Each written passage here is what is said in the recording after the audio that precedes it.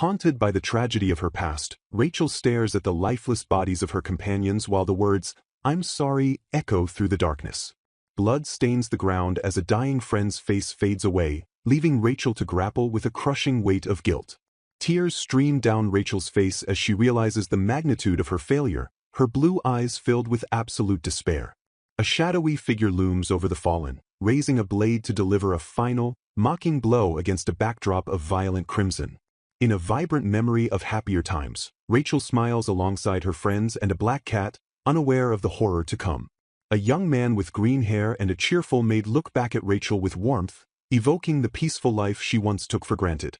The vision shatters as Rachel is pierced through the chest, her face contorted in a silent scream of agony.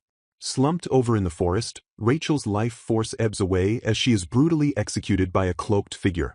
A dark hand reaches out to catch her falling spirit, mocking the life full of regrets she is about to leave behind. As her vision blurs into a narrow slit of light, a voice tells Rachel that it is still too early for her to sleep. Rachel plummets through a void of white light, her eyes wide with shock as the world around her deconstructs. Gasping for air, Rachel wonders if her salvation was merely a dream or something far more incomprehensible. She jolts awake in a cold sweat, her mind reeling from the vivid sensation of death that still clings to her soul. Clutching her sheets in terror, Rachel desperately tries to convince herself that the nightmare of her execution wasn't real. Her maid, Sarah, appears at her bedside with a tray of water, beaming with relief that her lady has finally awakened. Disoriented, Rachel stares at the reflection of her younger self in the water, struggling to process Sarah's physical presence. Sarah asks if Rachel's memory is hazy, noting that she has been unconscious for 3 days. Rachel learns she supposedly collapsed from a sudden fever, keeping her bedridden while the world moved on. Sarah laments that Rachel is missing her prestigious entrance ceremony because of her unexpected illness. When Rachel mentions the Torsova Magic Academy, she realizes the timeline has shifted back to her youth. Sarah expresses her disappointment at not seeing Rachel in her lovely new academy outfit. Rachel recalls that she was the top student 3 years ago, possessing the highest magical power of her class. She remembers standing proudly as the Crown Prince's fiancée, delivering the welcome speech on behalf of the freshmen. Watching Sarah open the curtains, Rachel finally accepts the impossible truth that she has returned to her 15-year-old self. She frantically checks her body, finding that the fatal wound that ended her previous life has completely vanished. Despite the lack of physical scars, the phantom pain and paralyzing fear of her death remain etched into her mind. Feeling her body grow heavy, Rachel wonders if this current world is the dream or if her entire future was a nightmare. She reflects on her younger self's naivety, remembering a time when she truly believed her future was full of hope. A doctor and a noblewoman gather around Rachel's bed, their faces grim as they assess her condition. The worried woman asks for an update, desperate to know if Rachel is actually recovering from her collapse. The doctor delivers a devastating diagnosis, revealing that Rachel's legendary magical power has completely dried up. Rachel's mother panics, demanding to know if her daughter will ever return to normal after losing her gifts. Closing her eyes in quiet resignation, Rachel realizes that the loss of her magic is the price she must pay.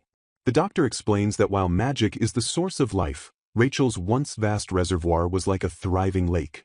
He uses the metaphor of a parched landscape to illustrate that only a few drops of magic remain in her body. Despite the family's pleas, the doctor admits he has never seen such a total depletion and cannot offer a cure. Rachel lies in bed, staring blankly at the ceiling and accepting her current state as a form of divine punishment. She reflects on how she used her superior magic to hurt others and harm the saint in her previous life. Burdened by the weight of her sins, she wonders how she can possibly navigate this new beginning. A small, sad smile touches her lips as she realizes how fortunate she is to have a second chance at all. She feels a sense of relief that this time, she is the only one suffering while the people around her remain safe. Determined to change her fate, Rachel vows to live her life again without hurting the saint or anyone else. Elsewhere, young nobles Cyril and Lord Louis discuss the strange events unfolding at the estate. A student named Ernest approaches his peers, asking for a moment of their time to discuss a serious matter. The group discusses the news that Lady Rachel Marcel has finally recovered after her 3-day ordeal. During a tea party, the prince mentions a gift of cookies from the commoner children he recently helped. Rachel's past personality resurfaces in a memory, where she recoils in disgust at the thought of filthy, commoner food. She slams her hand on the table, berating the servants for allowing something touched by commoners to reach the prince. Rachel demands the cookies be discarded immediately, insisting their personal chef make a proper replacement. The prince looks away in discomfort, claiming he suddenly feels unwell after Rachel's harsh outburst. Crown Prince Louis gazes out with a look of cold disdain, reflecting on his fiancée Rachel Marcel, whose arrogance and obsession with her own magical power have alienated everyone around her. Prince Louis decides that despite the rumors of her recovery, he cannot avoid visiting the woman he considers shallow and surface-oriented. Rachel's cousin Ernest offers a sincere apology for the trouble his relative has caused, bowing deeply in a show of contrition. Standing firm in his duty, Louis orders his assistants Cyril and Ernest to prepare for an official visit to the Marcel Marquis family. The group moves through the palace corridors with a sense of heavy purpose, Cyril promising to accompany the prince on this unpleasant errand. In a flashback to the social circles, noblewomen whisper maliciously about Rachel, mocking the beautiful daughter of the Marquis for being discarded by the crown prince. The ladies laugh hysterically while feigning honesty, taking delight in the downfall of the young lady they claim lacked the cunning to survive high society. In the present, Rachel wakes up in a cold sweat, gasping for water as she reaches out with a trembling hand. A loud crash echoes through the room as Rachel accidentally shatters her water glass, causing her panicked maid to rush to her side. Her maid Sarah frantically checks for injuries, but a dazed Rachel insists she is fine despite her obvious physical weakness. Sarah gently urges her mistress not to strain herself and to rest while she cleans up the mess. Rachel asks about her mother's well-being and learns that her parents are currently resting together after the initial shock of her condition. Offering a warm and genuine smile, Sarah reassures Rachel that everyone will be healthy and well again very soon. Overwhelmed by the maid's kindness, Rachel can only manage a soft "thank you" as she is tucked back into bed. Rachel stares at the ceiling in silence, her mind racing with thoughts she has never entertained before. The young noblewoman's eyes wide with realization.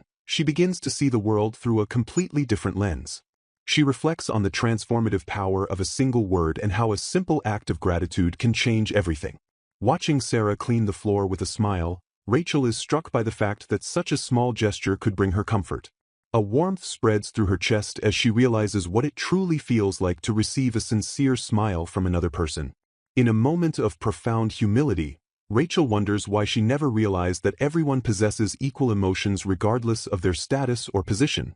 She laments her own foolishness, regretting that it took losing her former self to understand such a basic human truth. Looking out the window, she finally understands why the prince chose the saint over a woman as cold and hollow as she used to be. Gazing at the vast horizon, Rachel yearns for a chance to truly start over and live a life of meaning in this world. She vows that if she gets a second chance, her goal will be to make people smile rather than causing them pain. Clutching her chest, she wonders if it is even possible for someone like her to live such a selfless life. She prays for the strength to live a life defined by kindness rather than her past arrogance. Sarah returns to the bedside, snapping Rachel out of her deep internal monologue. The maid cheerfully explains that she has a message from the master and offers to fix Rachel's hair to make her presentable. Rachel's heart stops when Sarah reveals the shocking news that the crown prince will be visiting the manor shortly. Sarah assumes the prince is coming out of concern for his fiancée's health, while Rachel remains frozen in sheer disbelief. Realizing she has traveled 3 years back into the past, Rachel panics because she is still officially engaged to the man she thought she had escaped. The memory of Prince Louis and his loyal attendants sits heavy in her mind as she prepares to face her past head-on. The Marcel Marquis estate stands grand and imposing, unaware of the internal turmoil of its young mistress.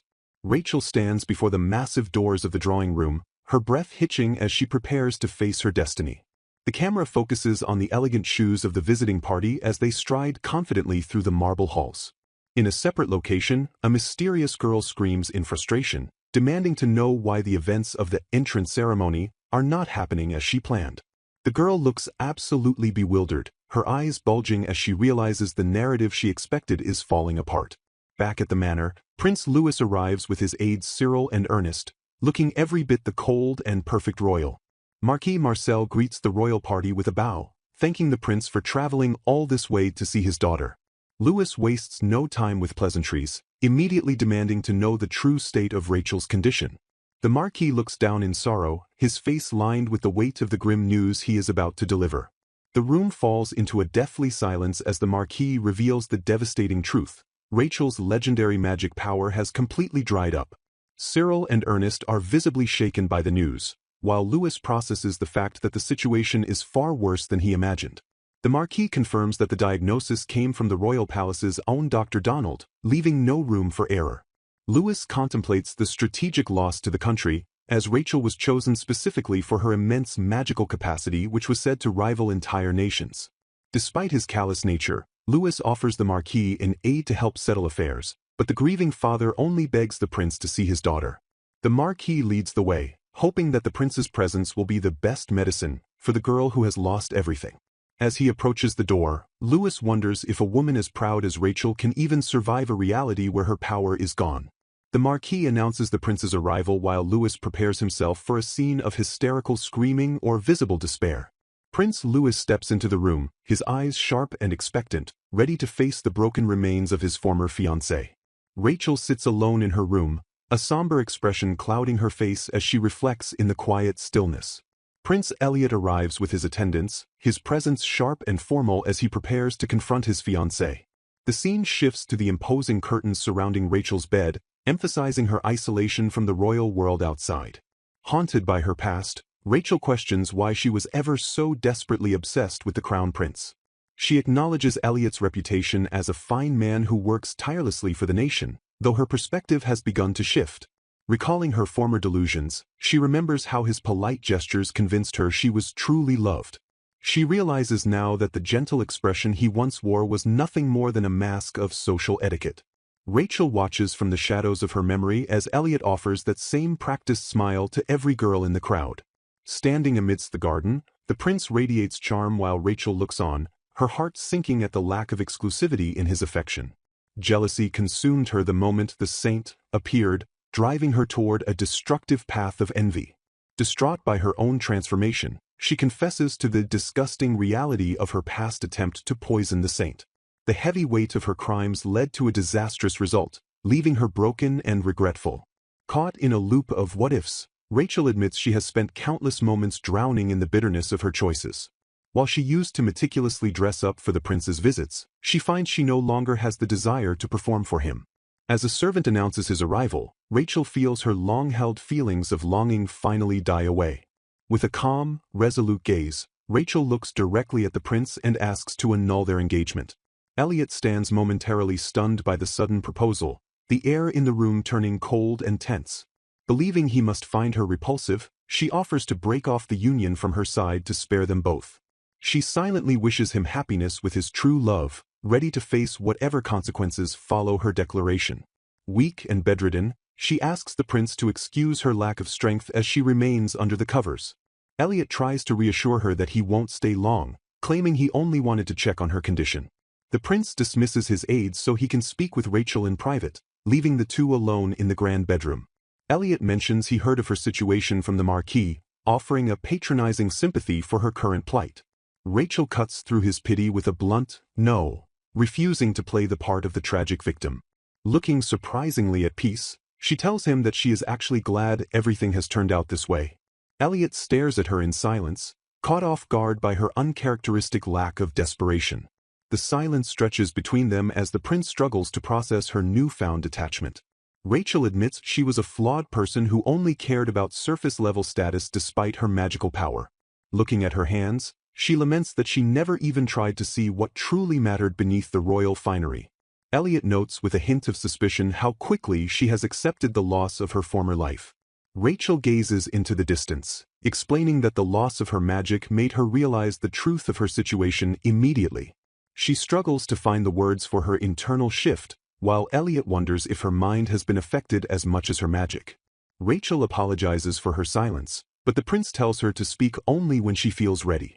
She notes how he respects her enough not to command her to speak, even though his royal position allows it. She reflects on the subtle kindnesses from him that she was once too blinded by obsession to notice. Reaffirming her stance, she tells him there is no longer any reason for someone like her to remain his fiancée. She pleads for him to dissolve the engagement once and for all, hoping to be free of the royal burden. Elliot flashes a bright, genuine smile and promises to make it a habit to visit her often from now on. Rachel's eyes widen in absolute shock as the conversation takes a turn she never anticipated. He laments that they can't attend the same academy anymore but vows to keep her updated on all the news. Elliot confesses that he was just as guilty of only looking at the surface of their relationship. As Rachel stammers in confusion, the prince leans in and suggests they grow closer for real this time. He points out she spoke of their engagement in the past tense before firmly declaring he has no plans to let her go. Elliot departs with his documents in hand, leaving behind a bewildered Rachel and a confused assistant. A frustrated scream of, "Why?" echoes from the room as Rachel's plan for a clean break completely backfires.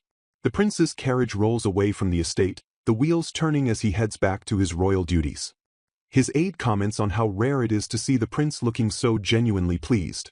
Elliot doesn't deny it, his expression soft as he thinks back on their interaction. He chuckles to himself, admitting that delighted might be the right word for how he feels. He ponders what changed her so much, noting there was no deception in her words even as she gave him up. Staring at his hands, the prince muses that Rachel truly seems to want to break up, but he has no intention of letting go of someone so interesting. Watching her from a distance, he wonders how she will react the next time they meet. Beneath a crescent moon, his carriage travels through the night as he looks forward to their upcoming encounter. Sitting together on a garden bench, the prince suddenly asks Rachel how much she actually knows about the notorious Salim district. Rachel remains silent and contemplative, her expression unreadable as the conversation shifts to heavier topics. Reflecting on the time since His Highness first visited her, Rachel struggles to remember exactly what she said during that pivotal moment. Nearly 3 months have passed since then, and the prince smiles warmly while asking after her current physical condition. A brief silence hangs in the air as the memory of their past interactions lingers. Despite her initial plan to quietly cut ties and live a peaceful life away from him, the prince has kept his word by visiting her every few days without fail. Rachel admits she can stay awake longer now, but confesses that her appetite remains poor because everything feels too heavy. The prince rests his chin on his hand, thoughtfully promising to figure out a solution for her lack of appetite. Shifting the subject to social news, he mentions the recent ball and notes that Rachel would have normally debuted this year. Rachel admits her disappointment at missing her debut, though she secretly confesses she never actually liked social events anyway. The prince laments the missed opportunity to escort her in her debutante white gown, calling the situation a true shame. Flustered by his charm, Rachel assumes he must have found a dazzling beauty to admire at the ball instead. With a gentle smirk, the prince leans in and declares that there is no woman more charming than her. Overwhelmed by his embarrassingly sweet lines, Rachel becomes a blushing mess and shouts that he is actually the beautiful one. She realizes in frustration that they never used to have casual compliments or conversations like this in the past. Their history was devoid of this kind of easy back and forth, making this new dynamic all the more jarring for her. Rachel sulks as she realizes His Highness has a habit of completely ignoring the things she says. When she tries to bring up the engagement again, the prince swiftly cuts her off, insisting she shouldn't overexert herself. Rachel spirals into a panic, wondering if they will stay in this limbo until the saint finally appears at the academy. The prince watches her with a knowing, amused expression as she remains lost in her own frantic thoughts. Turning to her future, Rachel explains that since she already finished her third-year studies, she plans to hire a private tutor once she is well enough to sit up. The prince immediately offers to arrange a tutor for her himself, reminding her that she is his important fiancée. Seeing her face turn bright red again, he playfully asks if she has come down with a fever while she desperately denies any change in her condition. Rachel huffs and pouts, visually annoyed by his constant teasing and his ability to read her so easily. The prince laughs heartily, brushing his hair back in a rare moment of genuine, unshielded joy. Rachel stares at him in wide-eyed silence, struck by the raw emotion on his face. She realizes with a start that this is the first time she has ever seen him look so vulnerable and sincere. He apologizes for overindulging in the conversation, admitting there are very few people he can talk to without weighing pros and cons. He explains that in a country still scarred by the last war, one must always be careful because words can be easily twisted. When Rachel points out the war was 50 years ago, the prince counters that while the country has prospered, the reality is far more complex. He brings the conversation back to the Salim district, a place he knows represents the hidden darkness of their nation. A heavy shadow falls over the prince's face as he prepares to share a grim memory from his past. He describes the Salim district as a taboo place where those who lost everything in the war were gathered and then forgotten. He confesses that when he was 10, he recklessly slipped past his guards to visit the district with Cyril. The prince explains that he wanted to see the darkness that everyone else in the palace tried to pretend didn't exist. He stands firm in his belief that as a leader, he is the one who must know the truth more than anyone else. Recalling the horrific sights of the district, he tells Rachel that the experience was absolutely awful. The memory of the poverty and suffering he witnessed continues to haunt his thoughts. He remembers the hollow eyes of the children and the desperate atmosphere of a place left in the dark. In that moment of childhood powerlessness, he realized how little he could actually do to help. It was there that he swore to dedicate his life to the country, ensuring no single place is ever left in the dark again. Rachel is haunted by her own past reaction, remembering how she once dismissed his concerns about the district. In the memory, she cruelly told him there was no reason to trouble himself over people living in an entirely different world. Back in the present, the prince stands up abruptly, looking shaken by the sudden weight of the shared memory. Rachel begins to cry, thanking him for telling her the truth and apologizing for the heartless things she said in their past life. Realizing how much she must have hurt him then, she watches as the prince prepares to leave, apologizing for pushing her too hard. Rachel finally understands that as a child, he wasn't looking for a charming fiancé, but a true ally to help him fulfill his solemn vow. Haunted by memories of her past life, the girl laments that her specialized water magic could have prevented illness and saved countless lives if she had only worked with alchemists. Gazing at the dry earth and simple crops, she realizes that her vast powers were wasted on petty grievances instead of tackling the polluted water issues that plagued her people. Overwhelmed by a sudden sense of loss, she reflects on the magic she once possessed and the stark reality of having nothing left. A close-up of a face reveals a moment of intense, quiet agony as a single tear falls. Steeling her resolve despite the crushing weight of her regrets, she declares that even if she has nothing now, she will learn and gain everything back. Standing alone by her bed as the morning light streams through the window, she looks toward the future with a sharp, determined gaze. The narrative shifts to a dark memory where a woman in a formal gown runs through the shadows, haunted by echoing cries of "Why?" Falling to the floor in a grand hall, Marquis Marcel's daughter is confronted by two stern men who look down upon her with cold judgment. The prince demands a defense after accusing her of the ultimate betrayal, poisoning the saint and attacking her with forbidden water magic. Desperate and cornered, she screams that the saint deserved her fate for trying to steal the prince away, even as he coldly denies ever being hers to take. The prince's gaze turns icy as he asks if the very friends she trusted were the ones who brought the damning evidence of her crimes against the saint.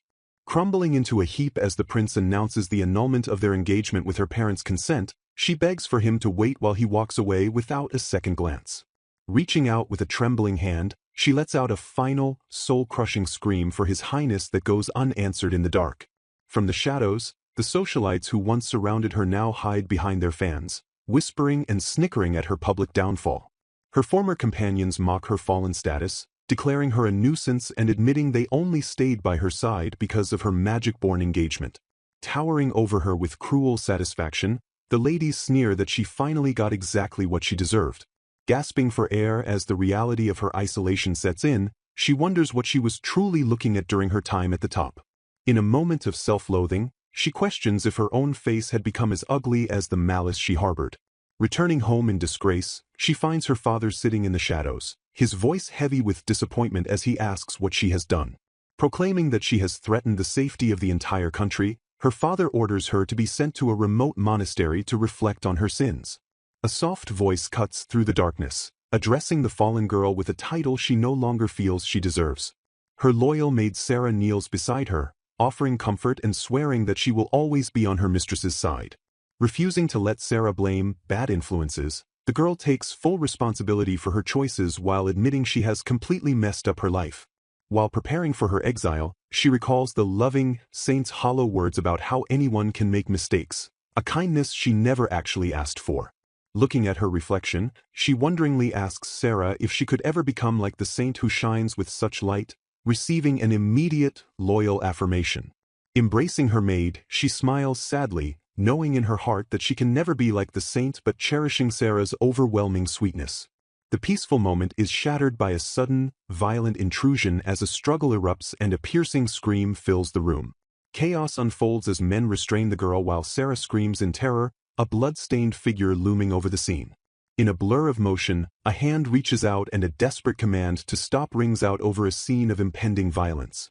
The girl wakes up with a start, realizing it was all a horrific nightmare as Sarah rushes to her side to comfort her thrashing form. Sarah gazes at her lady with deep concern, her face etched with worry for her mistress's mental state.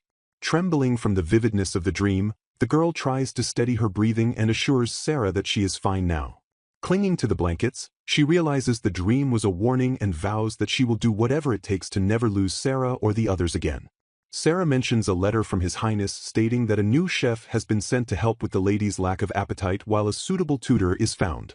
Though she still lacks an appetite, the girl decides to accept the meal out of respect for the prince's thoughtfulness and the chef's hard work.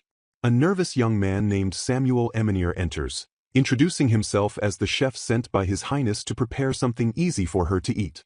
He presents a steaming bowl of food, inviting her to enjoy the special dish he has prepared for her recovery. Looking at the white, gooey substance with skepticism, she hesitates, wondering if the strange dish is even meant to be food. She takes a tentative spoonful, the steam rising as she prepares for the first taste of this unfamiliar meal. To her immense surprise, the flavors bloom on her tongue, prompting her to exclaim that the dish is actually delicious. Samuel explains that the dish is called porridge, a common meal from the East that he thought would be gentle on her stomach.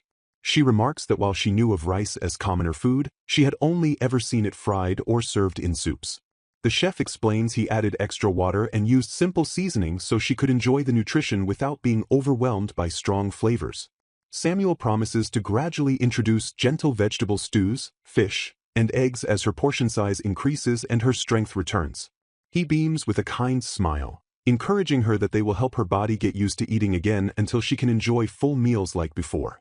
Moved to tears by his genuine care, she realizes how much thought and effort he put into creating something just for her. She thanks Samuel deeply, feeling a spark of genuine happiness she never knew a simple meal could provide.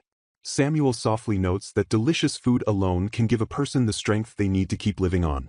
The girl tells the chef she is looking forward to his cooking from now on, prompting a polite bow as he takes his leave. Sarah and Samuel share a final, satisfied look as they walk away, proud that their efforts have finally brought a smile back to their lady's face. Rachel reflects on her changing perspective, realizing how much her once small world is expanding now that she has met Samuel.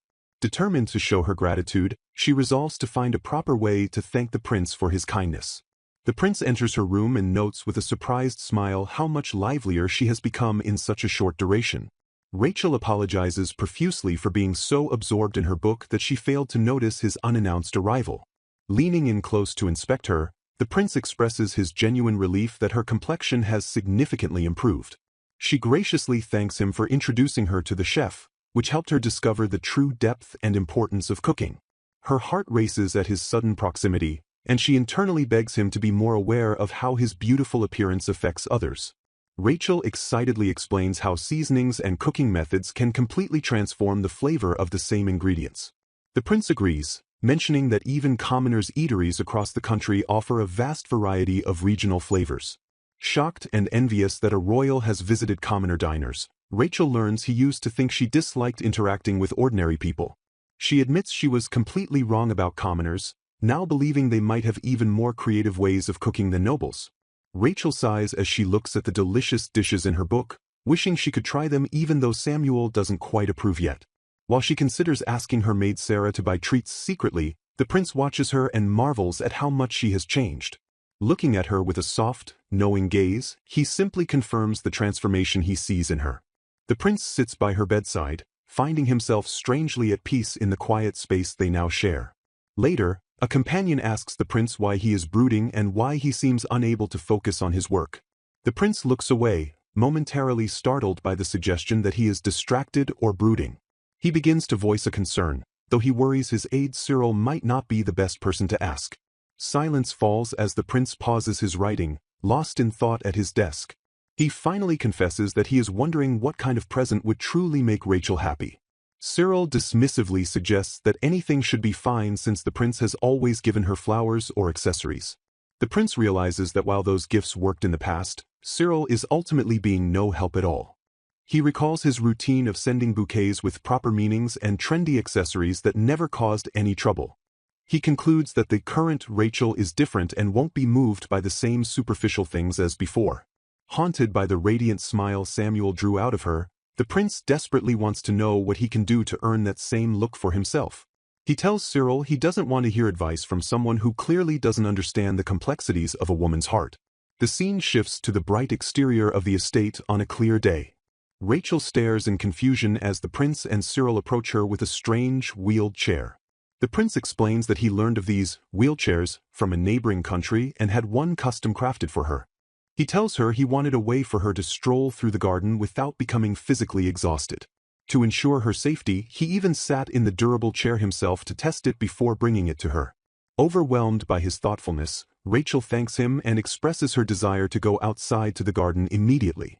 To everyone's surprise, the prince announces that he will be the one to carry Rachel to the chair himself. He lifts her into his arms as she lets out a startled gasp at the sudden physical contact. Rachel blushes and worries she might be heavy, but the prince simply chuckles and tells her she is light as a feather. As he carries her, she is once again struck by his overwhelming beauty, finding it almost harmful to her eyes. Once she is settled in the chair, she tells the prince the seat feels so wonderful that she could stay there forever. Wearing a large sun hat, Rachel looks out at the world from her new perspective as the prince prepares to push the chair. She realizes with a start how long it has been since she last went outside, while the prince tells the staff to wait indoors. The camera focuses on the prince's determined eyes as he prepares to show her the world beyond her room. Petals drift through the air as the journey into the estate's grounds begins. The garden is in full bloom, welcoming her with a shower of falling flowers. Rachel looks up in awe as the prince pushes her deeper into the sunlit scenery. Gazing at the birds and fountains, she is moved to tears by how beautiful and bright the world has been all along. She turns to him with a heart-melting smile, truly thanking him for such a wonderful and meaningful gift. The prince looks down at her, his expression softening as he takes in the joy he has provided her. He agrees that the sight is dazzling, addressing her with a newfound warmth. He informs her that he must soon leave for an allied nation, but has arranged a tutor and asks her to write if she needs anything. Rachel promises to wait for his return, and the prince vows to come see her again so they can talk just like this. The prince and Cyril depart through the large doors, leaving Rachel with a renewed sense of hope and a much wider world. Rachel stares thoughtfully at her maid, acknowledging the presence of His Highness, while reflecting on the weight of her current situation. Trapped in a bittersweet memory of an embrace, Rachel realizes that within a year, the spirit summoning ceremony will change everything by bringing the prince and the saint together. Looking away in her wheelchair, she resolves to finalize the annulment of their engagement before the destined meeting occurs. A single droplet ripples in the darkness as Rachel mourns her lost right to long for the prince. Though her new wheelchair has expanded her range of movement, the newfound freedom feels hollow without him by her side. Staring at her own reflection in a teacup, Rachel notes with a heavy heart that His Highness hasn't appeared for weeks, likely preoccupied with his official duties. Her brother Louis tries to comfort her by promising to handle the engagement annulment, even though negotiations with His Majesty are currently at a standstill. Rachel questions her worthiness, thinking that with her frail body, she could never truly fulfill the duties of a crown princess. The weight of her physical and emotional limitations reflects in her somber expression. Reflecting on the prince's perfection, Rachel admits that she previously only saw his handsome face, magical power, and immense intelligence. She envisions the merciful saint as the only rightful person to stand beside him, knowing the future dictates he must eventually go to her. Tears stream down Rachel's face as she confronts the painful reality of her unrequited feelings. Slumped in her wheelchair, she struggles with the agony of knowing a future she cannot change. Desperate to stop the overflowing emotions, Rachel wishes she could simply stop thinking and find a way to seal her heart away. Her maid interrupts her spiraling thoughts, announcing that it is time to return to her room for her lesson with Mrs. Blewett. Mrs. Blewett, a former assistant director of the Royal Institute of Magic, arrives to begin Rachel's tutoring, praising her for her well-thought-out assignments. The lesson shifts to the country's relationship with spirits, as Rachel thanks her tutor for providing such helpful and easy-to-understand study materials. Mrs. Blewett explains the mechanics of a spirit summoning ritual, noting that spirits normally live in groups based on their attributes. Rachel recalls her own past ritual where she summoned a mid-tier water spirit that, while unable to speak, always lent her its strength through their magical connection. Guilt consumes her as she remembers how she once misused that spirit's power to hurt the saint. Now devoid of magic, Rachel laments that she can no longer even meet the spirit to offer an apology for her past actions. She correctly identifies the Spirit King as the great exception to the normal rules of summoning. Mrs. Blewett elaborates that while the Spirit King of Light rarely appears, he sometimes bestows blessings upon souls he finds worthy, creating the figure known as the Saint. The history of the Saint is shrouded in secrecy, with the last recorded appearance of the Spirit King occurring 30 years ago. Because of human greed, the Saint is treated as a symbol of the Spirit's protection over the country to prevent dependency on such immense power. Rachel begins to question if the Saint is truly just a symbolic figure or if there is a deeper hidden truth. She recalls her academy days where they were taught that a blessing is merely a protective power given to a favored individual. The public worships the Saint because her existence serves as proof that the spirits are still watching over their nation. A seed of doubt grows in Rachel's mind as she wonders if the lessons she was taught are actually true. She ponders the linguistic difference between a contract, where spirits lend power, and a blessing bestowed by the Spirit King. When Rachel asks about the true nature of the Saint's power, Mrs. Blewett admits that such knowledge is restricted to the royal family and the Saint herself. Mrs. Blewett reassures her that one cannot use a power they don't understand, noting that the prince trusts Rachel not to misuse this information. A sudden, sharp pain strikes Rachel's head as she struggles to focus on the lesson regarding spirit-dwelling places. Her vision blurs and darkens as the physical toll of her thoughts becomes too much to bear. In a dreamlike haze, Rachel hears a mysterious voice promising that they will meet again very soon. An unknown hand reaches out to touch her forehead while she lies unconscious and feverish. A man with long hair gazes down at her with a somber expression, whispering for her to rest well. The scene shifts to the aftermath of her collapse, with voices suggesting that too much of a burden was placed on her too quickly. Rachel wakes up after being bedridden for a week, thanking her maid Sarah for taking care of her during what was dismissed as a simple cold. Sarah reveals that the prince visited Rachel constantly while she was sick, even bringing fresh flowers for her again today. To Rachel's surprise, the maid mentions that the prince stayed by her side faithfully until she fell asleep each night. Sarah adds that a mysterious magician accompanied His Highness during his visits to the sickroom. The magician is described as an androgynous beauty with long silver hair, causing Rachel to realize his true identity. Rachel identifies the man as Theodore Camus, the brilliant heir of Marquis Camus and a magician whose talent reportedly surpasses even his legendary father. Despite their lack of interaction in her past life, she knows Theodore is a close childhood friend of the prince despite their age gap. Rachel wonders why such a high-ranking mage would bother visiting her, noticing that the prince himself seemed exhausted during these visits. She feels a pang of guilt envisioning the prince with dark circles under his eyes, clearly worn out from his various responsibilities. The maid emphasizes how worried the prince was, mentioning that he was so flustered he made a rare mistake with his appearance. In a moment of uncharacteristic disarray, the prince had arrived with his shirt buttoned entirely wrong. The two women share a light-hearted moment of disbelief, finding it impossible to imagine the usually perfect prince being so genuinely rattled. Rachel and her maid Sarah share a quiet laugh over the surprisingly unrefined behavior of the perfect crown prince. Clutching her face in disbelief, Rachel continues to reel from the shock that the seemingly flawless prince could act in such a way. The moment is interrupted as Rachel's father suddenly slides the door open with a cheerful smile to announce his presence. Rachel immediately scolds her father for barging into her room without waiting for a response, prompting a sheepish apology from him.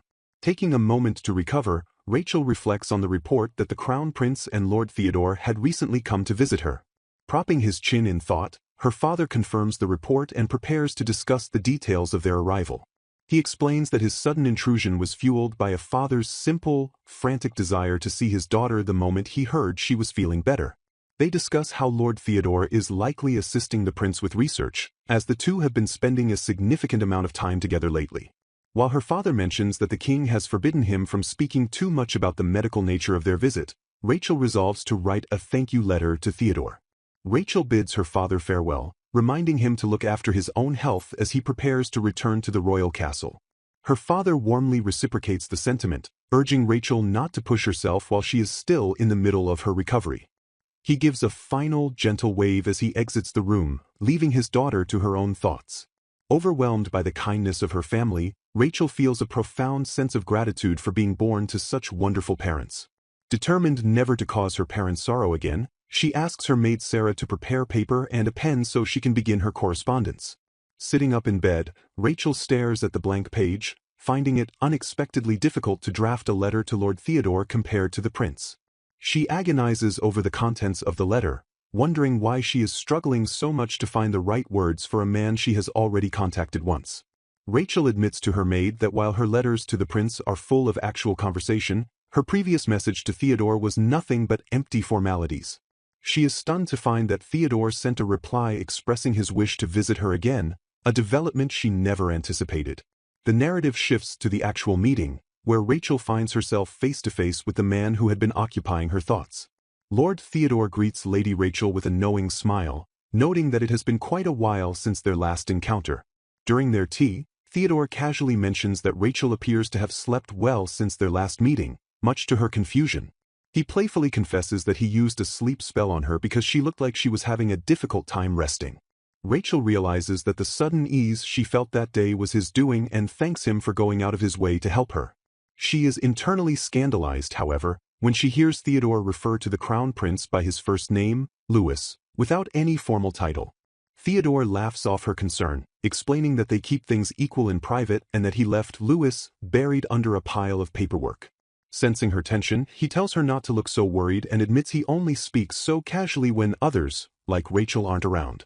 With a relaxed air, he leans back and tells her that his intuition says she is going to be just fine. Rachel is taken aback by his reliance on something as vague as intuition, while Theodore remains perfectly confident in his assessment. He warns her that being constantly serious and living only in her head will eventually wear her out. Theodore stares intensely at her, claiming that while she hides it well, he can see the constantly tense aura of someone carrying a heavy burden. He encourages Rachel to ease up and live more freely, noting that there is nothing they can do about the things they have already gained or lost. With a charming, direct smile, he asks her if it wouldn't be better to simply live with a smile on her face. Rachel is struck by his words, knowing that Theodore shouldn't have any knowledge of her past or the things that have happened to her. She reflects on the weight of her secret actions, realizing that the truth of what she has done is something he couldn't possibly know. She wonders how he can say such profound things so lightly while sitting across from her at the tea table. Rachel contemplates that perhaps it is precisely because he doesn't know her past that he is able to see something in her that she cannot. When Theodore calls her special, she assumes it is because of her status as the prince's fiancée, but he quickly dismisses the idea. The conversation takes a bizarre turn when Theodore suddenly points to her lap and asks about the cat sitting there. Rachel is completely bewildered as Theodore explains she can't see the black cat because she lacks magic power, suggesting she name it to make it visible. Frustrated and confused by the sudden change in topic, Rachel tries to wrap her head around the idea of an invisible black cat. She tentatively suggests the name Kuro, wondering if such a simple name could actually have an effect. Theodore bursts into laughter at the literal name just as a black spirit cat suddenly manifests on Rachel's lap, much to her shock. Rachel panics as she realizes a cat has appeared out of thin air, wondering exactly when it managed to climb onto her. Theodore explains that the spirit cat has actually been by her side peeking at her face ever since his last visit. He clarifies the nature of spirits, noting that they are usually invisible until a contract is formed and a name is given. Staring at the small creature, Rachel wonders how long this little spirit has been lingering near her without her knowledge. She quickly catches a contradiction and demands to know why Theodore was able to see the cat before it was ever named. Theodore reacts with casual amusement, acting as though the answer to her question should have been obvious all along. He reveals that he possesses the rare ability to see spirits, people's auras, and other supernatural phenomena directly. Rachel is left stunned by the revelation that he can see spirits without a contract, a feat that is considered impossible for normal people. Theodore explains that his ability to see spirits likely stems from inheriting the blood of the previous saint, who was famously blessed by the Spirit King. He wonders aloud if this rare power was a gift passed down through his lineage. Rachel is stunned to realize that in 3 centuries, only 2 royals have ever manifested such power, noting that the saint's line merged with the royal family and later the Camus Marquis family. Overwhelmed by Theodore's humility, Rachel reflects on her own past arrogance when she boasted about her magic levels and contracted spirit. A flashback shows the former Rachel parading her contracted spirit around with a shallow sense of pride. She cringes at her past behavior while Theodore clarifies that uncontracted spirits usually only appear as blurry outlines.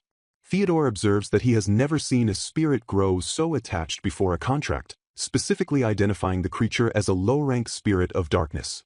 He notes that spirits of darkness were previously only theoretical, as their existence had never been officially confirmed until now. Rachel is visibly shaken by the revelation of the dark spirit, but Theodore remains cheerful, admitting it was his first time seeing one as well. Looking at the black cat spirit, Kuro, Rachel wonders why such a rare creature chose her when she is not its official contractor. The scene shifts briefly as the weight of the discovery settles between them. Theodore points out that Rachel is actually quite lucky because she can now borrow Kuro's magic to supplement her own. He explains that while her own magic is gone, she can use herself as a vessel for Kuro's power. Though she won't be able to perform complex or physical spells, this connection should restore a tenth of her magic and end her bedridden life. Theodore looks at her kindly and asks if this isn't a wonderful turn of events. Rachel repeats the word, great, to herself, her expression filled with doubt and hesitation. She struggles with the convenience of this miracle, feeling that someone like her doesn't deserve such a sudden blessing. Despondent, Rachel tells Theodore that she is unworthy of being chosen by Kuro, questioning why this is happening to her. Theodore gently reminds her that regardless of her past, the only fact that matters is that Kuro chose her. A quiet moment passes as Rachel processes his words of acceptance. Rachel stares in silence, her eyes reflecting a deep inner conflict. She admits to herself that she believed losing her magic was a rightful punishment for her previous sins. She realizes she had convinced herself that the loss was sufficient atonement and simply left it at that. Regret washes over her as she recognizes how selfish it was to almost reject Kuro after the spirit had specifically chosen her. Rachel clutches her head in a moment of intense emotional realization. Recovering her composure, she tells Lord Theodore that she clearly still has a great deal of personal reflection to do. Theodore smiles warmly at her growth, agreeing that her journey of self-reflection seems to be continuing. Rachel thanks him sincerely as Theodore expresses his hope that she and the little black cat will soon become close. Preparing to depart, Theodore promises to return and continue helping her until she can manage her magic for daily life. He insists she stay seated since she likely still cannot move her body as she wishes. Rachel watches him leave, looking surprised by his continued kindness. She remains on the sofa, clutching her dress as she reflects on the encounter. Determined to build a bond with her new companion, Rachel decides that her first priority is to prepare some toys for Kuro. 10 days later, a much happier Rachel plays with Kuro in the garden using a cat teaser. Kuro leaps and plays energetically, fully engaged with the handmade toy. Watching from a distance, His Highness laughs and notes that someone is clearly having a lot of fun. Startled, Rachel greets the prince, who is pleased to see her enjoying the company of animals and the toy he provided.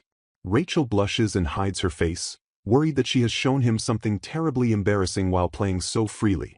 The prince teases her for forgetting he was there but admits he is glad to have seen the real her. Rachel credits Theodore's wonderful guidance for her recovery, while the prince observes that she truly does look like she is feeling better. A flashback shows Theodore patiently teaching Rachel to visualize the flow of magic from her toes to the top of her head. Rachel excitedly shares that his perfect matching of his teaching to her needs allowed her to walk all the way to the garden. The prince watches her with a soft, slightly flushed expression as she speaks with newfound energy. She asks if she may borrow Kuro's power again, calling the spirit to come to her. Holding the cat teaser, the prince agrees that Kuro is adorable, while Rachel watches them with a quiet smile. He looks at Rachel and softly expresses his wish that the spirit brings many good things to her personally. Rachel is momentarily confused, asking if he meant the country rather than just her. The prince laughs at her reaction, realizing she has finally figured out his true nature, while Rachel frets over her potentially rude comment. The sun shines brightly over the estate as the atmosphere between them grows light and warm. He confesses that while he is curious about the dark spirit's effect on the country, he simply loves researching things he doesn't yet know. Gazing toward the window, the young man confesses that despite everything he once deemed important, he has found something that matters even more now. Standing tall in his military regalia, the prince addresses Lady Rachel directly, his gaze fixed on her as she listens intently. Overwhelmed by emotion, he admits that thinking of Rachel and spending time by her side has become the most precious part of his life. Closing the distance with a gentle smile, he notices the subtle changes in her and asks if there is something she finally wants to tell him. At the dinner table, Rachel sits in stunned silence as the weight of the moment hangs heavy over their meal. While the family enjoys a divine pie made by Samuel and the mother, the atmosphere is lightened by praise for the gentle flavor. Rachel's mother is moved to tears of joy at the sight of her daughter sharing a meal with them again, prompted by her husband to stay composed at the table. Discussion turns to Viscount Phryne, who has been visiting daily to help Rachel adjust to the flow of Kuros magic. The father reveals he has reported the discovery of the dark spirit to His Majesty, who has decided to keep the matter private for the time being. They speculate that the king is waiting for the Holy Church's judgment before making any public announcement regarding the spirit. The narrative shifts to the looming silhouette of the Holy Church, the nation-state religion that reveres the spirit king of light. Rachel looks down thoughtfully, having already anticipated that such a complicated political situation would arise. Historical context is provided regarding the church's founding by a saint and the tradition of taking light-blessed individuals into custody. Because the church has deep ties to spirits, the unprecedented discovery of a dark spirit is a monumental event that threatens the status quo. The conversation shifts to Rachel's engagement, noting that His Majesty intends to leave the final decision in the prince's hands. To avoid a conflict between church and state, the king chooses to respect the massive influence the religious institution holds over the people. Rachel realizes that the silence regarding her annulment was due to the king considering the prince's feelings, though the royal family promises to find her a new match if it proceeds. Her father notes that while she suspected as much, the existence of the dark spirit has fundamentally changed the political landscape. He explains that because dark spirits are poorly understood, sometimes seen as shadows and other times as opposites to light, the king is paralyzed regarding the engagement. The enigmatic black cat spirit, Kuro, sits silently as the family contemplates whether its presence will ultimately benefit or harm the country. Resolved to never go down the wrong path again, Rachel finds the inner strength to stand and walk on her own. Reflecting on her past loss of magic, she regrets not using her power for the people who truly mattered to her. Determined to grow, she expresses a burning desire to step out of her narrow world and see what lies beyond. Her mother smiles warmly and offers a suggestion for them to take a new step together. Rachel reminisces about the precious time she has spent with the prince, cherishing the long history they share. She concludes with a heavy heart that if she truly wants the prince to lead the country happily, she must be the one to step away. Turning away from the prince in a dramatic confrontation, Rachel announces her firm intention to leave the capital and return to her family's territory. She vows to eventually free the prince from the chains of their engagement, seeking a future where he is no longer bound to her. In a peaceful outdoor scene, the maid Sarah is called out to while she carries a basket through the estate. Sarah informs Rachel that Lord Theodore's magic instruction has finished for the day, noting the progress being made. The maid expresses her genuine happiness at seeing Rachel's complexion and health improve day by day. After finishing the laundry, Sarah is invited by Rachel to see something special she discovered during her walk. The sun shines brightly over the conservatory as the two women walk together through the lush estate grounds. Rachel excitedly describes finding an absolutely adorable flower during her short stroll after her lesson. While Sarah offers to ask the gardener about the species, Rachel decides she wants to try looking it up herself first. Rachel's face is filled with a serene, contemplative expression as she gazes at the natural beauty surrounding her. She reflects on how the world has seemed more beautiful ever since the prince took her to the garden. Even the smallest blooming flowers now appear strong and pretty to her, though she realizes the world was likely always this way. Sarah notices Rachel's dazed expression and calls out to her with concern. Rachel clarifies that she is simply happy to walk again and share these sights with her loyal friend. Sarah thanks Rachel for the lovely moment, wishing for her mistress's joy to continue far into the future. A delicate illustration of flowers represents the simple, pure happiness found in Sarah's devoted service. During magic instruction, Rachel feels pathetic because Kuro avoids her and only responds to Lord Theodore, who encourages her by saying failure is part of growth. Lord Theodore wraps up the lesson as the prince arrives, and Kuro immediately leaps affectionately into Theodore's arms. The prince sits beside Rachel, expressing relief at her recovery while she admits she still struggles to master magic control. His Highness confesses he was terrified when Rachel collapsed with fever, nearly reaching out to touch her before pulling back in embarrassment. As a warm breeze flows between them, the prince promises to bring a toy for Kuro next time, leaving Rachel with a lingering sense of longing. Original author Aoi writes a heartfelt afterword, praising Sakamoto-bin-sensei's beautiful manga adaptation and rich character expressions. A stunning full-page illustration shows Rachel looking up toward the sky with a hopeful and bright expression. In a light-hearted bonus panel, the prince jokes that because of magical influence, Rachel has actually transformed into a cat. In the hallway, Theodore's companion notes that the glossy black cat nearby is just as adorable as he is, leaving the prince stunned by the comparison. Transformed by a mysterious magical influence, Rochelle looks on as Theodore wonders where the real Lady Rachel could have gone. Kuro the cat remains inseparable from Theodore, leading others to realize the depth of their bond as they plan to find the missing lady within the hour. A vibrant illustration captures the essence of the characters, showcasing the heroine's striking blue eyes and the mysterious black cat that follows her. The scene shifts to the golden-haired Prince Theodore, who extends a hand with a serious and contemplative gaze. Preparing to leave the royal capital, Theodore reflects on his duties and the necessity of returning to his own territory. Deep in thought, the prince stares intensely at a small object in his hand while the atmosphere around him grows heavy and dark. Memories of the heroine and her feline companion resurface, highlighting the lingering connection between them despite the distance. Theodore stands tall in his regal attire, his expression hardened as he prepares for the arrival of his associate, Cyril. Cyril arrives at the chambers to announce Lord Theodore's presence, prompting the prince to grant him entry with a weary command. Noticing Theodore's unusual expression, Cyril cheekily asks if his distress is caused by Lady Rachel. Theodore sulks and demands silence as Cyril relentlessly teases him about being lovesick and childish. Cyril continues to needle the prince, asking if he is suffering because this is his very first experience with love.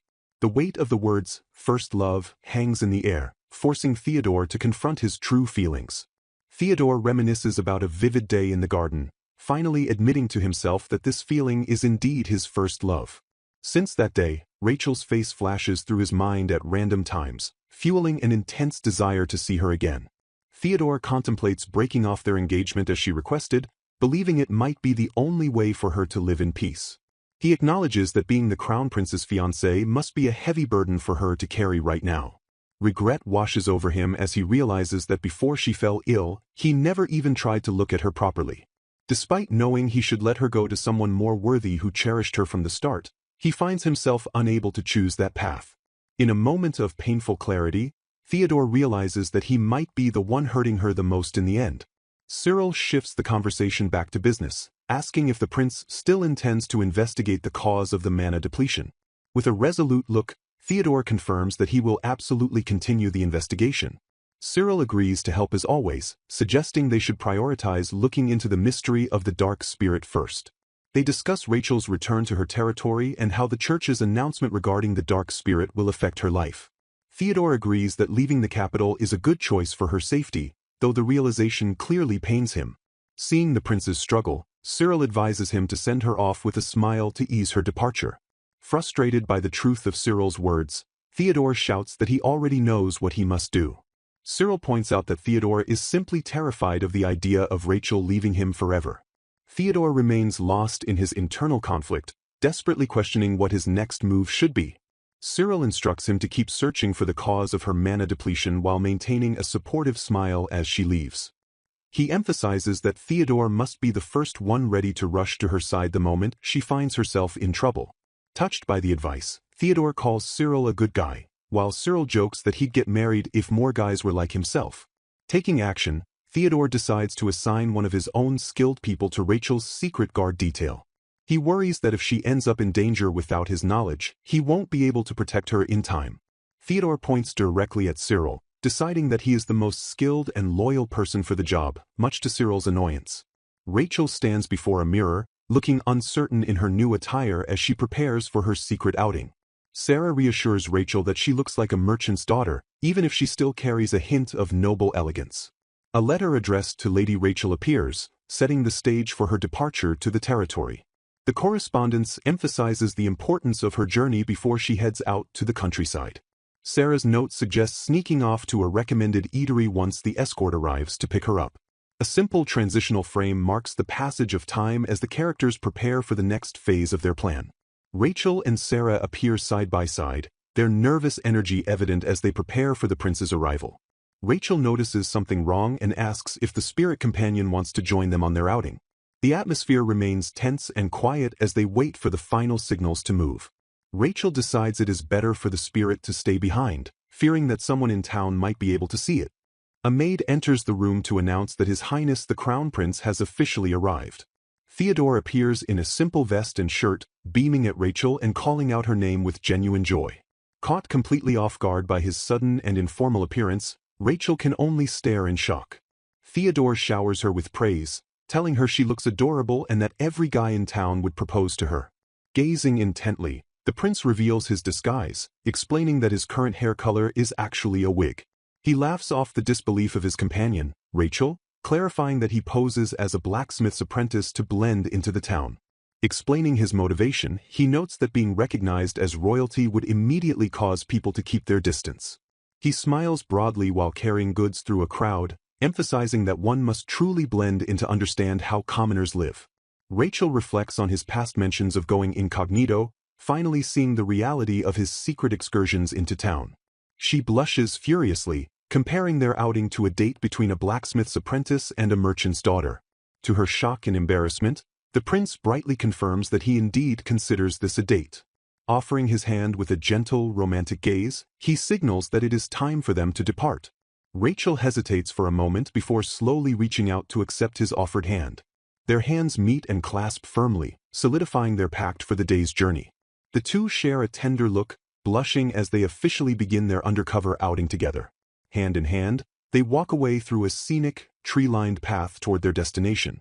Seated inside a modest carriage, the prince apologizes for the lack of comfort required to avoid drawing unwanted attention. Rachel expresses her gratitude, her mind racing with curiosity about their current location. Bubbling with excitement, she wonders if the exotic foods she has only read about in books actually exist in the city. The prince watches her with an amused smile before reminding her of a crucial rule for their disguise. He leans in and strictly instructs her that she cannot address him as Your Highness while they are in town. Rachel panics at the realization, stammering as she tries to process the social difficulty of such a request. She worries that using his royal title would instantly undo all his hard work and make them stand out to the public. The prince encourages her to think of a casual alternative, leaving her struggling to find a way to drop his honorifics. Looking down in the carriage, she feels the weight of the impossible task of treating royalty as an equal. He teases her to practice saying his name, while she cries out in frustration that it is simply impossible. She attempts to stutter out the beginning of his name, but her voice fails her under the pressure. Blushing deeply and nearly in tears, she struggles to force the casual name past her lips. Finally, she manages to whisper, Louis, while huddled in embarrassment on the carriage seat. The prince lets out a soft, satisfied chuckle at her successful, albeit difficult, attempt. Rachel immediately protests that dropping honorifics for a prince is far too much for her to handle. She spirals into a panic, imagining the knights protecting them would be confused and the entire town would fall into chaos. Sensing her genuine distress, the prince kindly tells her they can take it slow and apologizes for pushing her.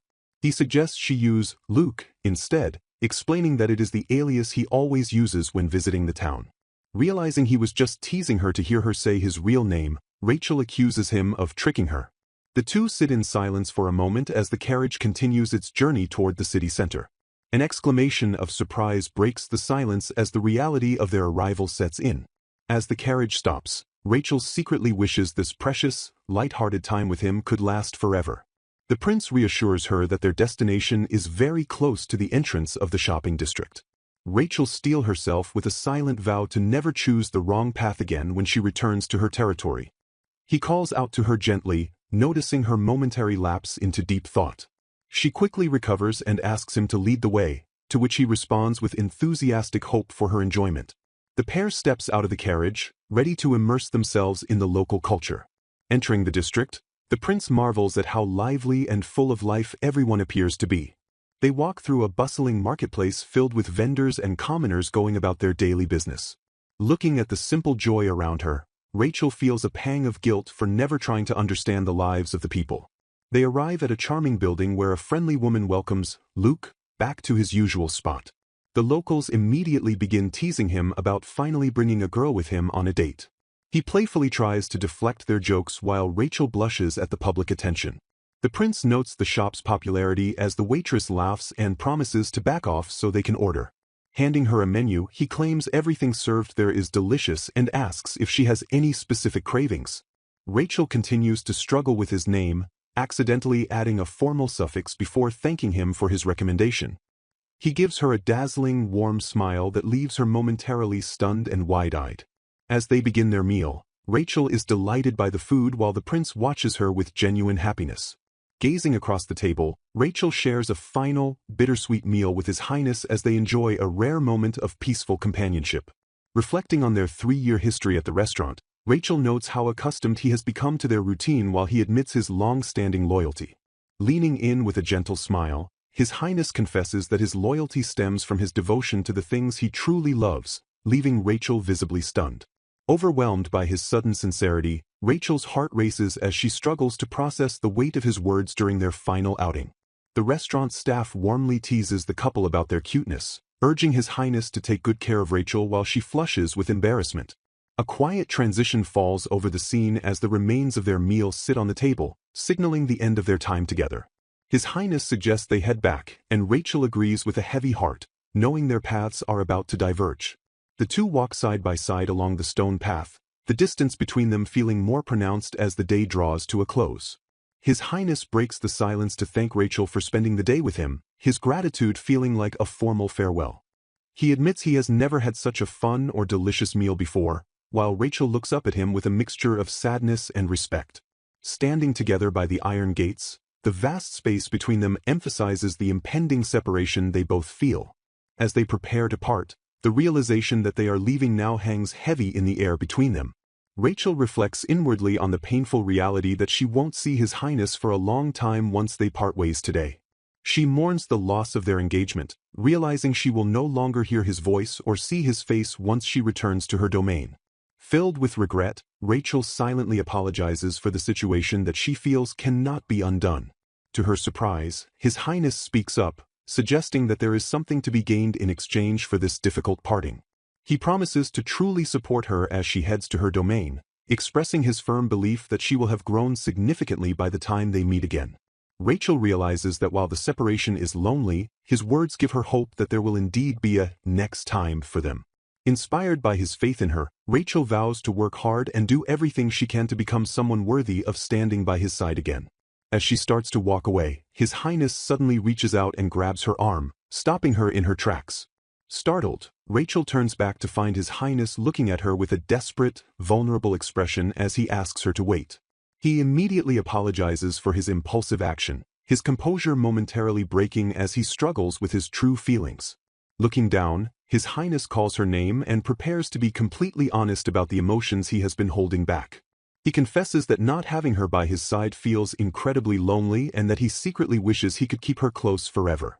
Understanding the weight of his confession, he admits that such feelings might only be a burden to her during her new journey. Rachel quickly reassures him that his feelings aren't a burden at all, admitting that she has also realized what she still lacks. He vows to work hard to become the kind of man who makes her never want to leave the next time they cross paths. The two share a deep, silent look of mutual understanding and renewed promise as they face the reality of their separation. He urges her to do her best for herself while reminding her never to hesitate to rely on him if anything goes wrong. They both promise to write letters to one another, vowing to share everything they see and feel during their time apart. With a final respectful bow, Rachel prepares to leave, the weight of their promises lingering in the air between them. They share one last lingering look, capturing the image of the other before they finally turn to go their separate ways. Rachel walks away with a determined stride, her silhouette fading as she moves toward her new responsibilities. She acknowledges to herself that she might never be able to let go of her feelings for him, even as she apologizes for the path she must take. Rachel reflects on the fact that their engagement must eventually be broken once His Highness meets the saint, a fate she has long accepted. The word, someday, hangs over her thoughts, representing the uncertain future and the roles they are destined to play. Even if she is no longer the one standing beside him in the future, her devotion remains unchanged as she looks back one last time.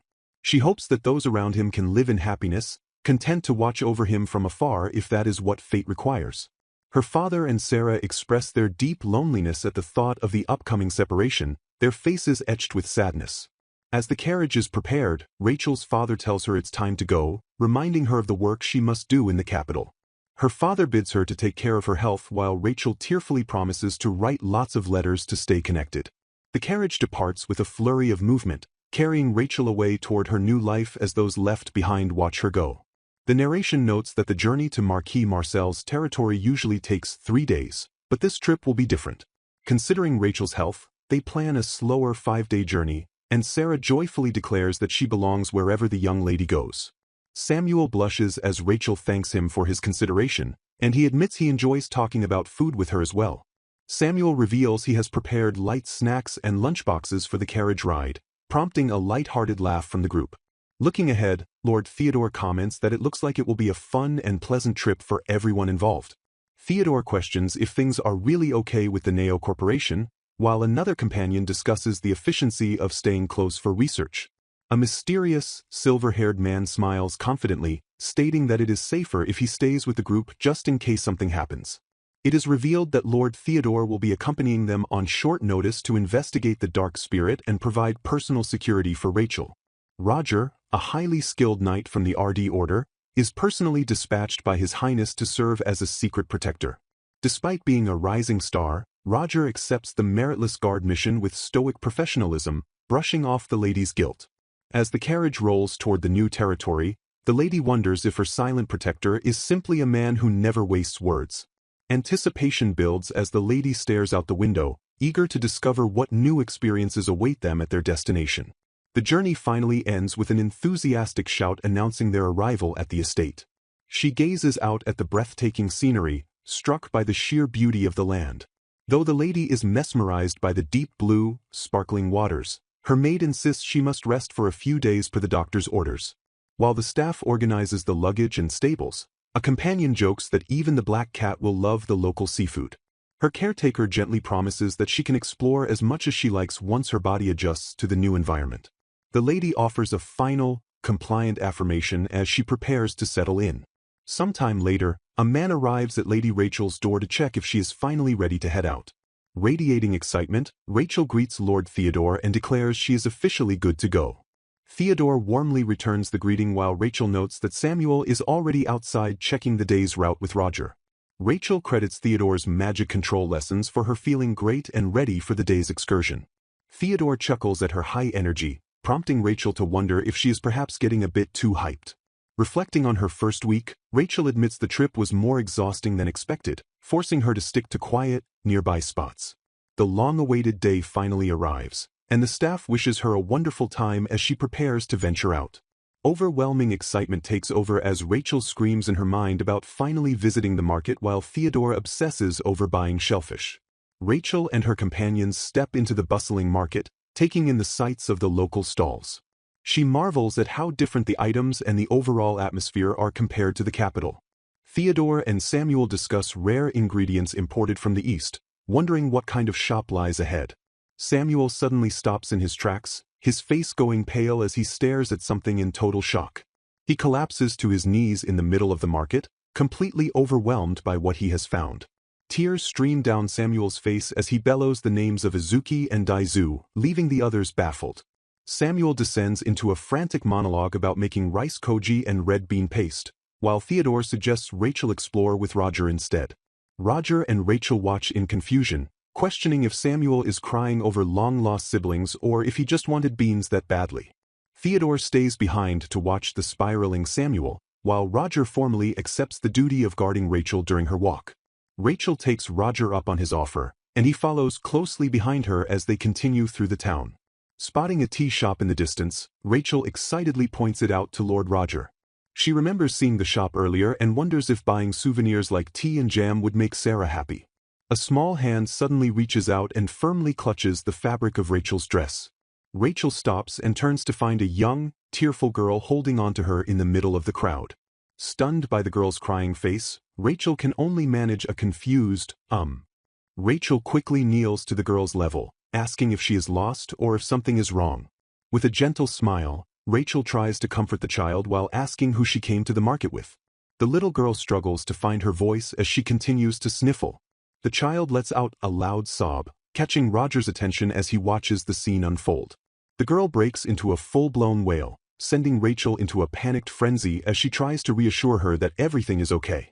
Terrified that she made the child cry, Rachel internally screams for help while Roger looks on with a sweat drop. Roger steps in, reaching down to lift the crying girl away from the panicked Rachel. Hoisting the girl onto his shoulders, Roger calmly asks who she was with, to which she whimpers about her big brother and sister. The girl explains they were looking at sweets in front of the candy store before they got separated. She recounts chasing after a big fish she saw right before everyone suddenly disappeared. Roger patiently listens to her story, confirming she was with her siblings before finding herself alone. The girl's eyes well up again as she remembers the terrifying moment everyone was suddenly gone. Rachel quickly chimes in, promising the girl that she will help look for her family too. Roger reassures the child that they will help find them, telling her it was scary but she is safe now. The girl's face lights up with a tearful, happy smile as she thanks them for their kindness. The trio walks through the streets together, Roger leading the way with the child on his shoulders and Rachel by his side. A woman's frantic voice suddenly cuts through the air, screaming the name, Mina, as she spots them. In a burst of joy, a young girl rushes toward Priest Aloys and calls out for him. Dropping to one knee with open arms, the priest prepares to catch the energetic child as she runs at him full tilt.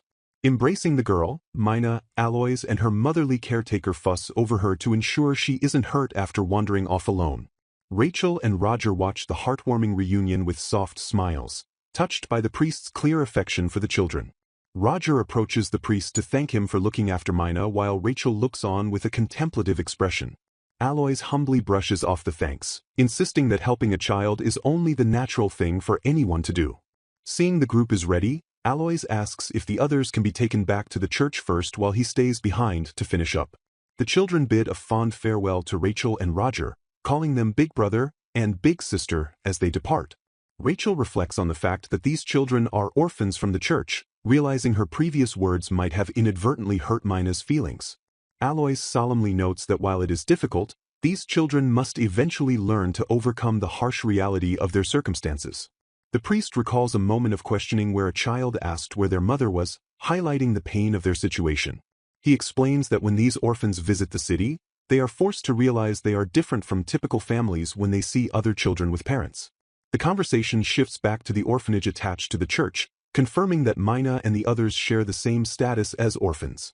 Rachel remains deeply troubled by the thought that she may have caused the children unnecessary emotional distress. Aloys looks down sadly, explaining that Mina is just beginning to understand that the church staff are not her biological family. Despite the heartbreak, the priest remains firm in his belief that the children must build the strength to move past their origins. Rachel is visibly shaken by the concept of tiny children having to face such a cold and unforgiving reality. Roger listens in silence as the priest begins to explain the deeper motivation behind his dedicated service.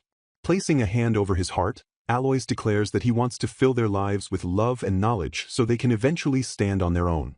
He acknowledges that while it is easy to pity them, mere pity is not what these children truly need to survive. A heavy silence falls over the group as Rachel processes the weight of the priest's selfless mission. Determined to make amends, Rachel asks if it would be permissible for her to visit the church orphanage sometime soon. Aloys beams with a genuine smile, assuring her that he and all the children would be absolutely delighted by her visit. After bidding the kind priest a final farewell, Rachel and Roger prepare to head back as the sun begins to set. Roger remarks on how quickly Mina warmed up to Rachel, noting that looking after the young is often the responsibility of older children. Roger casually reveals his own history, mentioning that he was also raised in a church orphanage. When Rachel reacts with surprise, Roger quickly reassures her that he doesn't mind discussing his past at all. He explains that while orphans are sometimes looked down upon, this country allows a knight to build a life through the strength of their sword. Rachel thanks Roger for his honesty as they look toward the horizon, reflecting on the varying states of church orphanages. The narration explains that while funded by nobles and the state, these institutions are managed strictly by the Holy Church. Rachel recalls her father's warnings that conditions in orphanages vary wildly depending on whether the local lord is dedicated to their care. Sipping tea during a flashback, Rachel listens to her father explain the political complexities of church-run territories. She admits to herself that in her past life, she never felt any connection to or concern for the people living so close to her. Standing between the state and the church, Rachel realizes that today's encounter is her chance to finally take a meaningful step forward. With a new sense of purpose, she decides it is time to seek out Lord Theodore and take action. The scene shifts to a bustling marketplace where a mysterious figure sits waiting on a bench. Rachel and Roger return to find Samuel, who welcomes Lady Rachel back with a slightly mischievous grin. Samuel reveals his eccentric behavior, having ordered an entire shop's worth of beans to be sent to the manor because he worships them. Rachel is stunned to learn that Samuel took off running toward the manor, a journey that usually takes 20 minutes by carriage. Exhausted by the day's events, the group prepares to head home while noting that even Samuel seems to have had a meaningful encounter. Rachel muses that her daily life and even her eating habits are about to undergo another significant shift. True to her word, Rachel arrives at the church a month later and is greeted warmly by a smiling priest Aloys. Aloys laughs with joy, telling Rachel that the children have been waiting for her arrival with great eagerness. A title card marks the beginning of episode. The children swarm Rachel with excitement, shouting, "Welcome," and "Hurry," as they drag her toward their latest project. A young girl proudly presents a tray of cookies, urging Rachel to try the treats they all bake together. While Rachel thanks the children for their hard work, her internal monologue humorously critiques the filthy-looking and awful appearance of the cookies. Rachel notes that the priest was assigned here 3 years ago and was shocked to learn she was the Lord's daughter. Despite learning of her high status, Aloys's kind and humble behavior toward her remained completely unchanged. Rachel reflects on the fact that while status-based behavior is common, she finds it difficult to trust those who only act out of obligation. Rachel reflects on her past inability to form deep connections with others. Observing the kind priest, she realizes that people naturally gravitate toward him because he treats everyone with equal kindness. At the orphanage, Sarah offers to help a girl mend clothes while Roger promises to teach the children swordsmanship once he receives the priest's permission. Rachel watches with a gentle smile as a peaceful atmosphere settles over the group. She feels a growing desire to create more places like this where such tranquility can flourish. A young girl suddenly interrupts Rachel's thoughts to get her attention. The girl curiously asks Rachel if she is planning to marry the prince. Another child chimes in to explain that a fiancé is someone you've promised to marry. Rachel is momentarily stunned by the direct question, her eyes widening in surprise. The children excitedly discuss how amazing it is that Rachel is a princess who will marry a prince. Rachel softly confirms their understanding, explaining that a fiancé is indeed someone you have promised to marry. Little Mina becomes visibly upset, realizing that if Rachel becomes a wife, she might not visit the orphanage anymore. Mina begins to cry, declaring that she hates the prince because he is going to take Rachel away. Struck by Mina's tears, Rachel has a sudden realization about the impact she has on these children. Mina excitedly suggests a new plan. Rachel should simply marry the priest instead. The children cheer for this idea, noting that the priest is kind and cool, while Rachel tries to find the words to respond. The priest appears with a gentle smile, telling the children they shouldn't trouble Lady Rachel too much. He skillfully redirects their energy by announcing that the sisters have prepared snacks and need help. Alone with Rachel, the priest reassures her that the children's sadness over her eventual departure is an important life experience. He apologizes for Mina's behavior, noting that the girl is especially attached to her. Rachel feels a pang of guilt, wondering if she is just toying with the children by coming and going as she pleases. She worries that her presence is only temporary and that her efforts to teach them mean nothing unless they continue. Rachel dejectedly considers if she is the only one who feels a false sense of accomplishment from these visits. The priest firmly challenges her self-doubt, telling her that if she feels that way, she should be the one to change it. He encourages her by stating that if she is already thinking about the future of the orphanage and education, the country will surely improve. Reminding her that all children have a future, he suggests that this truth applies to her as well. The priest admits that even in his mid-20s, he hasn't accomplished everything and often finds the future uncertain. Looking directly at Rachel, he confesses that he simply finds it comfortable to be here, especially when he is with her. In a quiet, intimate moment, he gazes at her and wishes that this time could last just a little longer. Nearby, a cloaked figure named Theodore observes the church and orphanage from the shadows. Theodore watches Rachel and the priest interacting, noticing the happy expression on her face. He muses to himself that the feeling of being needed by others has clearly had a positive effect on Rachel. Rachel is startled when she finally notices Theodore's presence nearby. She asks what brings him there, and Theodore explains he had to come in a hurry for a final visit. Theodore announces that he is heading back to the capital soon and came specifically to say goodbye. Rachel is surprised by the sudden news, thanking him for everything he has done for them. When Rachel asks if he would like to greet the priest, Theodore declines, saying he is in too much of a hurry. Before leaving, Theodore asks Rachel if there is anything she wants him to tell Louis back at the capital. Rachel takes a moment to compose her thoughts, her expression softening as she prepares her message. Theodore promises that he will deliver her words to Louis. With a final wave, Theodore bids them farewell and departs. Theodore walks through the grassy outskirts of the church grounds, heading toward a secluded area. Stopping in the woods, he decides that the spot is secluded enough for his next move. Using magic, Theodore teleports himself directly into the student council room at Torsova Magic Academy. He lands right on top of a desk, much to the shock of the student sitting there. The frustrated student demands to know why Theodore can never show up normally, but Theodore just offers a casual greeting. The student is visibly annoyed by Theodore's dramatic and sudden entrance. Theodore scoffs at the idea of being caught, claiming he knew the room would be empty. Theodore flashes a confident smirk, telling his brother that he knows everything about him.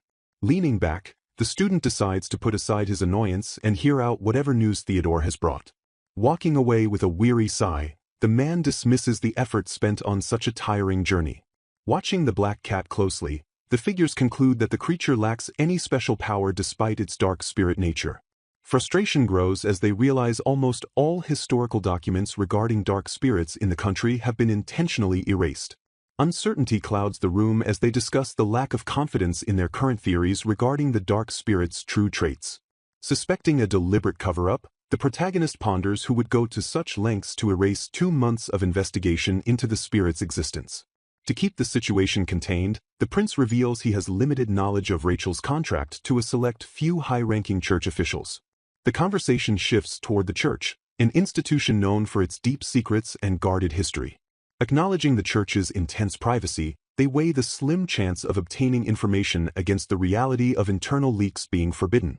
The atmosphere turns grave as they review evidence of suspicious magic recently discovered on the frontier. Searching for leverage, the focus shifts to a new, more pressing topic while putting the dark spirit investigation on the back burner. Tasked with joining the Mage Corps for support, one partner leaves the other to handle the spirit investigation alone. Exhaustion sets in as one problem follows another, leaving the prince wondering what new complication is heading his way. The discussion turns to academy politics, specifically Ernest's annoying push to get a favored student into the student council. Mentioning Ernest's relation to Lady Rachel, the prince confirms that while the girl has good grades, the situation remains complicated. Memories of the academy's social circle and student interactions flash by, highlighting the trivial nature of the current drama. Mocking the prince's heavy workload, his companion teases him about being the academy's poor prince, who shoulders everyone else's problems. Listing his duties from crown prince to council president, his friend offers a present that the prince immediately suspects is something weird. The prince's heart skips a beat when he hears the present is actually a personal message from Lady Rachel. They sit in anticipation as the message is delivered. Lady Rachel claims she is close to finding the answer. The prince processes her claim with a mixture of hope and skepticism while his friend watches his reaction closely. Noticing the change in his demeanor, the companion smirks at how soft the prince has become regarding Lady Rachel compared to his past indifference. A subtle warning is issued that staying quiet for too long might lead to someone else taking her away. The image of another man getting close to Rachel serves as a silent, jarring provocation. Abruptly ending the meeting, the companion heads out to check in with the Mage Corps, leaving the prince in a daze. Flushed and desperate, the prince grabs his friend's arm and begs to know if Rachel said anything else. Teasing him further, the friend mentions an amazing encounter Rachel supposedly had lately that changed her. The prince listens in shock as his friend claims Rachel's heart was totally stolen in a single moment. Frozen by the word fate, the prince demands to know exactly what is meant by this fated encounter. Desperation leads to a physical confrontation as the prince tries to block his friend from leaving without answers. Despite the prince's protests, his companion moves toward the door, leaving him alone with his spiraling thoughts. The door clicks shut, marking the end of the meeting and the start of the prince's internal panic. Outside, the companion remains calm, wearing a small, knowing smile after stirring up the prince's emotions. Laughing at the prince's dramatic reaction, the companion admits the story about Samuel and the beans was a complete lie intended to make him lose it. Reflecting on the prince's youth, the companion decides it's time to get back to their own duties. Moving down the hallway, the companion prepares to return to the serious work at hand. Elsewhere, Lady Rachel is interrupted during her studies and gives permission for a visitor to enter. Her maid informs her that a priest has arrived to return something she left at the church and is waiting in the parlor. The priest stands alone by the window, silhouetted against the light as he waits for Lady Rachel.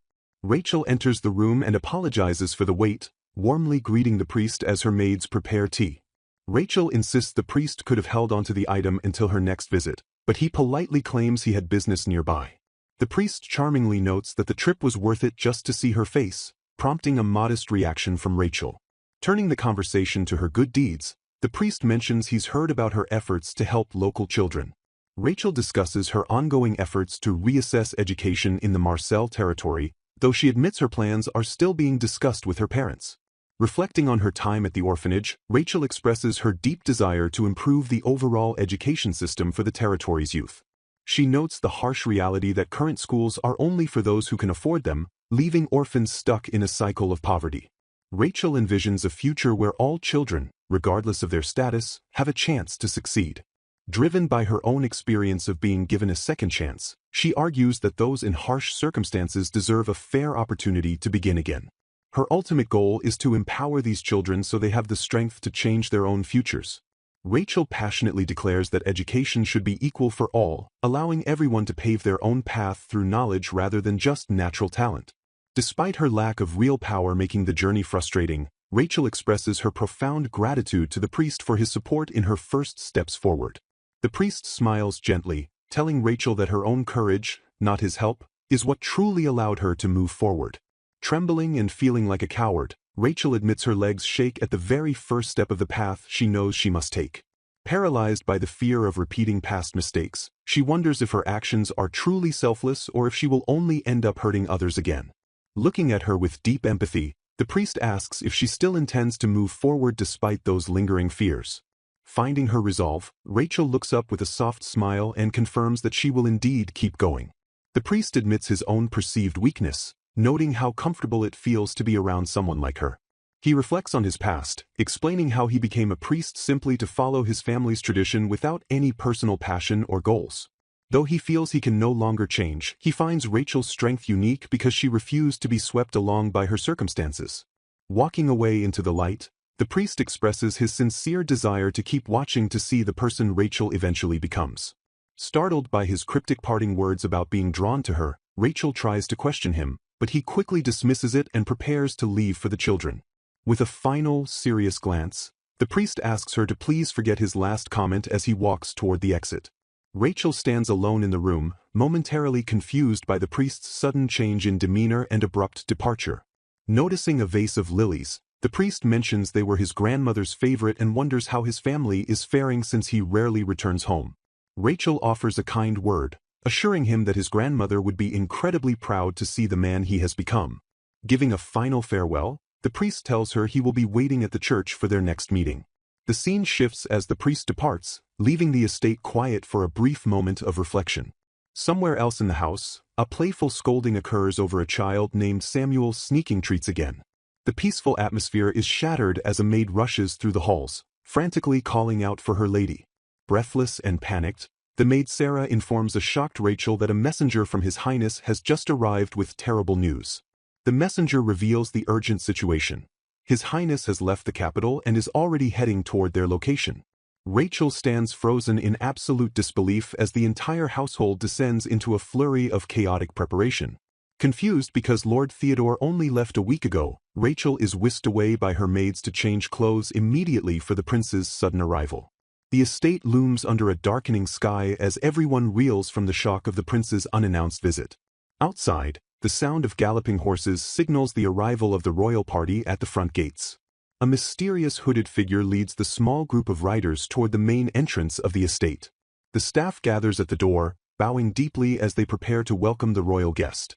Prince Mikhail removes his hood and greets a stunned Rachel, apologizing for his sudden arrival without any prior notice.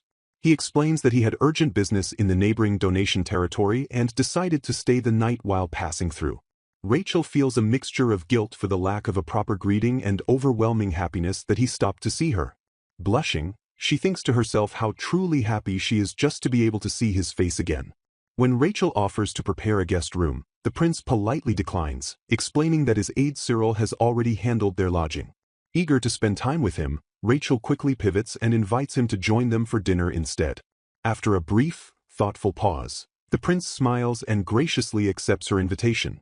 Relieved, the prince remarks that Rachel looks much healthier than she did back in the capital, which brings him great peace of mind. Reaching out, the prince takes her hand and asks her to tell him everything that has happened since they last met. He speaks her name softly, leaning in close and admitting how much he has truly missed her. Rachel is visibly moved, her eyes wide with a mix of surprise and burgeoning affection as she looks at the prince. Overwhelmed by his directness, a flustered Rachel stammers through her hospitality, urging him to make himself comfortable until dinner is served. The household staff watches the intimate interaction from a distance, noting the clear spark between the two. During dinner, Rachel admits that because she left the territory so young, she had almost no memories of the sea and initially felt unwell from the excitement. She brightens up, sharing how she has found a lovely tea shop and has finally been able to enjoy solo walks through the local markets. The prince listens intently before mentioning that he saw a priest leaving the estate just as he was arriving. Rachel realizes she hasn't yet shared the important news regarding her recent activities and the people she has met. She prepares to explain the significance of the priest's visit and her newfound connection to the local orphanage. The prince asks with a serious expression if the rumors he heard from Lord Theodore about her recent actions are true. Rachel is caught off guard, wondering exactly what Lord Theodore told him about her encounters. She clarifies if he is referring to the incident at the market where she first met the people from the orphanage. Smiling brightly, she confirms that while it started by chance, it has turned out to be a wonderful connection for her. She expresses her joy that he already knew about the orphanage, explaining how fulfilling it is to spend time teaching the children there.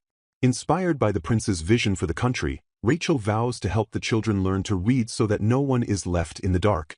At the dinner table, the prince tensely asks his fiancée about her relationship with the priest.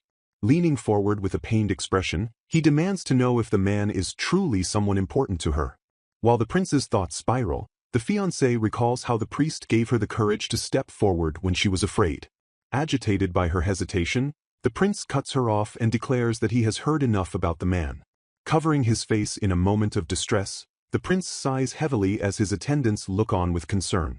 Reaching his limit, he apologizes but insists he can no longer bear to hear her speak of that man. Softening his gaze, he acknowledges the priest's importance but firmly reminds her that she is currently his fiancée. He gazes directly at her and asks with quiet intensity if she will please look at him. Overwhelmed, she confesses that she only saw him on a surface level and was a fool to try and force her into a mold. She admits her own foolishness for ignoring commoners and those with little magic while he has clearly changed. In a moment of deep insecurity, he looks away and whispers that he feels unworthy of her and fears she won't stay by his side. Stunned by his confession, she can only stare at him in silence as the word unworthy echoes in her mind.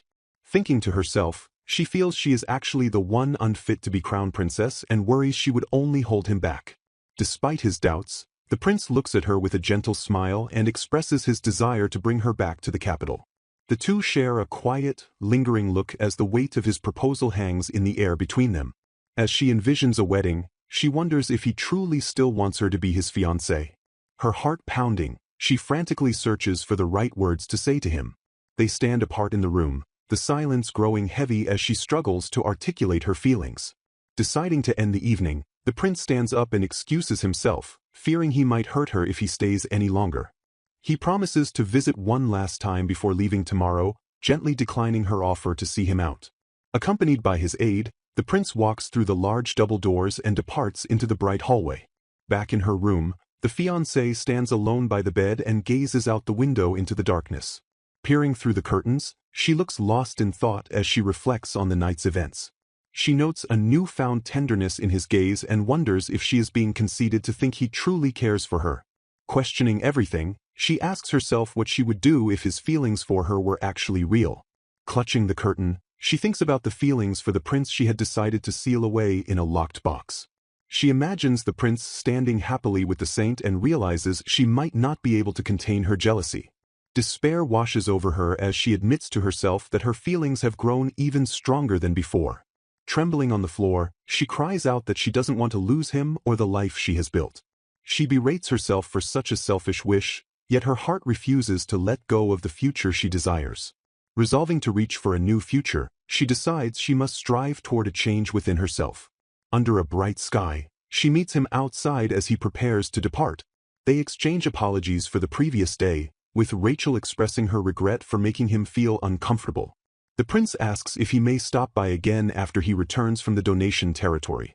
She realizes she needs more time to sort out her own feelings and acknowledges her own past failings. With a bright and genuine smile, she tells him that she would of course welcome his return. As he prepares to leave, she stops him to clarify a potential misunderstanding. Tentatively, she hands him a letter and asks if he would read what she has been thinking since she hasn't fully grasped her feelings yet. He accepts the letter with a warm smile and promises her that he will definitely read it. Her maid Sarah watches from the side, a soft and knowing expression on her face. Sarah approaches with a smile and tells her lady it's time to head back inside before she catches a chill. Walking back, Rachel looks at her maid with a gentle, appreciative smile. Rachel suddenly vows to protect Sarah, catching her maid completely off guard. Meanwhile, at the church, the priest looks out the window as children play happily outside. A title card marks the conclusion of the 10th episode. The scene transitions to the exterior of a building as the narrative continues. 3 days have passed since the prince left for the donation territory, and Rachel finds herself lost in thought in the library. She worries because there has been no word from him, wondering if he read her letter or if she wrote something wrong. Staring into the distance, she anxiously asks herself what could be going on with him.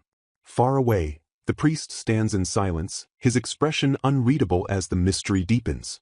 Standing in a room filled with heavy sighs and spacing out, Rachel's internal turmoil is immediately apparent to the priest.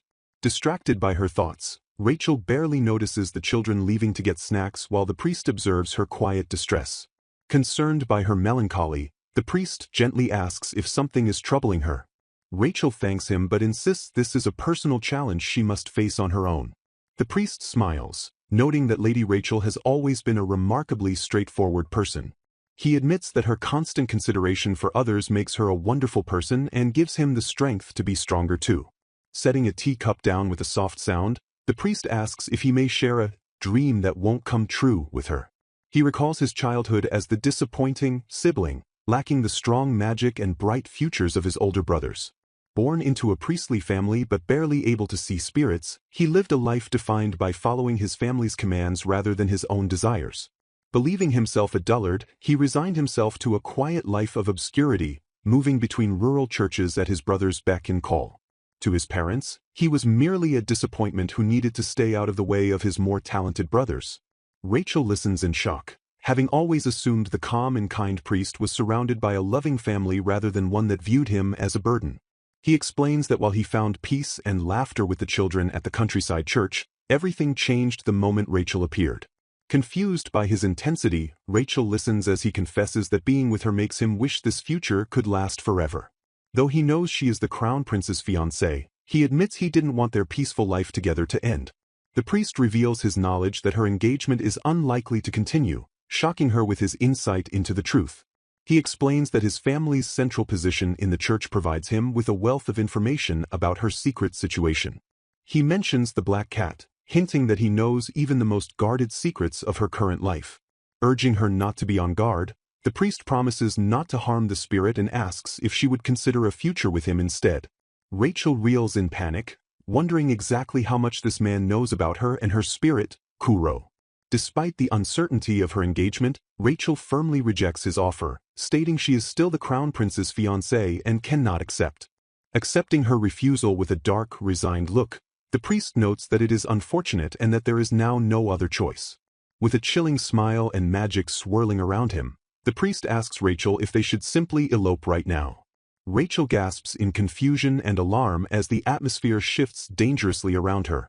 A sharp cry rings out as the situation takes a sudden, violent turn. Clinging to her head in pain, Rachel realizes a sweet scent is filling the air and something is being burned.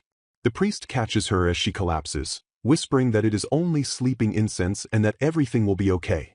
As Rachel loses consciousness, he cradles her and promises to protect her. The priest stands alone in the room, holding the unconscious Rachel in his arms as the smoke from the incense drifts around them. Original author Aoi reflects on Rachel's growth in volume, praising Sakamoto-sensei's depiction of her determined eyes and shifting emotions. A lone man in a military uniform stands looking out a window, his expression unreadable. Theodore wonders if his new appearance will allow him to more casually hold Rachel's hand. He worries that his touch might be too casual, but he is interrupted when Rachel calls out to him. Rachel arrives at Theodore's door late at night, apologizing for the hour and asking for a moment of his time. Theodore apologizes for his messy appearance as he moves to open the door for her. Stunned by her beauty with her hair down, Theodore finds her dazzling and briefly fails to recognize her. A vibrant color illustration shows Rachel and Theodore standing together, her hand resting gently in his. Theodore sits alone, looking dejected while holding a letter addressed to Mr. Liu, from Yar. 1 week earlier, the palace is in an uproar as the name, Cyril, is called out during a frantic search. Theodore shouts for his men to prepare to head to Lady Rachel's location immediately, leaving Cyril in total shock. Cyril tries to protest that they are overwhelmed with work, but Theodore insists they are going even if it seems impossible. Theodore is obsessed with stopping what he calls Rachel's fated encounter. Cyril sighs in exhaustion, feeling they are about to be dragged into another one of His Highness's dumb, impulsive plans. Cyril reminds the prince that Rachel has returned to the Marcel territory and he cannot simply leave the capital on a whim. He lectures Theodore on the waste of taxpayer money and the massive escort of knights and mages required for a royal visit to a vassal's domain. Theodore begrudgingly admits Cyril is right and agrees to stay, telling his aide to calm down. They head back toward the office, with Cyril letting out a relieved phew that the crisis was averted. With a predatory, crazed look in his eyes, Theodore suddenly declares that he has found it. Theodore asks Cyril if he knows about the Lord of Donation's recent splurging, laughing ominously as he plots his next move. Noting suspicious discrepancies in the donation documents, Theodore decides they need an immediate, on-site investigation as a pretext to leave the capital. Cyril investigates the sudden wealth of a baron whose crop yields have plummeted, noticing the man's suspicious, smug demeanor. Determined to find the truth, the prince orders a secret investigation into donation territory to gather evidence before the baron can cover his tracks. To reach their destination, the small group realizes they must navigate through the neighboring Marcel territory. The prince commands Cyril to prepare escorts and travel gear for a departure the following morning after informing His Majesty. With a chilling and intense expression, the prince warns Cyril not to dare forget the gravity of their mission. Cyril is stunned by the prince's Demon King aura, noting how much his personality has shifted since meeting Lady Rachel. Upon arriving at the donation estate, the prince boldly announces a search for embezzlement while Cyril pityingly notes the baron was just an excuse to visit Marcel territory. Reflecting on the past, Cyril recalls a time when the prince's gentle presence made everyone smile like an angel. The prince was once like a storybook character, maintaining a wavering and beautiful smile in front of others. Now, the prince sits slumped in despair, unable to even open a letter from his fiancée that has been sitting for 3 days. Cyril recalls the moment the prince spotted a specific priest leaving the lord's manor in Marcel. The sight of the hooded figure triggers a deep, silent realization within the prince as he gazes intently at the stranger. Even while witnessing the poverty of the Salim district, the prince's eyes burned with a new, unextinguishable flame. Cyril identifies the man as Alois Watteau, a name he remembers from intelligence gathered around the church. He wonders why a son from such a prestigious family and the high priest's aide would be stationed in the countryside. In a moment of vulnerability, the prince asks Cyril if he thinks Lady Rachel actually dislikes him. Cyril bluntly reminds His Highness that the answer to that question should already be in his hands. The prince finally begins to open the correspondence with a mixture of hesitation and longing. He sits alone in the quiet room, his focus entirely consumed by the paper in his hands. A slight blush creeps onto the prince's face as he reads the words written by his fiancée. Cyril observes that the prince's emotions have become significantly easier to read ever since Lady Rachel's last visit. Whether this newfound emotional transparency is a positive or negative change remains uncertain to his loyal aide. A brief moment of silence follows as the narrative shifts toward the prince's internal reaction. Despite the prince's frantic denial, Cyril admits he doesn't actually mind the changes he's seeing in his master. The prince continues to issue unreasonable demands, but Cyril has grown accustomed to being dragged around. When asked for his plans, the prince orders Cyril to return to the capital with the baron while he remains in Marseille territory. Cyril erupts in a desperate plea for appreciation, flatly rejected by the prince after all his hard work. He fumes over being constantly dragged around by both the prince and Lord Theodore. Suddenly, an alert Cyril turns toward the door and demands to know who is there. It is Roger, a member of Lady Rachel's escort detail, who arrives with a look of pure panic. The prince commands him to enter as the knight stands trembling at the threshold. Roger offers a profound apology, his face pale with the weight of his news. The knight delivers the devastating report that Lady Rachel has apparently been kidnapped. In her letter, Rachel clarifies that she respects the priest but holds no romantic affection for him. She expresses that she has never forgotten her position as the prince's fiancée, though the prince is now left questioning everything. The report continues that Rachel had visited the church today to meet with the priest. Instead of a meeting, she and the priest disappeared, leaving behind only a single note. The prince's shock turns to fury at the mention of the priest's involvement. The note left behind asks for forgiveness for abandoning everything for love, suggesting an elopement. The prince refuses to believe such a thing is possible, despite the evidence of the note. A stunned silence hangs in the air as they contemplate the possibility of Lady Rachel running away. The prince recalls Rachel's kind smile and her promise to see him again after his return from donation. He is devastated by the thought that her recent words and smiles might have been nothing but a lie. Cyril quickly points out that the note wasn't even written in Rachel's handwriting, suggesting the priest is the true architect. Turning his cold rage toward Roger, the prince demands to know exactly what the guard was doing while this happened. Refusing to accept a simple apology, the prince presses for the details of the knight's failure. Roger explains that children from the orphanage gave him cookies, and he remembers nothing after eating them until waking up hours later. The prince realizes the priest drugged Roger, knowing the knight's soft spot for the children of the orphanage. The prince immediately orders a move to the church, telling Roger his punishment will wait until after Rachel is found. With eyes full of murderous intent, the prince and his loyal knight swear to make the priest pay for his actions. Fueled by a burning rage, the protagonist vows he will never forgive the man who took Rachel from him. Upon arriving at the scene, the writers are met by a distraught servant addressing them as Your Highness.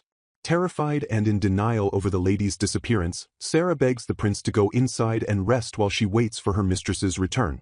Desperate for a miracle, the maid implores His Highness to find the lady, offering any help she can possibly provide.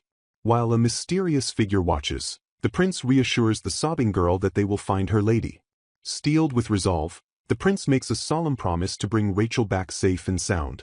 He urges the servant to rest, noting that Rachel would feel responsible if her staff fell ill from worry. Turning his focus to the investigation, the prince commands the sister to reveal everything she knows about the situation. Confused by the sudden turn of events, the church staff explains that Priest Aloys had been acting completely normal before the disappearance. The staff recounts how Rachel and the others arrived exactly at the promised time after the priest had finished his morning routine. The mystery deepens as they recall finding Lord Roger resting unusually after they had finished cleaning another room. During the quiet morning, the children had even prepared cookies as gifts for Rachel and Roger while she was scheduled to help organize the library. The sisters explain how they initially dismissed Rachel's absence as a simple exhaustion-induced nap until they searched the rooms and discovered a note. Leading the prince to the scene of the crime, the sister confirms that the suspicious note was discovered right inside the priest's room. After thanking the staff for their guidance, the prince orders them to look after Sarah and the children while his men begin a thorough search for clues. The investigation uncovers church financial documents and a research group invitation among the piles of mundane paperwork. Frustrated by the lack of immediate leads, the prince curses as he finds nothing but boring church administration files. To their surprise, a subordinate discovers a false bottom in one of the drawers containing something unexpected. They find a collection of letters sent from various members of the Watteau family, including a man named Raymond. The subordinate reveals that Priest Aloys is the third son of the prestigious Watteau family, whose relatives all hold high-ranking positions within the church's core. Impressed by the depth of his subordinate's knowledge, the prince acknowledges the exceptional quality of his men. Realizing the priest must have been incredibly discreet, the prince orders a full audit of all the room's contents to find any possible destination. The prince grows agitated as he searches the wardrobe, realizing that the lack of horse or carriage tracks suggests the abductor hasn't gone far. A familiar, mocking voice cuts through the tension, asking Louis if he has decided to switch his career to thievery. Shocked by the sudden appearance of Theodore and Chloe, the prince demands to know why they are interfering with his investigation. Despite the prince's impatient dismissal, the newcomer insists that Louis will definitely want to hear what they have discovered. Theodore urges the prince to calm down so they can properly compare information regarding the ongoing crisis. The group reveals that the incident in the Borderlands was actually the result of a forbidden spell. The prince recoils in shock at the mention of the word forbidden. While acknowledging that forbidden magic can control memories, the prince argues that such a feat would require a massive amount of mana that the priest shouldn't possess. Questioning the traces found in the Borderlands, the prince concludes it is highly unlikely that a common priest could harbor such immense power. Growing increasingly irritated by the cryptic talk, the prince demands to know the direct connection to Rachel's current location. The visitors mockingly note how the prince completely loses his cool the moment Rachel's safety is at stake. A mysterious title, Spirit Slayer, is mentioned as a potential key to the mystery. The prince is stunned as he is told that the very foundation of their world is actually constructed from magic. They explain how humans merely borrow power through contracts with spirits of the elements, ruled by the king of light spirits. Looking at the history of their world, they note how these primal spirit powers have been both a catalyst for civilization and a tool for war. The shocking truth is revealed that the true target of the Spirit Slayer is likely a specific child they are chasing. Along with the child, the speaker identifies another key figure who will finally lead them to Lady Rachel. Somewhere in a quiet, dimly lit room, Rachel lies unconscious on a bed. Waking up in a daze, Rachel looks around the unfamiliar room and wonders where on earth she has been taken. Driven by curiosity and fear, she gets out of bed and moves toward the window to get her bearings. Looking out at the pitch-black night, Rachel is horrified to realize how much time must have passed since she left for the church in the morning. She stands alone in the silence of the cabin, searching for any sign of her captor. Suddenly, the door creaks open and Priest Aloys enters carrying a tray of tea, prompting Rachel to recoil in shock. Rachel lets out a terrified scream as she retreats from the man, while the priest offers a soft, apologetic smile for scaring her. Aloys calmly promises that he has absolutely no intention of harming her despite the current circumstances. Rachel remains skeptical, pointing out the undeniable fact that he dragged her to this place against her will. With a chillingly nonchalant attitude, the priest admits to the abduction but insists that everything is going to be okay. Ignoring her visible distress, Aloys politely offers Rachel a cup of tea as if they were merely guests in his home. Confusion reigns as Rachel realizes the room is empty and the situation is far from what she expected. Standing in a strange, wooden interior, Rachel nervously asks where they are while a mysterious man observes her. The man explains they are in a house deep in the forest near the church, formerly owned by an old lady who moved away. Distrustful and cold, Rachel demands to know the reason she was brought to such a secluded location. With a calm and unsettling intensity, the man reminds her that he wants a future with her. He suggests they can live here together without interference, even offering to move to a larger place if this one feels too cramped. Visualizing their domestic life, he casually mentions adding a flower bed to the garden for her. Rachel is internally horrified that he acts exactly as he did at the church despite having just kidnapped a marquis daughter. She struggles to comprehend how he can maintain such a normal demeanor in a situation this criminal and extreme. Trembling, she looks at him and wonders if everything he has said is merely a lie. Rachel pleads with him to stop, arguing that he shouldn't betray the people and children he cared for at the church just to be with her. The priest admits the church was the first place he felt comfortable, but claims that life was never truly right for him. He explains that staying there only leads to more misunderstandings. Rachel is confused by his words as images of the peaceful life at the church and the smiling children flash through her mind. With a chilling smile, he declares that he did it simply because he fell in love with her and asks if that isn't reason enough. He prepares to elaborate on why he specifically needs to be with her and what made his previous life so difficult. Rachel snaps, calling his words irresponsible and mean, refusing to believe love is his only motive. While he covers his face and insists he is drawn to her sincerity, Rachel realizes his goal isn't a romantic elopement at all. Sudden movement startles them both as the atmosphere in the room shifts. Rachel spots a door and realizes it is likely the only exit from the house. A sudden, bright, magical flare erupts as the priest reaches out, sensing an intruder. He turns back to her, mockingly asking if she still wants to know his true purpose. He laments that there is no longer time for explanations as the situation outside turns volatile. A thunderous voice screams Rachel's name as the door is violently breached. A blond man bursts in, calling the priest a bastard while a stunned Rachel recognizes her savior as His Highness. With a powerful strike, the newcomer attacks the priest with incredible speed. The force of the blow sends the priest crashing backward into the wooden furniture. The blond man stands over the fallen priest, breathing heavily and ready for more. He rushes to Rachel's side, frantically checking her for any signs of injury or pain. Rachel can barely speak, still in shock as she addresses her rescuer. Relief washes over them as he pulls her into a tight, protective embrace. He whispers that she is safe now and apologizes for his late arrival.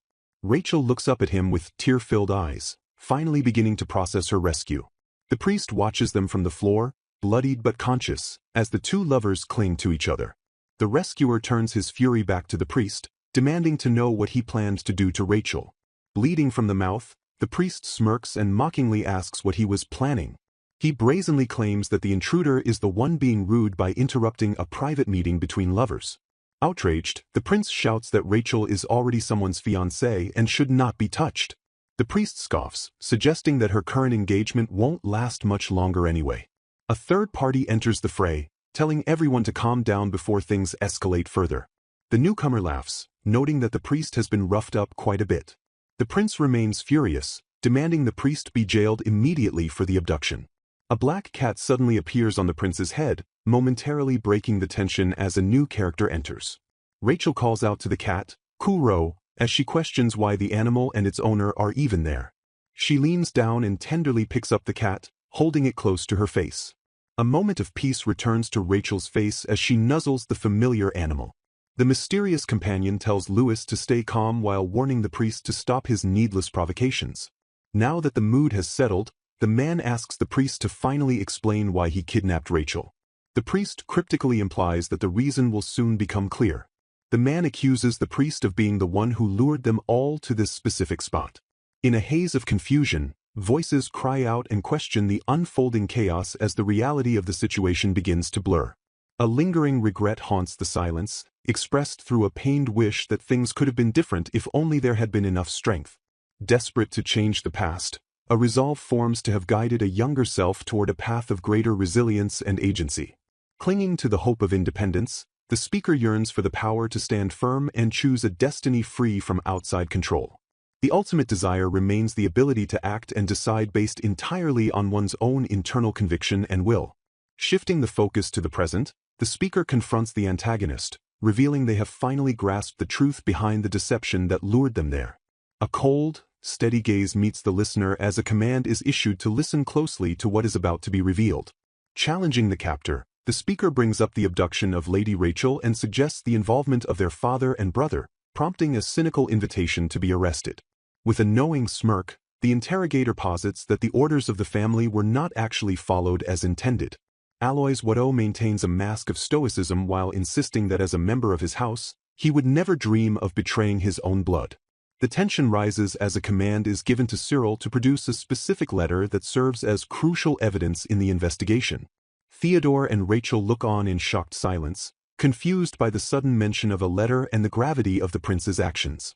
The investigator accuses Alois of deliberately orchestrating the abduction to ensure the letter, containing orders from his family, would be discovered. Cyril begins to recount the damning contents of the letter, starting with the chilling directive that the dark spirit must be eliminated.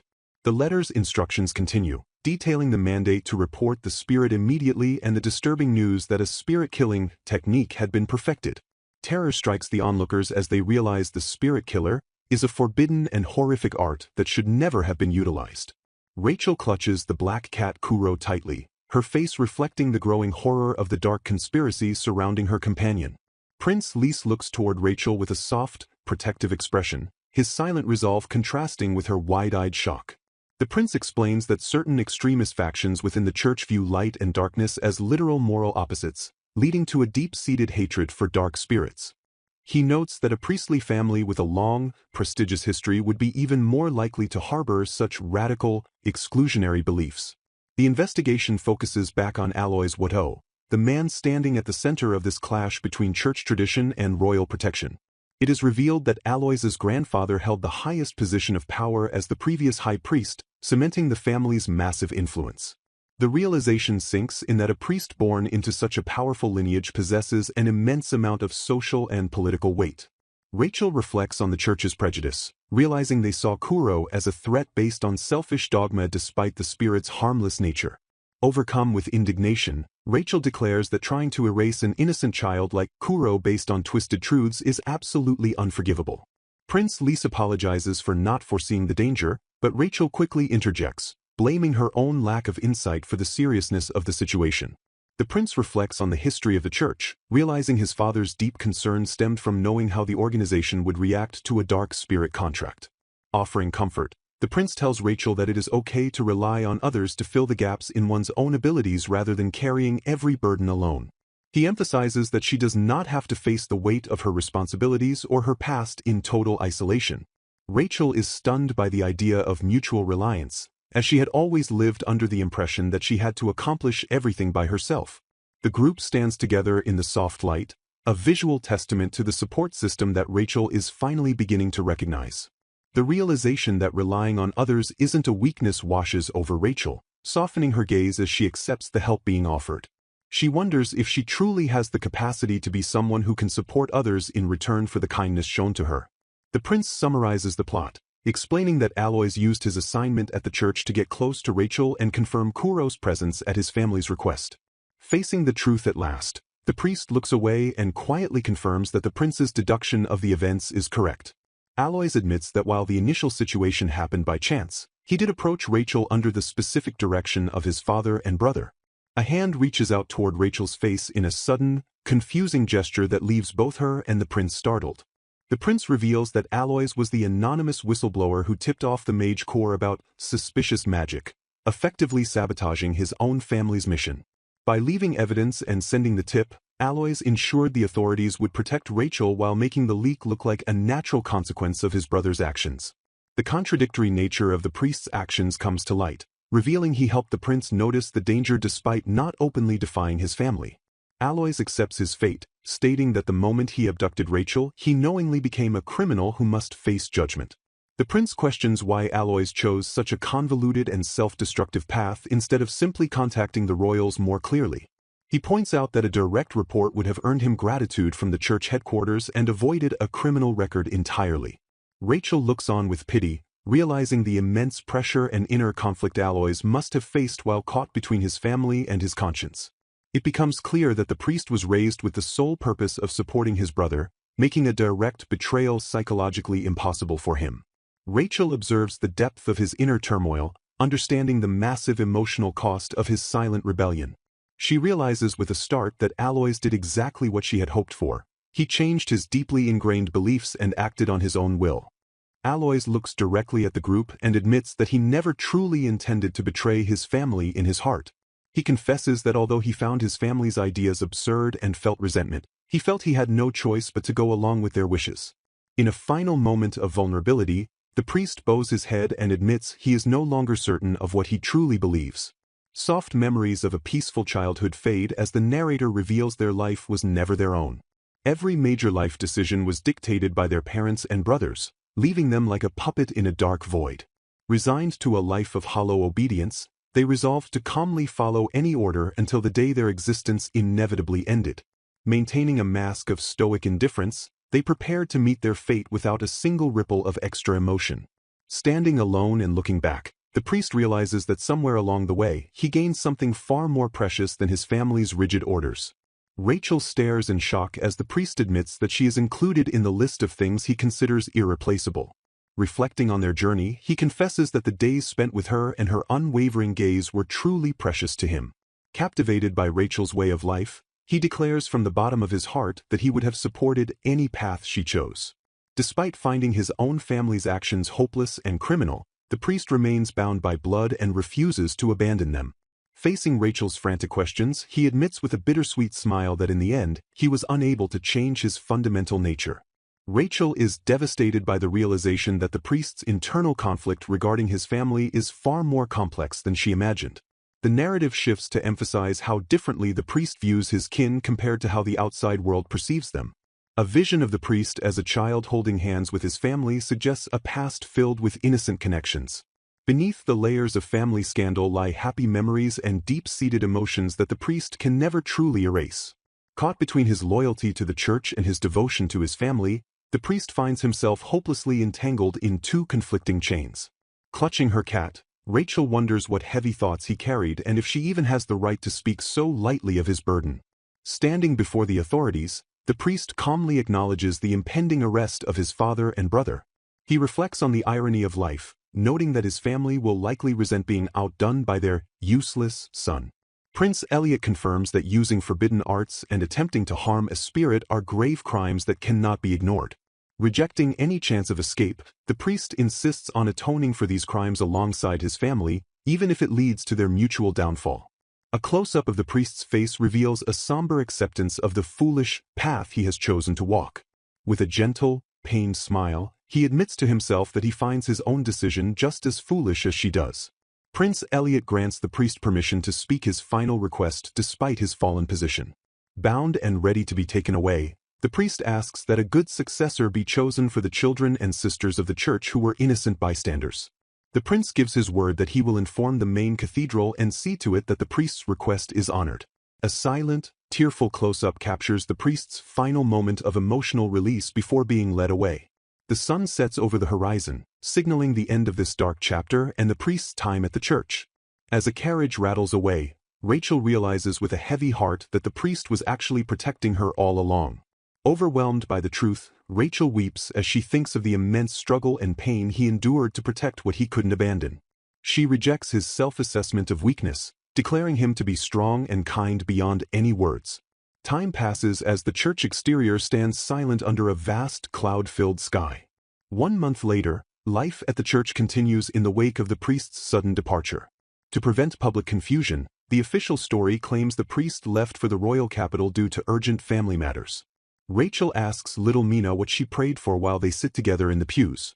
The young girl brightly exclaims that she prayed for the priest's quick return and for chocolate muffins for her snack. Watching the child, Rachel feels that the void left by the priest's absence has not been filled despite their visits to many churches.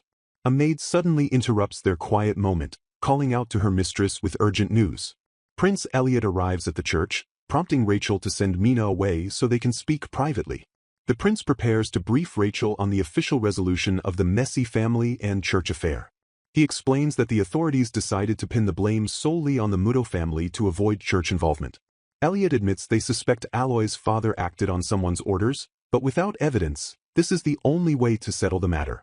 Rachel listens with a grim expression, realizing this legal maneuver was designed to minimize damage to the church.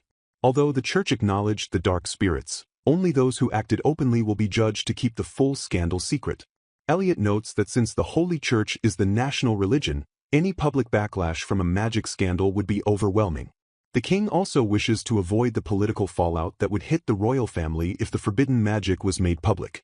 Rachel concludes that this arrangement leaves the church in a position of significant debt to the royal family. By declaring dark spirits as valuable as light ones, Elliot ensures that Rachel's contract with her spirit will remain secure and beyond criticism. Rachel insists that she did almost nothing and that their gratitude must truly be directed toward the priest's sacrifice. Elliot warns her that while they are safe for now, the mysteries of darkness spirits mean things won't always go so smoothly. He vows to stay vigilant, knowing there are still many people with hidden motives lurking in the shadows. The Crown Prince vows to protect Lady Rachel at all costs, regardless of the time or the circumstances. Trembling with nerves, the prince begs Rachel to listen to a confession he has long held in his heart. Seated across from her in the grand, sunlit hall, he begins the words that will change their relationship forever. With the weight of his feelings finally laid bare, he tells Rachel clearly that he loves her. Stunned into silence, Rachel can hardly process the concept of love coming from the man before her. She gazes at His Highness, her mind racing as she realizes the gravity of his sudden confession. The prince waits for her reaction, his face flushed with the vulnerability of his revealed heart. Rachel reflects on how she had kept her own feelings locked away deep inside, fearing she shouldn't hope for more. Looking at him with tear-filled eyes, she admits to herself that she had secretly hoped his love might be real. Despite promising herself she would never repeat past mistakes, she finds she cannot simply walk away this time. Remembering the encouragement to keep moving forward, she prepares to face the future instead of retreating. Though she is uncertain if she is allowed to return such a powerful feeling, she decides she must respond to his sincerity. Rachel resolves to stop hiding and promises to support him by his side rather than just being protected. Looking across the table, she vows that one day soon she will find her own words to tell him exactly how she feels. Breaking the silence, Rachel announces she has made a firm decision about her future. Inspired by the vibrant people and nature of the territory, she declares that she will no longer run away from her life. She thinks of the local people and the children she has met, realizing they are the motivation for her growth. Determined to give back to the children who carry the future, she realizes she must first continue her own education. Rachel announces her intent to return to the royal capital to attend the academy and study in earnest. The prince offers a warm, supportive smile, relieved and proud of the path she has chosen for herself. Just as he begins to follow up on her declaration, the heavy atmosphere is suddenly broken by an interruption. Theodore bursts into the room with his usual chaotic energy, announcing he has brought the newly appointed priest, Alois. The prince is immediately annoyed by Theodore's suspiciously perfect, shady timing in ruining their private moment. Theodore ignores the prince's frustration and encourages the priest to step forward and greet everyone. A tense silence fills the room as the newcomer prepares to speak. Alois, the priest, apologizes for his return, feeling he doesn't deserve to be back in Rachel's presence. Rachel and the prince quickly defend him, insisting he was only protecting her and that no kidnapping ever occurred. Rachel is moved by the prince's secret arrangements for the priest, while Theodore jokes that it's just a way to work him to death later. The prince snaps at Theodore to stop saying weird, creepy things to Rachel in such a strange voice. Theodore playacts being hurt by the creepy comment, desperately seeking sympathy from a bewildered Rachel. Alois bows deeply to the prince, expressing his profound gratitude for the mercy and help he has received. The prince tells Alois that if his gratitude is sincere, he should simply focus on working hard from now on. Alois pauses, wondering if the prince is truly okay with the current state of affairs regarding the engagement. He points out that even with the church's acknowledgement of the spirits, the engagement is still not fully guaranteed. Alois boldly asks Rachel to contact him immediately if her engagement to the crown prince is ever called off. He suggests they could work together for the children's future, much to the shock of the prince and Theodore. Theodore explodes into a fit of hysterical laughter at the priest's blatant attempt to move in on the prince's fiancée. The prince fumes with jealousy, shouting at Theodore to stop laughing and for the priest to stop hitting on his fiancée. Amidst the shouting and laughter, Rachel smiles to herself, genuinely glad to hear such lively sounds in this place again. She feels a sense of peace, believing the territory will continue to be filled with these warm and happy moments. Theodore later turns his attention to a different matter, calling out to the servant Samuel to join them. Theodore asks about Rachel's supposed fated encounter, but Samuel admits she doesn't seem to remember any such thing. Theodore schemes to use Samuel's skills and foreign connections to get the prince interested in that being. Samuel is shocked and confused when told the crown prince wants to hear about his first encounter with a soybean. Theodore shoves Samuel toward the prince, telling him that everything depends on his ability to spark his highness's interest. Cornered and nervous, Samuel begins a frantic, overly intense explanation of soybeans to a very confused prince. Samuel gets uncomfortably close, preaching about the soybeans' endless potential as the meat of the fields, until the prince tells him to back off. Meanwhile, back at the school, rumors begin to spread among the students about a high-profile return. The students gossip about the Marquis's daughter and the prince's fiancée, Marcel, finally returning from her long leave of absence. In a bright, hopeful moment of episode, a tearful maid expresses her lifelong dream of seeing her lady, Rachel, finally wearing the prestigious uniform of the Torsova Magic Academy. Blushing with joy, Rachel thanks her companion and admits she is truly happy to be starting this new chapter.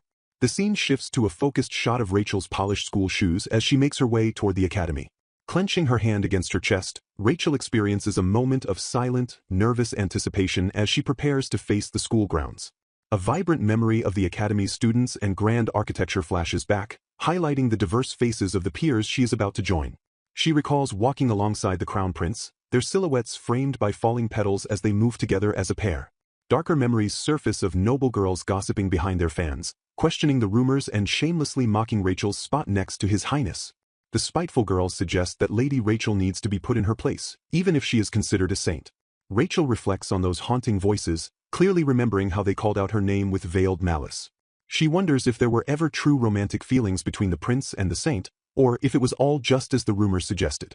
A memory of the prince laughing and talking with other students in front of the academy building illustrates the social divide she once felt. The conversation continues in her mind, centered around the country and the political weight of their education. Realizing that the past is set in stone, Rachel acknowledges there is no way to know the absolute truth anymore. She dwells on the painful reality that the girls she once considered friends actually harbored deep resentment and laughed at her heartbreak. Rachel yearns for a different kind of connection, dreaming of standing as an equal with friends like the prince and Lord Theodore based on genuine trust. Looking up at the Grand Academy facade, she reaffirms her desire to find real friends within those walls. Sitting inside a carriage, she battles her inner demons, questioning if she made the right choice or if she is destined to lose everything again. Stepping out of the carriage, she resolves to move forward, knowing she must be the one to take the first definitive step. An elegant, gloved hand reaches out toward her, offering support as she prepares to descend.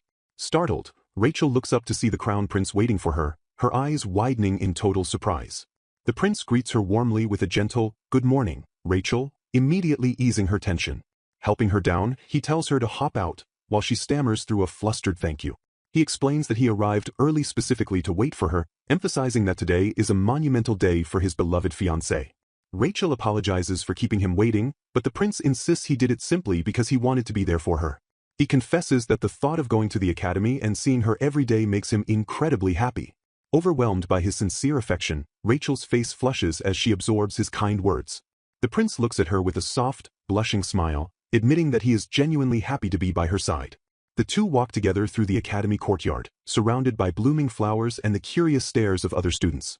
To the side, a group of students sneers at the sight, dismissively comparing Rachel to an annoying bug or a typical villainess. Shifting the mood, the prince asks Rachel if she is free after class, sensing that something might be bothering her. They walk past the shadowed figures of other students, a stark contrast to the light shared between the couple. Rachel politely declines his offer to show her around, claiming she already knows the academy well and doesn't want to be a trouble. The prince's expression sours into a comical, dejected pout at the unexpected rejection. He tries again, insisting that the academy is quite large and he would truly like to show her around himself. Noticing his persistent disappointment, Rachel realizes he is getting a bit carried away with his desire to help. Softening her stance, she admits she would actually love that if it isn't too much trouble for him. A momentary sparkle of joy passes between them as they finally reach an agreement. The prince points toward the faculty office, explaining that he must go but her homeroom teacher is waiting inside. He waves goodbye, promising to see her again after school concludes. Rachel stands alone in the hallway, taking a deep breath before entering the faculty room. A male teacher with messy hair watches her enter, noting that rumors really can't be trusted after seeing her in person. Professor Ewing introduces himself, acknowledging that it is time for her to head to class. He confirms his identity as her homeroom teacher, looking at her with a straightforward, professional gaze.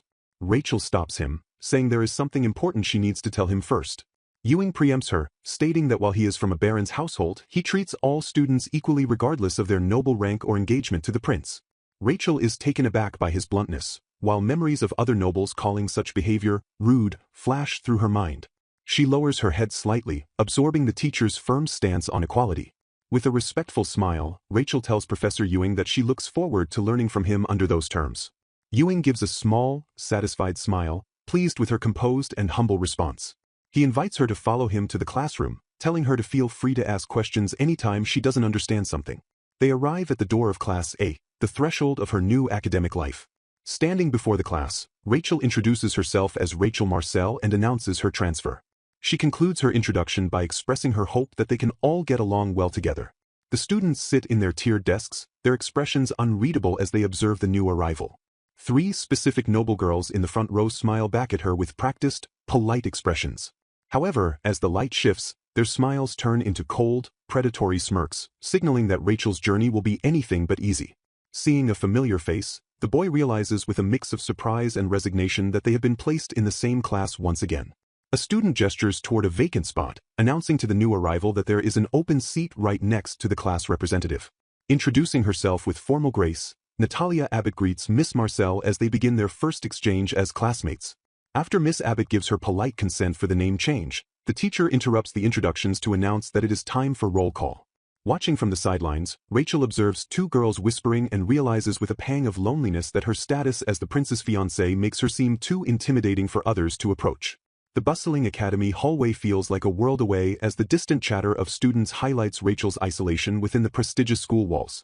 Paralyzed by anxiety, Rachel wonders if her social standing as a marquis daughter has doomed her to a life where no one dares to speak to her carelessly.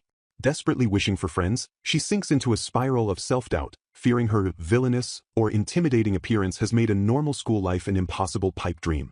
The silence is suddenly broken when a girl with cascading curls approaches Rachel, greeting her with a formal and polite, "It's been a while." Rachel immediately recognizes the newcomer as Katrina Higgins, a girl from her social circle whom she hasn't spoken to in some time.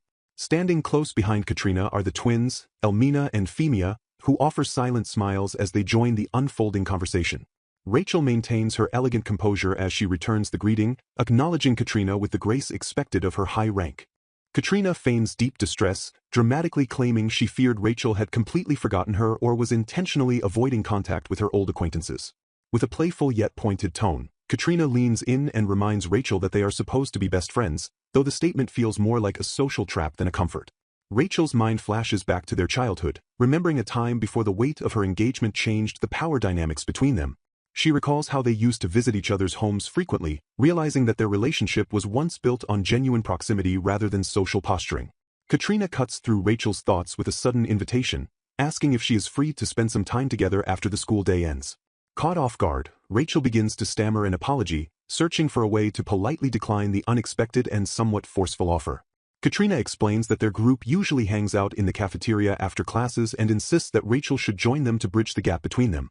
Rachel finds her excuse, explaining that she actually has a prior commitment to go on an academy tour with His Highness, the Prince. The mere mention of the prince causes the atmosphere to shift as the girls react with a mixture of awe and calculated respect for Rachel's elite status. The twins gush with admiration, calling the tour expected of a high-ranking fiancé, while Katrina suggests they could show Rachel around if the prince is too busy. Despite the pressure, Rachel firmly holds her ground, thanking them for the offer but reiterating that her plans are already settled. A new voice cuts through the tension as a stoic girl with glasses suggests that Katrina has said quite enough and should stop pestering Rachel.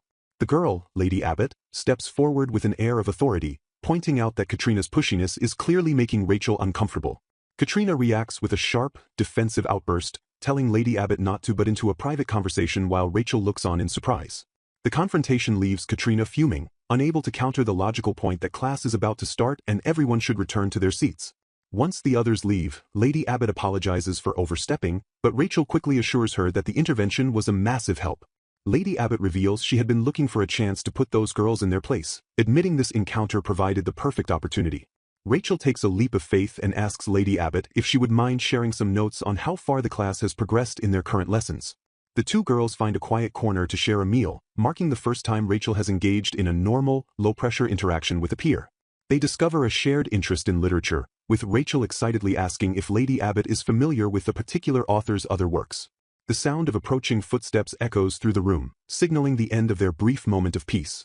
Lady Abbott looks up and notices a newcomer arriving to pick Rachel up, cutting their literary discussion short. Rachel is startled by the sudden appearance of the prince, who stands at the doorway waiting for her as promised. With a warm smile and a casual wave, the prince asks if Rachel is ready to begin their scheduled tour of the academy facilities. Rachel turns back to Lady Abbott one last time, expressing her sincere gratitude for the kindness and help she received throughout the day. Lady Abbott offers a rare, genuine smile, telling Rachel there is no need for thanks and that she looks forward to seeing her again tomorrow. Overjoyed by the successful social interaction, Rachel beams and promises to see her new acquaintance the following day. As they walk away together, the prince comments that it looks like Rachel finally made a real friend, making her heart swell with happiness. The prince reassures her that the more she opens up to others, the closer she will become with her classmates, easing her previous anxieties. He suggests they begin their tour with the school's various facilities, leading her toward the more private areas of the campus. The pair walks through the grand, sun-drenched halls of the academy, looking like a picture-perfect couple against the backdrop of the massive library. The architectural beauty of the school surrounds them as they move toward the higher levels of the main building. They eventually reach the rooftop, a secluded and beautifully landscaped garden that offers a breathtaking view of the entire academy grounds. The prince asks if she is tired, but Rachel leans into the cool wind and remarks on how refreshing the breeze feels in such a high place. He reveals that the rooftop garden is his favorite hidden gem precisely because so few people know about it or visit. Rachel admits she usually spent her time in the more common areas like the courtyard or rose garden, making this secret spot a new experience. When Rachel asks if this is his secret hiding place, the prince jokingly confirms that even his closest attendants are unaware of its existence. With a soft, slightly melancholy expression, the prince admits that even he needs a place to be alone and escape the pressures of his station. He invites Rachel to use the rooftop whenever she feels overwhelmed or tired, offering her a sanctuary within the school walls. Leaning closer, he confesses that he wants this garden to be a special place that they can share exclusively with one another. The prince tells her with a charming smile that finding her here during one of his breaks would make him truly happy. Rachel blushes at his directness, teasing him for saying such romantic things with such effortless ease. The two sit together on a bench in the shade of a large tree, enjoying a moment of quiet intimacy far away from the prying eyes of the student body. The peaceful atmosphere is suddenly broken when Rachel notices a movement out of the corner of her eye near the garden entrance. She recognizes the figure as Ernest, a familiar face who seems to be searching for someone or something in the vicinity. Fearing a social hassle if they are caught together in a private spot, the prince quickly grabs Rachel's hand and leads her toward a different exit. Turning sharply with a look of concern, the young woman hears the urgent cry of, "Your Highness," from a distance. A sudden, sharp realization strikes as eyes widen in shock at the unexpected arrival. Wearing a radiant and gentle smile, the blonde girl appears with tears of joy shimmering in her eyes. The two couples stand face to face on the balcony, their polite greeting of, "See you," marking a significant reunion. Against a floral backdrop, the blonde girl beams as she expresses her overwhelming joy at seeing the prince again in episode. Introduced as Anna Carroll, the daughter of a baron, she stands gracefully with a look of pure adoration. Turning toward the sound of her name, Rachel looks on as she is acknowledged by the group. Reunited at the academy, Ernest greets Rachel with a warm smile and expresses his relief that she has returned safely. While Rachel blushes and looks away, Ernest mentions that his uncle specifically asked him to take good care of her. Offering a supportive hand, Ernest assures Rachel that she can rely on him anytime if she ever faces trouble. In a silent moment of comfort, a hand reaches out to gently pat Anna on the head while the prince looks on with a steady gaze. Ernest apologizes to Rachel for his past behavior, suggesting they stop their childhood habits now that they are no longer kids. He questions if patting Rachel's head is inappropriate despite being cousins, acknowledging it is a lingering habit from their youth. A hand reaches out to touch a textured surface in a quiet moment of reflection. Ernest introduces his cousin Rachel to the group as they stand together in the garden. Anna Carroll accidentally interrupts the cousins' private conversation and quickly apologizes for their exclusive chatting. Feeling flustered, Anna introduces herself formally and asks if this is their first time meeting. Rachel stares intensely at Anna, recalling the pain she previously caused the girl who once said she forgave her. Deeply regretful, Rachel vows to herself that she will never repeat the same mistake again. The group gathers in the sunlight as tension lingers between the old acquaintances. Rachel introduces herself to Anna, determined not to hurt anyone in this new life. Anna excitedly suggests they use casual names, mentioning she has already heard much about Rachel from Ernest. Overjoyed by the introduction, Anna expresses her sincere happiness at finally meeting Rachel. The two girls stand face to face as they begin their tentative new acquaintance. Anna reaches out to grab Rachel's hand with surprising familiarity. Ernest intervenes, sternly reminding Anna that such casual behavior is inappropriate toward a marquis's daughter. Expecting a harsh, villainous reaction, Anna is surprised when Rachel doesn't immediately shake her off. Panicked, Anna explains she is from the countryside and apologizes for her lack of proper noble manners. Ernest defends Anna's character, noting she is a kind student and top of her class despite being new to the capital. Anna shyly offers her friendship, while Ernest asks Rachel to try and get along with her. Rachel accepts the offer, prompting an enthusiastic and grateful outburst from Anna.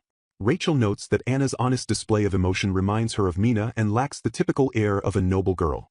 Ernest observes Rachel, sensing a dissonance between her current behavior and the social version of her he once knew. Rachel reflects on how she previously hated Anna without understanding her, feeling the weight of her past judgment. Determined to use her second chance, Rachel resolves to build better relationships despite her poor health. The girls exchange smiles and promise to chat again soon as they part ways. Anna apologizes for talking too much as she and Ernest prepare to take their leave. The figures walk away toward the grand building, leaving a lingering sense of change in the air. Ernest tells Rachel he has seen enough and offers to escort her, noticing her hesitation. Taking her hand, Ernest explicitly asks Rachel not to get too involved with Anna. When Rachel asks why, Ernest admits he simply has a bad feeling about the girl. Rachel is momentarily stunned before Ernest tells her to forget his warning and focus on their time together. He laughs off the tension and offers to walk her to her carriage as Rachel playfully chides him. Walking away, Ernest asks Elle for clarification on the true state of Rachel's health. Elle explains that Rachel is still recovering, which has made Ernest somewhat overprotective. Anna wonders to herself if Rachel's poor health was ever actually part of the original setting. Anna decides she must get closer to the Villainess to investigate these strange discrepancies further. The sun shines over the academy as the school day continues. Sarah reminds Rachel about returning a book, catching her just before she forgets. Sarah expresses her genuine joy that Rachel has finally found someone to exchange books with since returning to the academy. Rachel contemplates the meaning of having a friend while Sarah helpfully tucks the book into her bag. Rachel thinks about her developing bond with Lady Abbott, questioning if they are truly friends. She suddenly spirals into doubt, worrying that Lady Abbott might not view their relationship the same way. Nervous and sweating, Rachel wonders if her feelings of friendship are entirely one-sided. Over lunch, she frets that her desire to be best friends might actually be a nuisance to the other girl. Her companion, Lady Abbott, looks up from her meal and bluntly asks if the label of friendship is really that important. Lady Abbott argues that enjoying each other's company is all that matters and verbal confirmation is unnecessary. She points out that the simple acts of lending books and eating together already define their bond. Rachel listens in silence, her expression softening as the words sink in. Lady Abbott urges Rachel to eat quickly so they won't be late for their next class.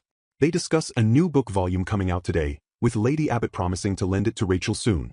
Rachel is surprised to learn that Lady Abbott visits bookstores herself, as the girl admits her bookshelves are already overflowing. Rachel notes that not many nobles bother going to shops personally, something she used to believe as well. Lady Abbott explains the joy of checking out new releases in person, her enthusiasm clearly visible. Seizing the moment, Rachel excitedly asks if they can go to the bookstore together next time. Lady Abbott agrees with a smile, sealing the plan as a formal promise.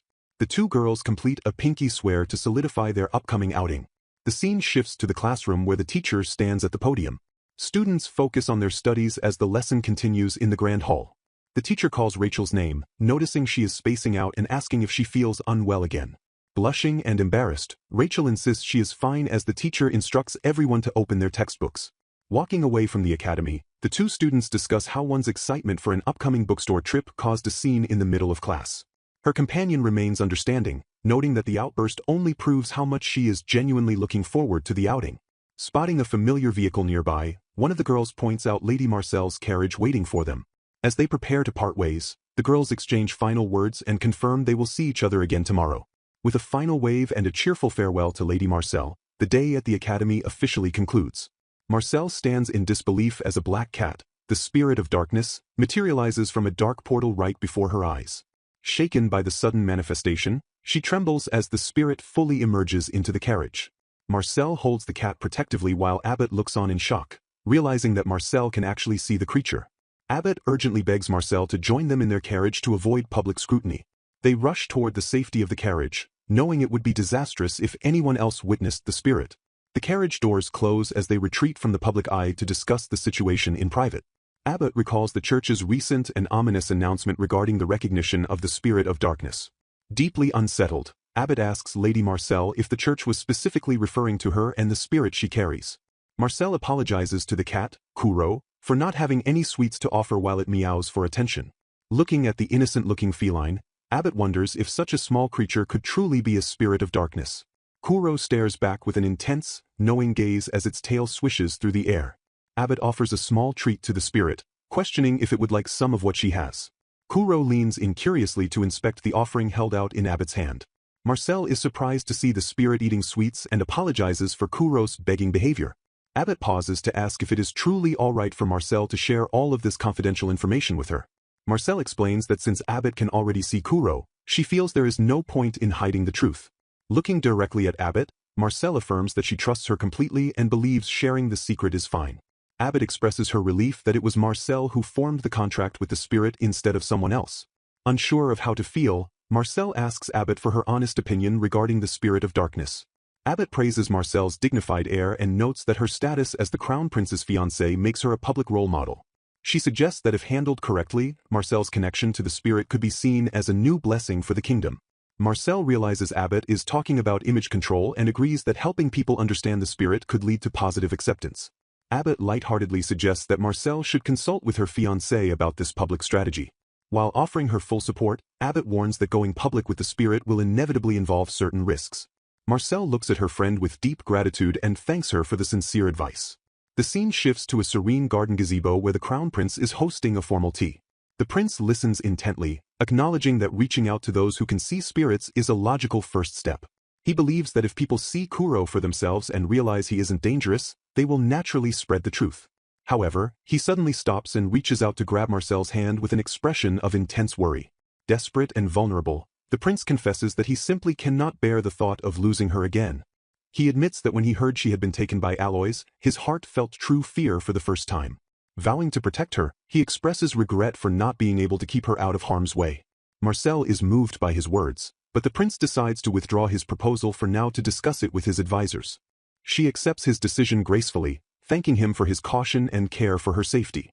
Nearby, groups of students begin whispering and spreading rumors about Lady Marcel's mysterious activities. Malicious gossip spreads that Marcel contracted a spirit that feeds on lifespans, and that the prince wants to end their engagement. The students question if the engagement was shady from the start and fear that Marcel's dark involvement will curse those around her. They cite a classmate's injury as proof that Marcel is dangerous and warn others to stay far away from her. The focus pans to the shoes of students walking through the halls as the weight of the rumors grows heavier. They falsely claim the prince is only being careful to avoid upsetting Marcel and that the spirit will bring disaster to the kingdom. The gossiping students suddenly hush each other as they realize Marcel is approaching the area. Tension fills the hallway as the students alert one another that she has finally arrived. Marcel walks alone through the large, imposing hall, feeling the heavy stares of her peers upon her. Abbott is furious at the situation, shouting that the baseless rumors are completely ridiculous. Walking with Marcel, Abbott points out that she is perfectly fine despite being with Marcel every day for a week. Although she has morals committee duties, Abbott insists on walking Marcel to the gate to ensure she feels supported. She fiercely tells Marcel to ignore the haters and stay safe while they are apart. Alone again, Marcel laments that she has once more become a source of trouble for those she cares about. Fearing that the prince and Abbott will suffer because of her, Marcel resolves to fix the situation immediately. Lady Katrina and Lady Rachel approach Marcel in the hallway, asking if she has a moment to speak. They explain that they have something important to discuss regarding the rumors circulating the school. Sitting together, Katrina expresses her fury over how everyone is saying whatever they want without knowing the truth. Rachel adds that she cannot believe someone as noble as Marcel would ever stoop to such a contract. They ask Marcel directly if the rumor about her contracting a dark spirit is actually true. Marcel surprises them by stating that she has never found her situation painful at all. To their shock, she declares that she considers it a great honor to have a contract with a dark spirit. Katrina smiles warmly, telling Marcel she can speak freely because of the bond they share. Rachel notes how close Marcel and the prince have suddenly become, despite not getting along well in the past. She leans in with a curious smile, asking Marcel what trick she used to win the prince's heart so quickly. Watching with a mixture of pity and calculated concern, the girl remarks how His Highness remains kind and steadfast even while his fiancée's reputation crumble. Caught off guard by the sudden shift in conversation, the fiancé demands an immediate explanation for the girl's cryptic and insulting implication. Feigning deep empathy, the girl suggests that the prince's noble heart causes him to internalize his fiancée's troubles, leaving her overwhelmed by guilt and a desperate desire to help him. The fiancée's eyes narrow as she realizes the girl is subtly suggesting she step down from her position to stop being a burden to the prince.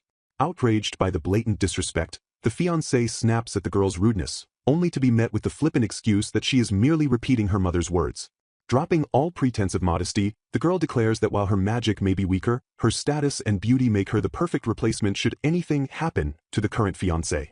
Grasping her clothes in a nervous clench, a character realizes that the Marchioness of Higgins still hasn't abandoned her scheme to make her daughter the prince's bride.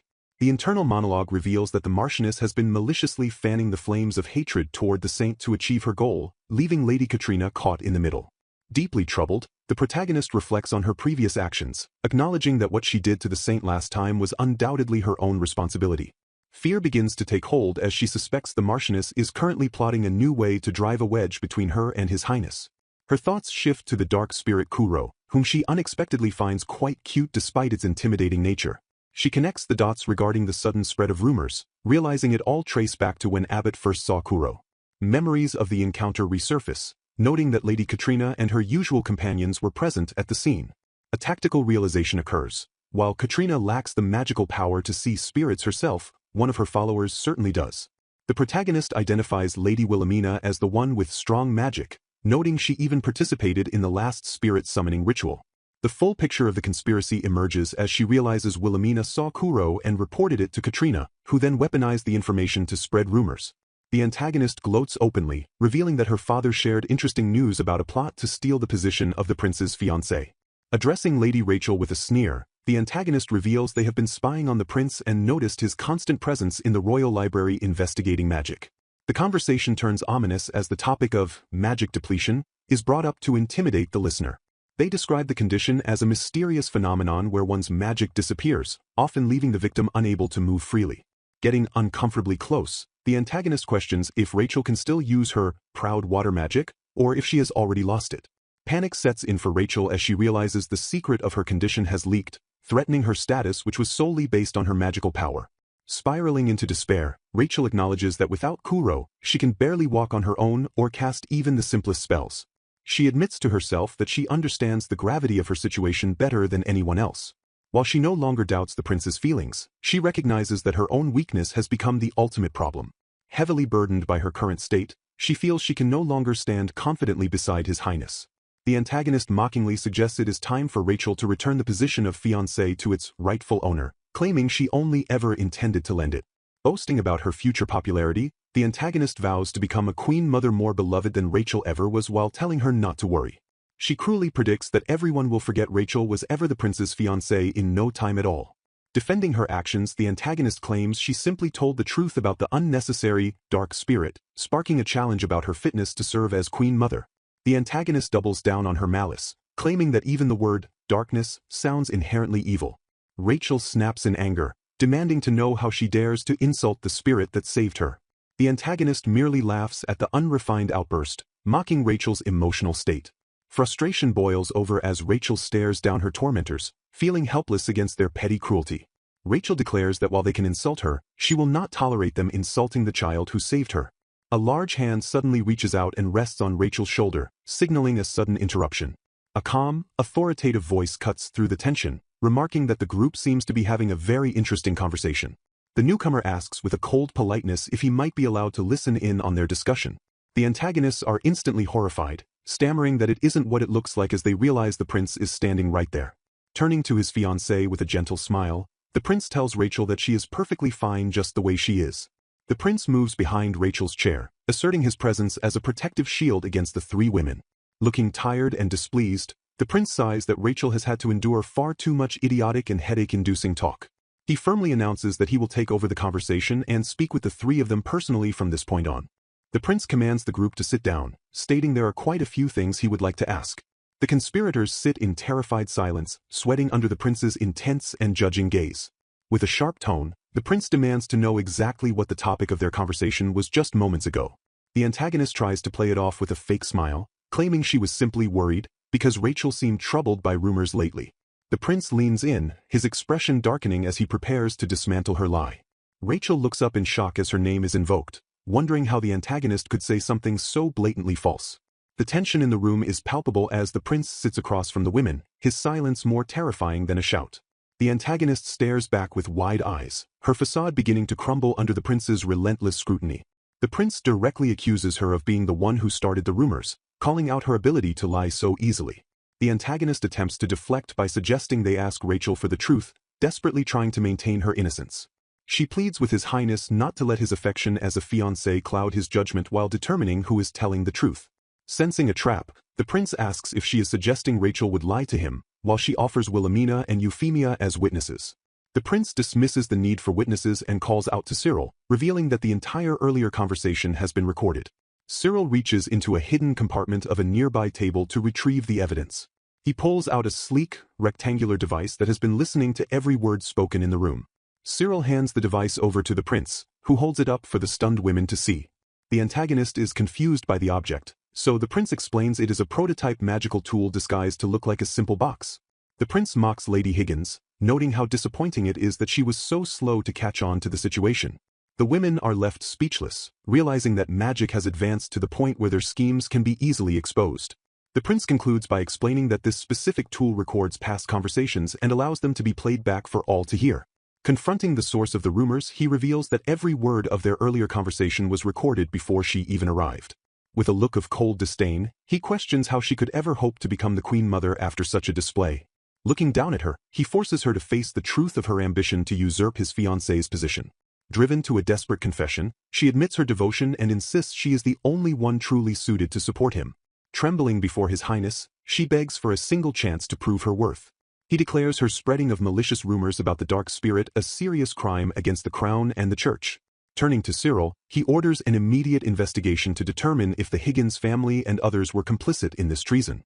As she realizes the depth of her failure, he issues a final, chilling warning that he will never tolerate anyone laying a hand on what is precious to him.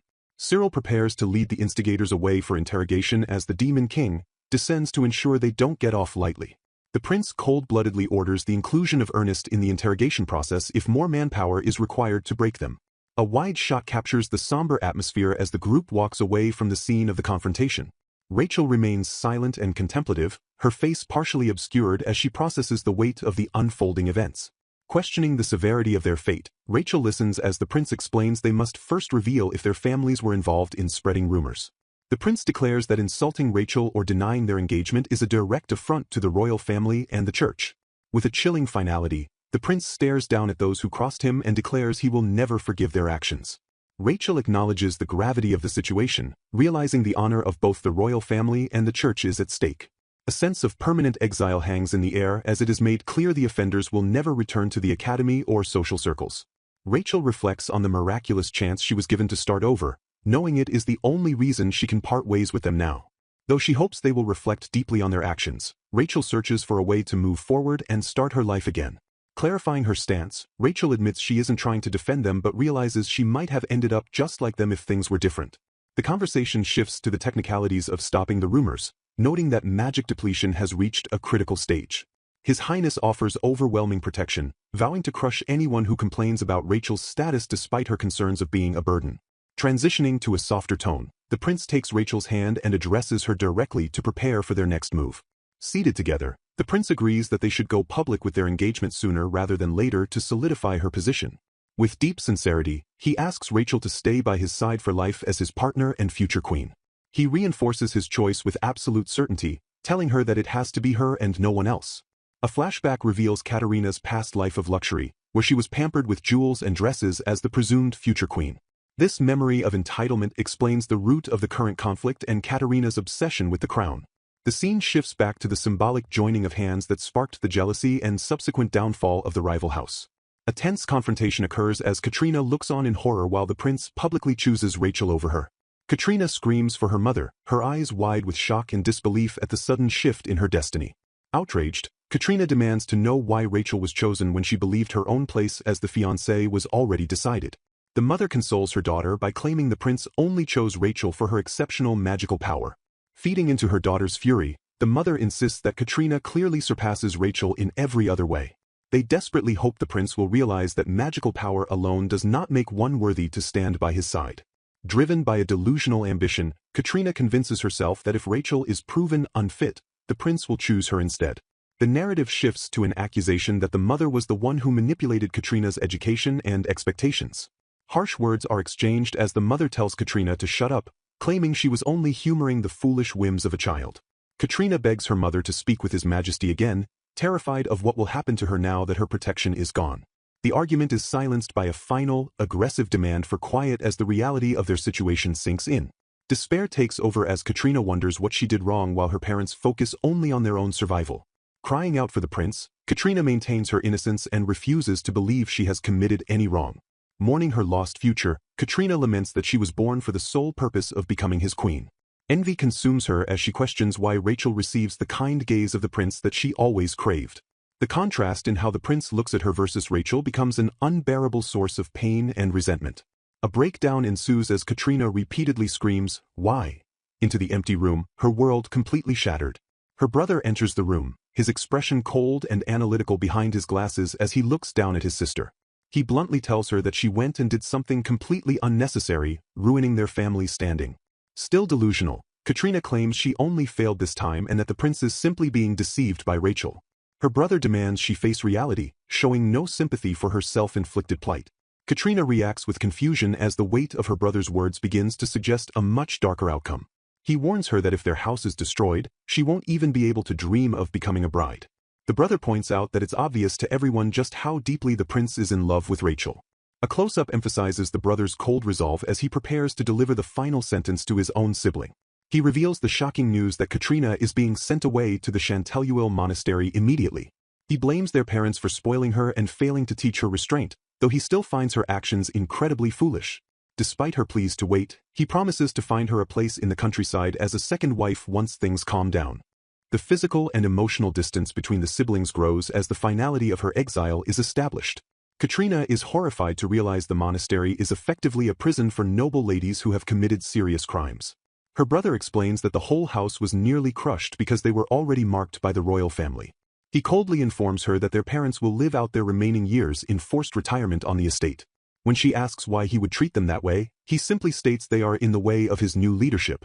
He pins the blame for the family's disgrace entirely on her shoulders. The brother reveals he has received the king's approval to inherit the marquise early while the family becomes targets of gossip. He warns her that because of her actions, they might even be placed under constant royal surveillance. He delivers one last piece of information regarding Rachel's contract with a dark spirit to show how untouchable she has become. The church and nobility have positively accepted Rachel, viewing her recovery from magic depletion as a sign of strength. Katrina remains in denial, refusing to believe anyone would truly accept Rachel's new status or her history.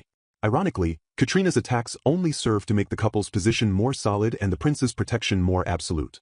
With the royal physician's backing and her status as a marquis's daughter, Rachel is now beyond the reach of public criticism. The brother leaves the room, leaving a broken Katrina to wonder how everything could have gone so wrong. Collapsed on the floor, she questions what all her efforts and schemes were for if they only led to her ruin. In her final moments of screen time, Katrina blames Rachel for her suffering, unable to accept her own responsibility. Overcome by a sudden, chilling memory, Marcel trembles with a dark realization that everything went wrong because of a specific woman. Her eyes widen in a sudden, frantic panic as she clutches her face, seemingly trapped in a spiral of intense psychological distress. A void of darkness is shattered by piercing, agonizing screams that echo through the silence. The scene transitions into a vast, hazy atmosphere where distant shapes begin to emerge from the gray horizon. Standing before a gathered crowd, Lady Marcel begins her address by expressing deep gratitude to everyone for listening to her words. She speaks with heavy sincerity about the unusual nature of the dark spirit and her decision to form a contract with such an existence. Bowing her head in a public display of contrition, she apologizes for delaying the announcement out of a fear that the truth would shock them all. Marcel and the prince stand together at the podium, assuring the people that the dark spirit is a supportive guardian that will never bring them harm. Backed by the prince's silent support, Marcel boldly guarantees their safety to the skeptical audience. She pleads with the citizens to cast aside their fear, expressing profound gratitude for any understanding they can offer. Marcel reveals that both Sir Theodore of the Mage Corps and the church have pledged to continue investigating the spirit alongside them. The prince looks upon Marcel with a soft, encouraging gaze as they face the public as a united front. With a final request for the people to walk forward with them, she concludes her monumental speech. Natalia Abbott approaches to praise Marcel's hard work and the undeniable success of her performance. Overjoyed by the positive reception, Marcel credits Natalia for her help during their practice sessions. Natalia watches with an admiring expression as Marcel continues to radiate relief and happiness. Several noblewomen approach Marcel with deep bows, apologizing for their previous rudeness and being caught up in false rumors. They express a newfound interest in the dark spirit and ask if they might have tea together to learn more. Marcel flashes a bright, genuine smile and readily accepts their invitation to join them for tea. Observing the sudden shift in social dynamics, Natalia notes how the other students have performed a complete degree turn in their behavior. She reflects on the harsh reality that nobles prioritize power and value, gravitating toward those who can read the political situation. Marcel smiles gently, realizing that survival as a noble lady requires a certain level of resilience and emotional distance. Natalia notices a change in Marcel's expression, suggesting that she looks like she has finally let go of a heavy burden. Marcel admits she once believed her future was set in stone regardless of her efforts, but now she sees things differently. Looking down at her hands, she confesses her past doubts about whether a disgraced magician like herself deserves to stand by the prince. She recalls the prince's reassuring words, remembering how he specifically told her that he wanted her by his side. Her thoughts drift back to the moment he told her she didn't need to give him an immediate answer. Marcel explains how the busy preparations for the public announcement allowed her to keep putting off her final reply. She envisions a hopeful future where she can truly walk forward hand in hand with the prince. Marcel experiences a quiet, reflective moment as she contemplates the weight of her upcoming decisions. Turning back to her friend, Marcel thanks Natalia for being the primary reason she was able to make it this far. She reveals that their friendship made her realize for the first time how enjoyable life at the academy could actually be. Marcel admits that without Natalia's presence, she never would have thought about wanting to protect this life. Natalia is visibly moved by Marcel's heartfelt confession, her face flushing with emotion. To break the sentimental tension, Marcel excitedly mentions their plans to visit the bookstore and a cafe after school. Suddenly, Lady Anna Carroll appears and asks if they are heading to a cafe. Anna apologizes for overhearing their conversation, explaining it was difficult to find the right moment to interject. Marcel quickly assures Anna that it's no trouble at all, apologizing for not noticing her sooner. Anna introduces herself as a student from Class B while Marcel introduces Natalia to the newcomer. Anna pauses for a moment, appearing to have something specific on her mind. With an eager look, Anna asks if it would be all right for her to join them on their outing. The request leaves both Marcel and Natalia momentarily stunned by the sudden social advancement. A heavy silence falls as they process the idea of a saint wanting to join their humble afternoon plans. Anna repeats her request to come along, her presence creating a significant stir. Marcel is internally shocked at the prospect of going to a cafe with the saint herself. She begins to offer a hesitant response while Natalia remains silent and observant. Marcel worries if Anna's family would be concerned about her staying out late, but Anna dismisses it since she lives in the dorms. Anna enthusiastically mentions a book she has been meaning to buy, fitting perfectly into their bookstore visit. Marcel and Natalia share a look of shared apprehension, feeling the pressure of the saint's high-energy company. Natalia politely asks Anna to refrain just this once, explaining that this was originally intended as a private outing for just the two of them. Crushed by the rejection, Anna begins to tear up and apologizes for being a bother. She sadly explains that Marcel was the very first girlfriend she ever had in the capital. Natalia's resolve wavers as she sees Anna's genuine distress and loneliness. The scene shifts to the exterior of a charming building as the trio ultimately decides to go out together. Natalia gives in to the emotional plea, stating that she doesn't mind if Marcel is okay with Anna joining. The three girls begin their outing, though the atmosphere remains somewhat awkward between them. Anna looks around with wide-eyed wonder, her previous sadness completely replaced by excitement. A beautifully presented dessert with fresh fruit and wafers is served at the cafe. Anna is absolutely delighted by the treat, exclaiming how delicious it is with a radiant smile. Natalia points out that Anna must really love sweets and notices she has some cream on her face. Marcel watches Anna with a warm expression, thinking that she must have truly wanted to visit this cafe. Anna wipes her face, her expression turning slightly more serious as she prepares to say something. She mentions seeing Marcel and the prince on the rooftop together, commenting on how sweet they looked. Anna notes that while the prince is always smiling, it usually feels like a mask except when he looks at Marcel. The memory ends with a bitter thought that the prince's gentle smile should have been meant for her instead.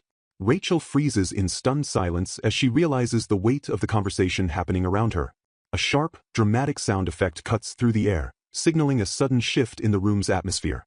While discussing the upcoming debutante ball, Lady Rachel's companions ask if she will be attending this year after missing the last one. Rachel remains composed, offering a polite but empty response to deflect the attention from her social obligations. The ladies exchange stories about why they missed the previous year's event, with several revealing their parents made them wait. Excitedly, one of the girls asks Rachel if they will actually get the chance to dance with His Highness at the ball. Rachel hesitantly explains that while not everyone gets a turn, a few lucky ladies are selected to dance with the royal family each year. When the group turns to Lady Abbott, she reveals she already attended last year, prompting a sudden realization about the story they are following. The conversation shifts to escorts, with the girls assuming the crown prince will be the one to escort Rachel to the event.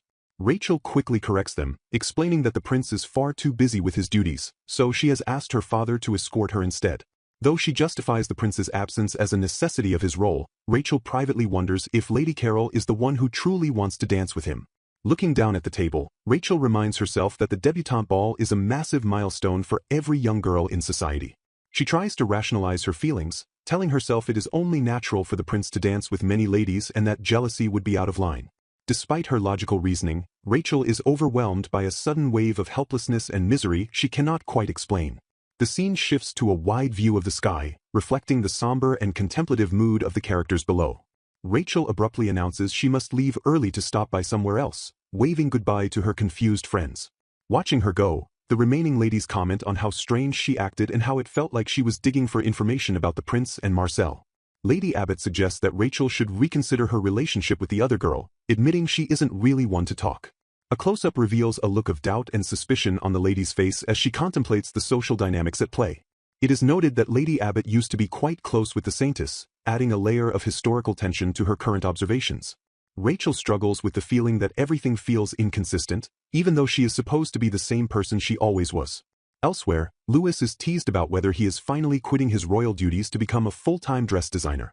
Irritated by the intrusion, the prince scolds his visitor for not knocking and asks what would have happened if someone else had seen him. The visitor catches a glimpse of the sketches on the desk, prompting an embarrassed "ish" from the prince. Seeing the prince's blushing face, the guest realizes he is looking at a design for a dress and asks for confirmation. It is revealed that the prince isn't just arranging the dress for Lady Rachel, but is actually designing the entire garment himself. The prince defensively argues that his actions aren't that weird, despite the teasing he receives for his dedication. He passionately explains that since he cannot be by Rachel's side during her debut, he at least wants her to wear a dress that brings out her full charm. His friend calls the thought process insane, but the prince insists it isn't that bad while clearly sweating from the pressure. The friend jokes that the prince has probably already started fantasizing about Rachel in a pure white wedding dress. Looking away with a deep blush, the prince admits that is simply how he has ended up feeling about the situation. A quiet moment of reflection shows the friend looking on with a softened, more serious expression. The prince grimly notes that high society is a world of malice and schemes, and if he can't be there to protect Rachel, his dress will have to support her instead. The friend remains silent for a moment before asking exactly what the prince is so worried about regarding the design. The prince holds up his sketch with a nervous expression, asking his companion what he truly thinks of the work. The friend points out that the gold embroidery on the hem is non-negotiable because it matches the color of someone's hair. The friend calls out, "Leo," prompting a confused and questioning look from the designer. After reviewing it, the guest admits the dress looks mature and elegant and would perfectly suit Lady Rachel's figure. Suddenly changing his mind, the prince panics and tells his friend to just go with the current design already. He screams in frustration that the neckline of the dress he just designed is way too open. A close-up of the friend shows him smiling mischievously at the prince's overprotective outburst. The prince rants that while the white dress suits Rachel's pale skin and jet black hair perfectly, the open neckline is a major problem. He becomes increasingly distressed at the thought of every other man at the ball staring at Rachel's chest. Desperate, the prince declares he will swat away any pests, but realizes he can't block everyone's gaze in such a revealing outfit. The friend suggests a simple solution: just cover the chest and neckline with lace to solve the problem. The prince stares at the suggestion in silence, realizing that adding lace might be the compromise he needs. He begins to sketch furiously, his hand moving with newfound purpose as his friend watches on with a smirk. A view of the office at night shows the prince still working hard at his desk, silhouetted against the large windows. Excitedly, the prince calls out to Theodore, holding up the finished sketch and declaring it to be perfect. The grand office is shown in its entirety, illuminated by a chandelier as the prince admires his final creation. Theodore mutters under his breath about the prince being an elusive bastard for his hidden talents. The scene transitions to the day of the ball, focusing on hair that has been carefully styled with beautiful ornaments. Details of the dress are revealed, featuring intricate golden embroidery and scattered blue diamonds. Rachel's maid is moved to tears, telling her lady that she looks absolutely lovely in the finished gown. Rachel looks at her reflection, feeling as though the prince's presence is right there beside her through the dress he provided. The maid jokes that fashion trends might change forever because of this dress, while Rachel admits she doesn't even feel like herself. Rachel turns to her maid, Sarah, and thanks her for doing such a beautiful job with her hair and makeup. Sarah blushes with pride, accepting the heartfelt thanks from her mistress. Sarah comments that the prince must have commissioned a truly talented designer, noting how much better this dress is than the previous year's trends. The maid encourages Rachel, saying the prince is undoubtedly looking forward to seeing her in such a stunning state. Sarah beams, declaring that bringing out Rachel's charm is her ultimate duty as her loyal maid. Rachel clasps her hands together, admitting that if what Sarah says is true, it would make her truly happy. A black cat meows as the maid announces it is finally time to head to the carriage for the grand event. Rachel says goodbye to her pet Kuro as she prepares to step out into high society. Looking radiant and determined, Rachel stands with her escorts as they prepare to enter the castle for the debutante ball. Rachel gazes into a mirror while someone admires her breathtaking beauty for her debut into high society. Aurelia is told to wait at the ballroom as the group prepares for the upcoming royal event. Rachel receives a firm reminder to stand tall during her critical audience with the king and queen. Overwhelmed with emotion, a companion expresses deep gratitude that Rachel has regained her health in time for her debutante day. Rachel lets out a spirited affirmation, her face lit with determination for the ceremony ahead. Guards stand watch outside the massive ornate doors as Rachel prepares to make her grand entrance. A low murmur sweeps through the crowded balcony as the guests await the arrival of the debutantes. Rachel walks toward the bright light of the entrance, her back turned as she prepares to face the nobility. Linked arm in arm with her escort, Rachel makes a stunning entrance that leaves the surrounding nobles whispering in awe. Her father marvels at the crowd's reaction to Rachel's beauty, though she playfully begs him to stop making a scene. An overhead view captures the scale of the ballroom floor as the debutantes begin to gather. Anna rushes up to Rachel with a joyful smile, relieved that they were finally able to find each other in the crowd. The atmosphere turns tense as guests whisper in shock about a baroness daring to stop Lord Marcel in such a formal setting. Rachel realizes the danger of the situation, knowing that one wrong move in this rigid social hierarchy could destroy a family's standing. Rachel politely greets Anna as Lady Carol, desperately hoping her friend understands the gravity of their current environment. Anna introduces herself as the eldest daughter of Baron Carol, nervously greeting Lord Marcel with a formal bow. Lord Marcel acknowledges Anna's house with a piercing, judgmental gaze that makes the air feel heavy.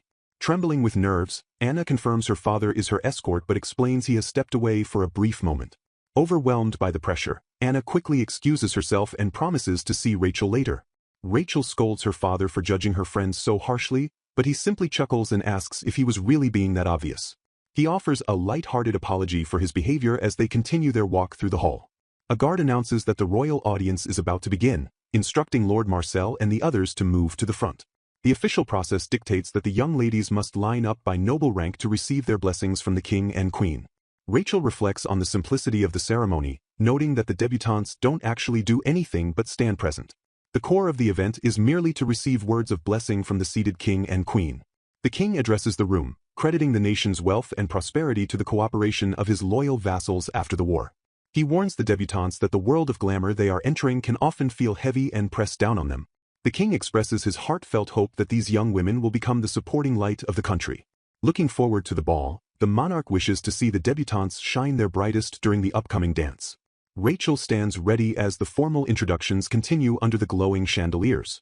Noticing that everything is following the exact same flow as her past life, Rachel feels a sense of uneasy déjà vu. A close-up reveals the nervous tension in her hands as the ceremony progresses. Lord Marcel startles Rachel by announcing that his role as her escort ends here, leaving her confused and worried.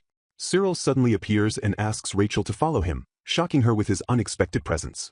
Marcel explains that he couldn't turn Cyril down because the young man insisted so much on taking over. Her father gives her a final encouraging push, telling her to go on and show off her beautiful dress.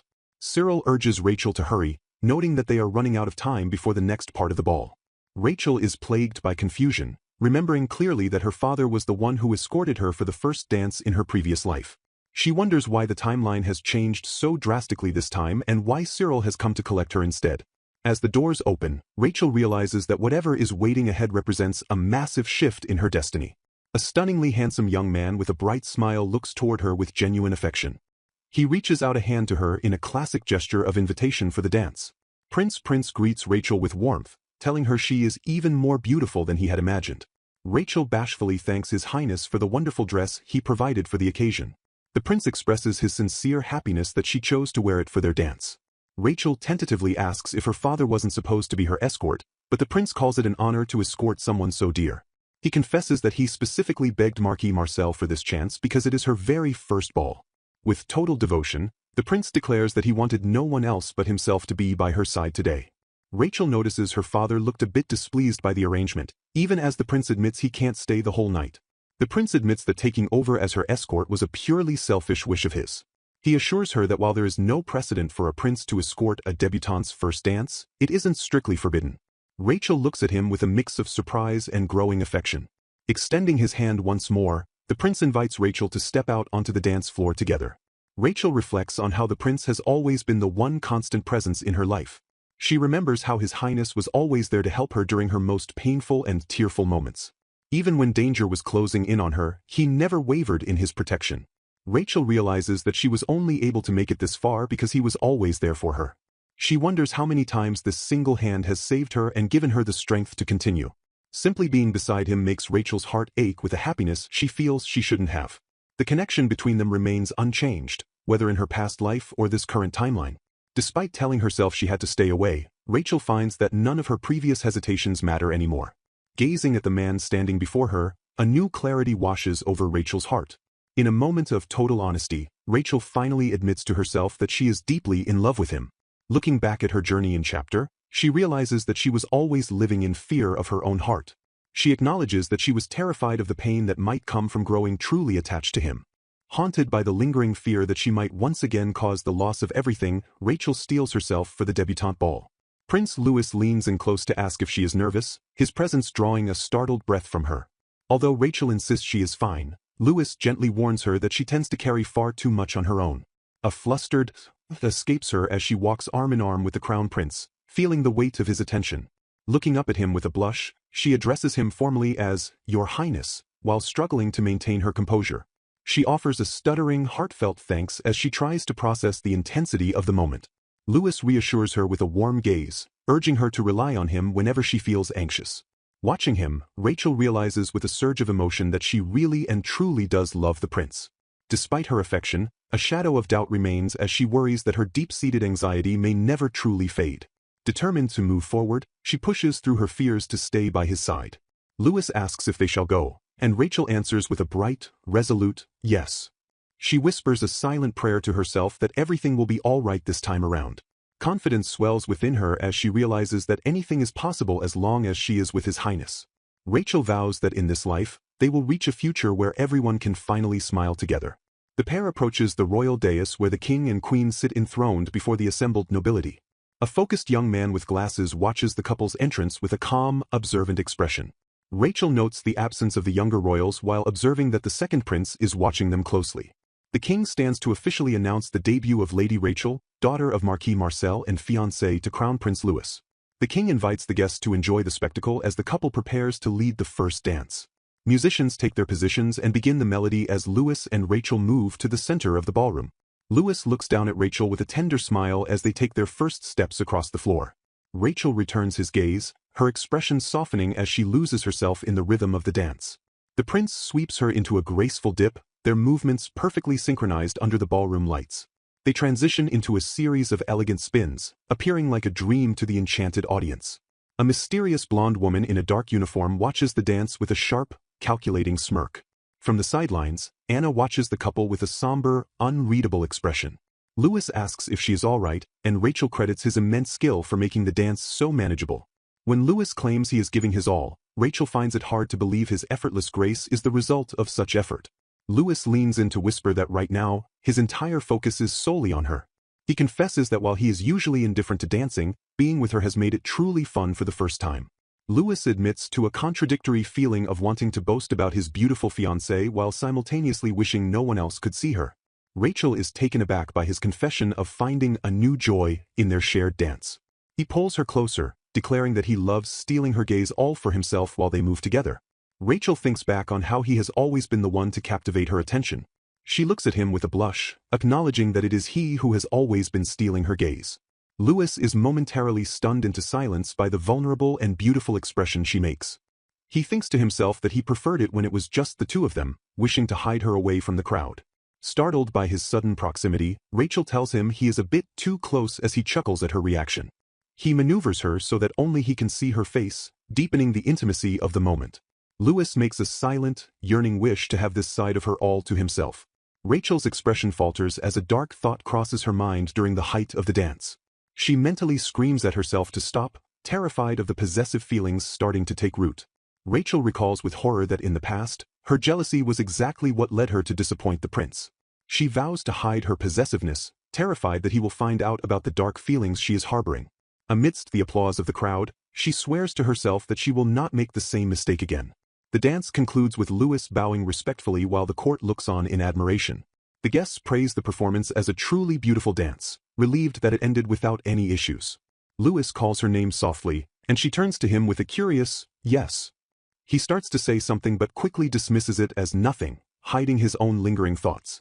Louis laments that he must return her to her father, wishing he could stay with her much longer. He feels the intense, burning glare of the marquee and jokes that it might burn a hole through him. Louis asks her to wait for his return, and Rachel promises that she will, of course, be waiting. The marquis interrupts the moment, pointedly reminding the prince that other ladies are waiting for their turn to dance. Louis playfully warns the marquis not to let any strange insects near Rachel while he is gone. With a final wave and a promise to see her later, the prince departs to fulfill his social obligations.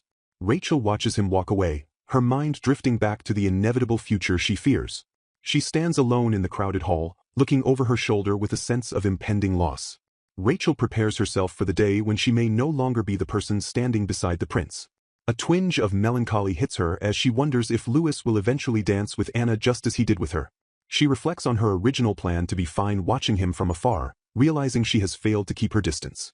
Seeking a moment of peace, she retreats to a quiet balcony overlooking the moonlit gardens. A sudden voice startles her from her solitude, asking if she is alone. Lord Theodore appears, winking charismatically as he asks Lady Rachel if he may have the honor of a dance. Rachel gasps in shock at the unexpected arrival of the heir to the Camus family.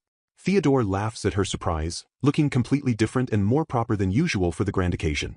Theodore corners Rachel at the debutante ball, charmingly insisting that standing around is dull and she should finally give in to a dance with him. Rachel lets out a soft chuckle, finding herself in agreement with his assessment of the repetitive atmosphere. Placing her hand in his, Rachel formally commits herself to his care for the duration of the dance. Their feet find a synchronized rhythm as the music begins, marking the start of a private moment amidst the crowded ballroom. Sweeping her across the floor, Theodore asks if she is surprised by his skill while Rachel admits he is an impressively talented dancer. Theodore explains he was forced into training since childhood, mastering the art simply to shut up the critics so he could pursue what he actually likes. Rachel smiles warmly, noting that such a rebellious yet practical mindset sounds exactly like the Theodore she knows. Theodore compliments her appearance, emphasizing that her current dress suits her even more perfectly than he had imagined. When Rachel seems confused by the specific praise, Theodore is stunned to realize she hasn't heard the truth about her attire. Leaning in close during a turn, Theodore reveals the shocking secret that Prince Louis himself was the one who designed her dress. Rachel freezes in total disbelief, unable to process that His Highness would personally involve himself in the design of her garment. She begins to notice the details with new eyes, realizing the blue diamonds match his gaze and the embroidery mirrors the shade of his hair. Overwhelmed by the realization that every inch of her look was a gift from the prince, Rachel's face flushes a deep, unmistakable red. Seeing his brother Louis approaching with a terrifying expression, Theodore realizes he has overstayed his welcome and prepares for a hasty retreat. Prince Louis demands to know what Theodore is doing, ignoring his brother's excuses about already fulfilling his royal dancing duties. Louis aggressively commands Theodore to step away from Rachel immediately, his patience for his brother's interference having completely evaporated. Pointing to Rachel's burning cheeks, Louis demands a full explanation for why she looks so flustered and embarrassed.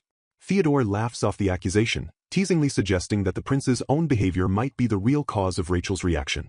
As Rachel tries to stammer out an explanation, Louis demands to know exactly what kind of nonsense Theodore whispered to her this time. The tense confrontation is interrupted when a new presence calls out for His Highness's attention. A debutante and her escort walk forward, their arrival creating a temporary barrier between the bickering royals and Rachel. The newcomers shower the prince with praise, calling his first dance of the evening nothing short of magnificent. The arrival of Lady Carol and her father forces a shift in the room's social gravity, momentarily drawing the prince away. Despite the interruption, the Baron quickly senses the tension and decides it is best to take Carol and depart the immediate area. Left behind, Lady Carol remains focused on her own social standing, reminding everyone that today is her debut as well. Prince Louis watches the departing nobles with a cold, piercing gaze, his mind clearly still focused on the situation with Rachel. The Baron looks back with a nervous expression, sensing the prince's dark mood and hurrying his daughter away. Rachel stands paralyzed, her mind racing as she tries to find words to address the prince's sudden and overwhelming presence. Louis decides the ballroom is far too noisy for this conversation and directs Rachel to follow him to a more private location.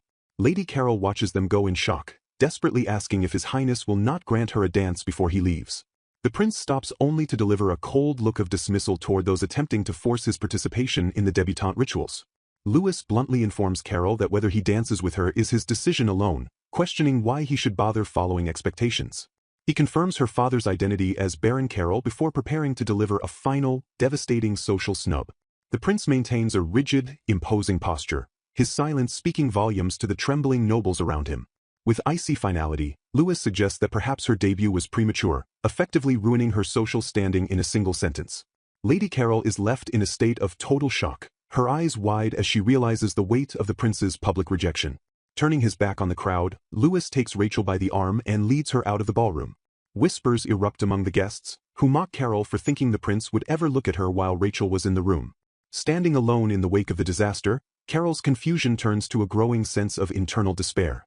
She realizes with horror that the required event, from the original story, her dance with the saint, has been completely bypassed.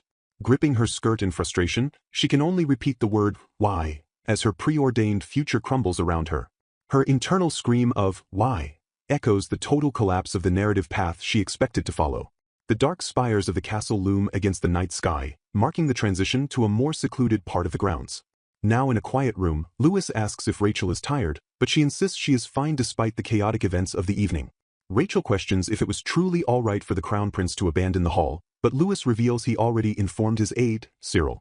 Lewis leans in with a smoldering look, stating that his duties are finished and he deserves private time with his fiancée. He teases her by asking if there was someone else she would have preferred to dance with, making her blush with the suggestion of jealousy. Rachel softly admits that she also truly desires to be alone with His Highness, finally reciprocating his intensity. A moment of genuine warmth passes between them, the prince's usual coldness melting away in the face of her honest confession. Lewis suddenly turns serious, bringing the conversation back to the specific expression she made earlier during her dance with Theodore. He admits that he felt an intense surge of jealousy while watching her with his brother. Lewis demands to know exactly what Theodore said to make her react with such an uncharacteristic and vivid expression. Rachel looks up at him, realizing the depth of the prince's possessive feelings. Lewis clarifies his emotions, searching for the right words to describe the territorial nature of his love. He defines true jealousy as the agonizing desire to ensure that no one else in the world is allowed to see her but him. Rachel nervously shifts the topic to the dress, wondering if she should have worn something more fashionable to please him. Lewis panics, thinking she disliked the gift, and frantically asks if the custom design was not to her taste. Rachel clutches her chest, explaining that Theodore told her the prince designed it himself, which is why she was so moved. A soft, romantic light fills the space as they find common ground in their shared affection. She offers him a deep, sincere thank you, her heart full from the realization of his personal effort. Lewis berates himself internally, worried that he looks like a creep for secretly designing her clothing without permission. Rachel ignores his self-doubt, telling him that being able to wear a gown he created is a gift far beyond her expectations. The prince gazes at her, stunned by her graciousness and the beauty of her reaction. With a radiant and genuine smile, Rachel looks Lewis in the eye and tells him that she is truly happy. The scene fades out on the image of the prince, forever changed by the sincerity of the woman he loves. Deep in thought, the narrator recalls wanting to make someone happy and seeing them smile while they were still in a wheelchair. Reflecting on the past, he admits the dress he provided was born of pure selfishness, yet the recipient's reaction remains a mystery. He wonders what kind of smile they will give him in return for his actions. Overwhelmed by emotion, he questions just how much they plan to captivate him. Breaking the silence, a woman in an elegant white dress asks if something is wrong, but he quickly dismisses it as nothing. He addresses Rachel, acknowledging a shift in the atmosphere as he reflects on their progress. For a long time, he felt he was missing some emotions, but seeing her enjoy the dress brings him a sense of relief. Gazing out at the night sky, he finds it hard to believe a day of such happiness with the one he loves could actually come. Eager to make more memories, he suggests they go somewhere together when summer arrives, perhaps disguising themselves to visit the town again. Rachel formally accepts his invitation to travel to the lake for a summer retreat as His Highness proposes even more ideas. Looking through the window at the falling snow, she smiles brightly and expresses how much she is looking forward to their plans. The scene shifts to a library where a man is busy shelving books. Back at the desk, a blond man stares intently at his quill while his assistant approaches with a massive stack of paperwork. His assistant, Cyril, urges him to finish his overtime work, noting that he seems unusually elated. Blushing, the man defends himself by claiming it's not his fault because Rachel is just too cute, though Cyril tells him to face reality. The man remains lost in a daze, his face flushed as he thinks back on the recent encounter. Cyril notes that His Highness has been pushing himself with debutante duties and feels bad for making him stay up late with paperwork. Suddenly turning serious, His Highness instructs Cyril to call for Ernest the following day. Cyril realizes that the prince's bad side has emerged in size as he prepares to deal with the summons for Ernest. He reflects on Ernest's character, noting his natural strength, vast magic power, and the caring nature that makes him popular. Despite his plan to place Ernest in the royal guard, the The prince stares coldly into the distance and decides he must reconsider. He warns that while kindness is earnest strength, caring for everyone indiscriminately could eventually lead to his ruin. The prince asks if he is referring to the daughter of Baron Anna Carroll. He explains that while Lady Carroll's presence was once tolerable, her recent habit of sniffing around Rachel has become a concern. In the ballroom, she approached with a mysterious purpose, acting as if the prince would do whatever she wished without question. A silhouette of the lady appears as the prince reflects on the unsettling feeling of facing her. He admits that dealing with her feels like confronting something completely unfathomable. Though he hopes it is just needless worry, he decides it is best to remain cautious. Cyril is startled to see that the prince's expression is starting to resemble the cold intensity of his majesty. The prince accuses Cyril of being deliberate by using words he knows are disliked. Cyril retorts that His Highness has always maintained a diplomatic smile for specific reasons. They argue over the prince's hatred for his father, with Cyril bluntly suggesting he is only acting this way to avoid resembling the king. Cyril advises that being a bit more relaxed would suit His Highness better than being so hard on himself. The prince pauses, wondering if Cyril is actually worried about him in his own way. He expresses his gratitude to Cyril, who immediately asks for consecutive days off as his reward. Confirming his suspicions, the prince realizes without a doubt that Cyril's worry was just a ploy for a vacation. Cyril smirks and tells him that the time for his reward will come soon enough. The sun sets over the castle as Cyril watches with a calm, knowing smile. Since the ballroom event, Rachel has been walking the hallways alone, lost in her own thoughts. At the academy, she notices that Ernest and Anna are rarely seen together anymore, as he spends all his time training.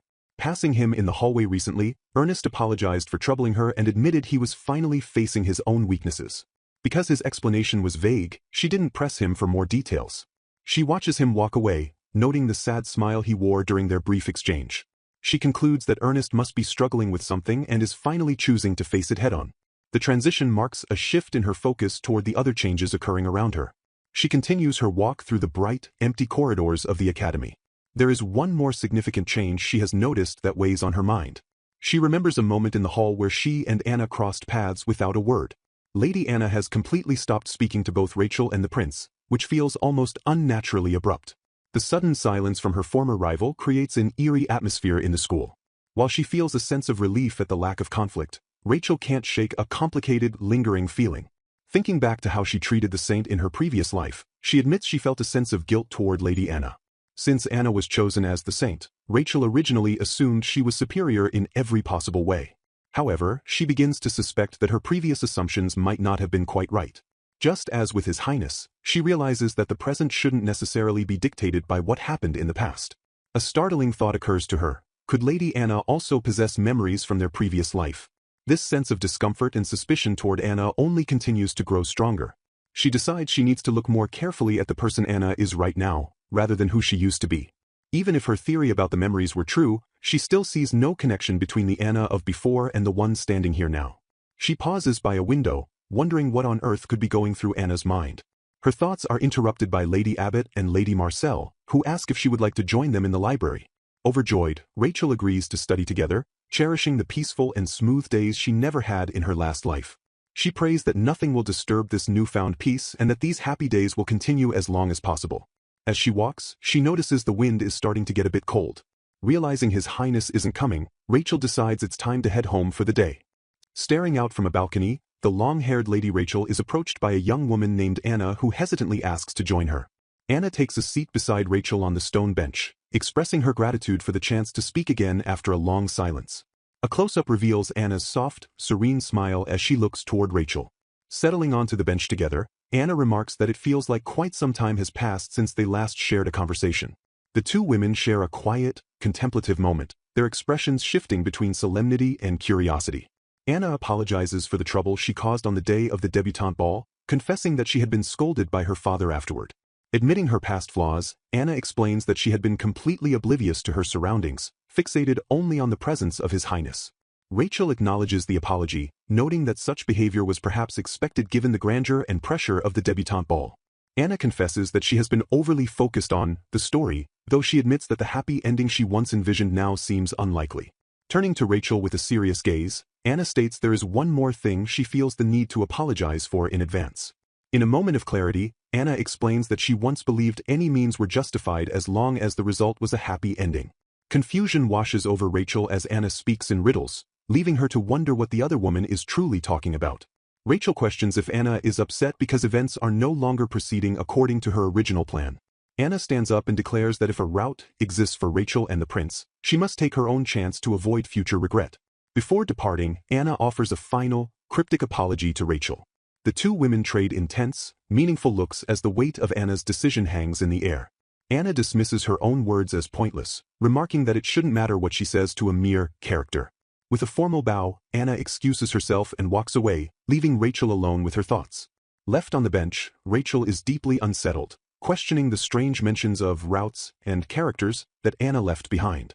Rachel wonders if the person she just spoke to was truly Saint Anna Carroll or someone else entirely. Suddenly, a voice calls out to Rachel, snapping her back to reality as she sits inside a carriage. The prince looks at her with concern, asking if something is troubling her. Rachel apologizes for being distracted, feeling guilty that she is preoccupied during an outing the prince went out of his way to arrange. The prince reassures her with a gentle smile, urging her to share her burdens instead of trying to carry everything alone. He reminds her that she is surrounded by people who care, including Lady Abbott, her maid Sarah, and her parents. Emphasizing his support, the prince asks her to rely on those around her rather than keeping her struggles to herself. Rachel looks at him, moved by his sincerity and unwavering kindness.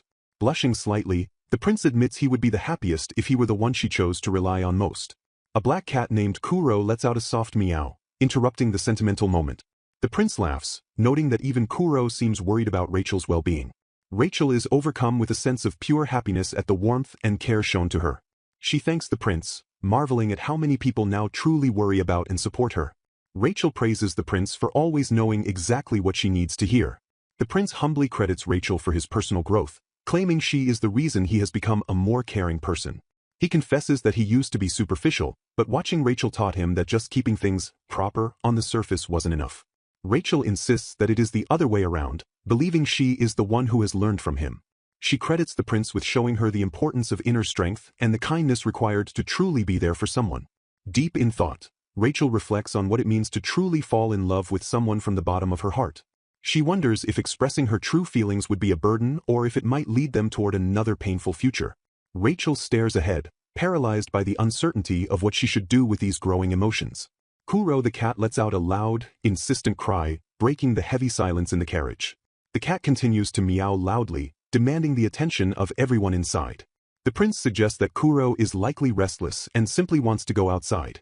He tries to pacify the cat by promising they can all eat the sweets Samuel baked once they return. The prince observes that the lush, nature-rich forest and lake they are visiting are the perfect attraction for a nature-loving spirit. Kuro lets out one final, excited yowl as they arrive at their destination. The carriage stops before a beautiful, serene lake surrounded by dense trees. Stepping out of the carriage, the prince gallantly offers his hand to Rachel and tells her to watch her step. Rachel takes his hand as they prepare to enjoy the scenic landscape. Rachel is surprised to see Roger, who greets her warmly after their time apart. Roger explains that he was reassigned back to the capital only last week and is delighted to serve as their escort once again. Rachel apologizes for the trouble caused in the Marcel territory, but Roger insists the fault was his own inexperience as a knight. Ensuring their safety, Roger informs them that the surrounding area is secured so they can enjoy their time without worry. The prince invites Rachel to join him for a boat ride on the lake, and she happily accepts. Rachel admits that while she has visited this place before, this will be her very first time actually riding in one of the boats. The prince leads the way, eager to share the new experience with her. He jokingly worries that he might be acting a bit too excited for his age as they head toward the water. Rachel reflects on how Roger was only punished because she had let her guard down, though a capital post is better for his career. Both the prince and Roger had insisted that losing sight of a charge was an inexcusable failure for a knight. When Rachel had tried to ask for leniency, the prince spoke with the heavy resolve of a future ruler, accepting the responsibility of leadership. Rachel realizes that walking alongside the crown prince means becoming part of a world with immense consequences. She admits she didn't fully grasp that her actions could lead to others being punished, yet the prince never blamed her. Looking at him, she recognizes that the burden the prince has carried since birth is immeasurably heavy. Rachel marvels at the man the prince has become despite the pain and inner conflict he has endured. Stepping onto a small rowboat for the first time, Prince Louis admits to Rachel that despite visiting the lake often, he has never actually been out on the water. He sheepishly warns her that his excitement might make him act a bit younger than his age. Radiating joy, Louis takes Rachel's hand and leads her toward their boat for the afternoon. As they prepare to set off, Rachel offers a gentle, radiant smile of anticipation. The calm surface of the lake is covered in lily pads, setting a tranquil scene for their date. The pair settles into the boat, with Lewis looking remarkably relaxed as they drift away from the shore. Lewis maneuvers the oars and gazes at the scenery, remarking that the lake is even more breathtaking when viewed from this perspective. Rachel worries that her advisor Cyril will scold her for goofing off, but Lewis reassures her by saying he will happily get scolded right alongside her. Taken aback by his own laughter, Lewis admits he is surprised by how much fun he is having in this moment. Rachel confesses that she also didn't realize His Highness was capable of laughing so freely. Reflecting on his past, Lewis explains that he has spent his entire life suppressing every emotion from joy to sorrow. He reveals that from a very young age he felt no one needed him as a person, only as the embodiment of a future king. Deeply affected, Rachel listens as he describes his life as merely a role he was meant to play for his country and people. Lewis clarifies that while he cares deeply for his nation and strives to be worthy of it, he doesn't want his dedication to sound like bitterness. Rachel gently counters his self-doubt by asserting that, from her perspective, he has fulfilled his royal duties magnificently. To her shock, Lewis disagrees and questions what it truly means to be enough. He criticizes himself as an unpleasant person who has only ever thought in terms of gains, losses, and treating people like tools. Lewis questions if such a cold person could ever truly make someone happy, though Rachel maintains that his actions as crown prince were never wrong. He muses that understanding both suffering and happiness is the only way to truly care for others and find someone to share life's beauty with. He laments that it has taken him until recently to realize such a fundamental truth about human connection. Watching him, Rachel realizes that while the prince she knew before hid all vulnerability, he is now finally showing her his true self. She decides that whether or not she can fully accept every part of him probably doesn't matter compared to the man standing before her. Lewis thanks Rachel for turning him into a real person with a real heart and for allowing him to share his unfiltered feelings. Rachel responds that it is actually his unwavering strength and kindness that have saved her more times than she can count. Looking down at her lap, Rachel feels a surge of what can only be described as absolute resolve. She admits to herself that she has been asking the same question over and over ever since she realized she loved the prince. She knows that standing by his side means accepting the heavy burden of becoming the future queen. Internalizing the weight of the crown, she questions if she is truly prepared to devote her entire life to the country. Rachel realizes that acknowledging her deep feelings for Lewis is the same as making that final, life-changing decision. She decides she wants to share in his burdens and carry whatever he carries, moving forward together. With a steady voice, she asks Lewis if she may protect the country he holds so dear alongside him. Startled by the weight of her words, a stunned Lewis asks Rachel to clarify exactly what she means. Breaking through all barriers, Rachel finally confesses her love directly. She looks him in the eye and repeats the confession, leaving no room for doubt about her feelings. The two share a quiet, charged moment of mutual realization across the small boat. Overwhelmed, Lewis remains speechless as he processes the depth of her devotion. Rachel offers a soft, tearful smile, relieved to have finally spoken her truth. Lewis asks if she is truly sure, warning her that his wishes for their future might mean taking away her personal freedom. Rachel counters that being beside the one she loves is a view more beautiful than any landscape. She vows to stay by his side and make their shared ideals come true as a united front. Though she knows hardships await them, Rachel declares that she has become stronger and is ready for the decision she has made. She envisions a truly wonderful life ahead, regardless of the challenges they might face. Lewis covers his face as the weight of her words and his own relief finally crash over him. Tears streaming down his face, the prince can do nothing but offer Rachel a broken, heartfelt thank you. Looking down at the couple from above, the boat drifts peacefully on the water as they share their first moment of true mutual understanding. Elsewhere at the palace, a man named Theodore knocks on Lewis's door only to find the room empty. Cyril approaches Theodore in the hallway, carrying a stack of official documents. Theodore notices Cyril's unusually stern or troubled expression and asks what is going on. Cyril remains silent for a moment, his gaze fixed on the papers in his hands. Theodore explains he was looking for documents from Lewis and asks if Cyril has seen him. Cyril politely directs Theodore to follow him toward the assistant's office to retrieve the files. Theodore complains that Cyril is as unfriendly as ever, recalling how he used to fuss over him and Lewis when they were children. He reminisces about the swim practice, where he tossed Cyril into the water, using magic to make sure he didn't actually drown. He contrasts this with Lewis, who used to light up and beg to see borderline forbidden magic whenever they were together.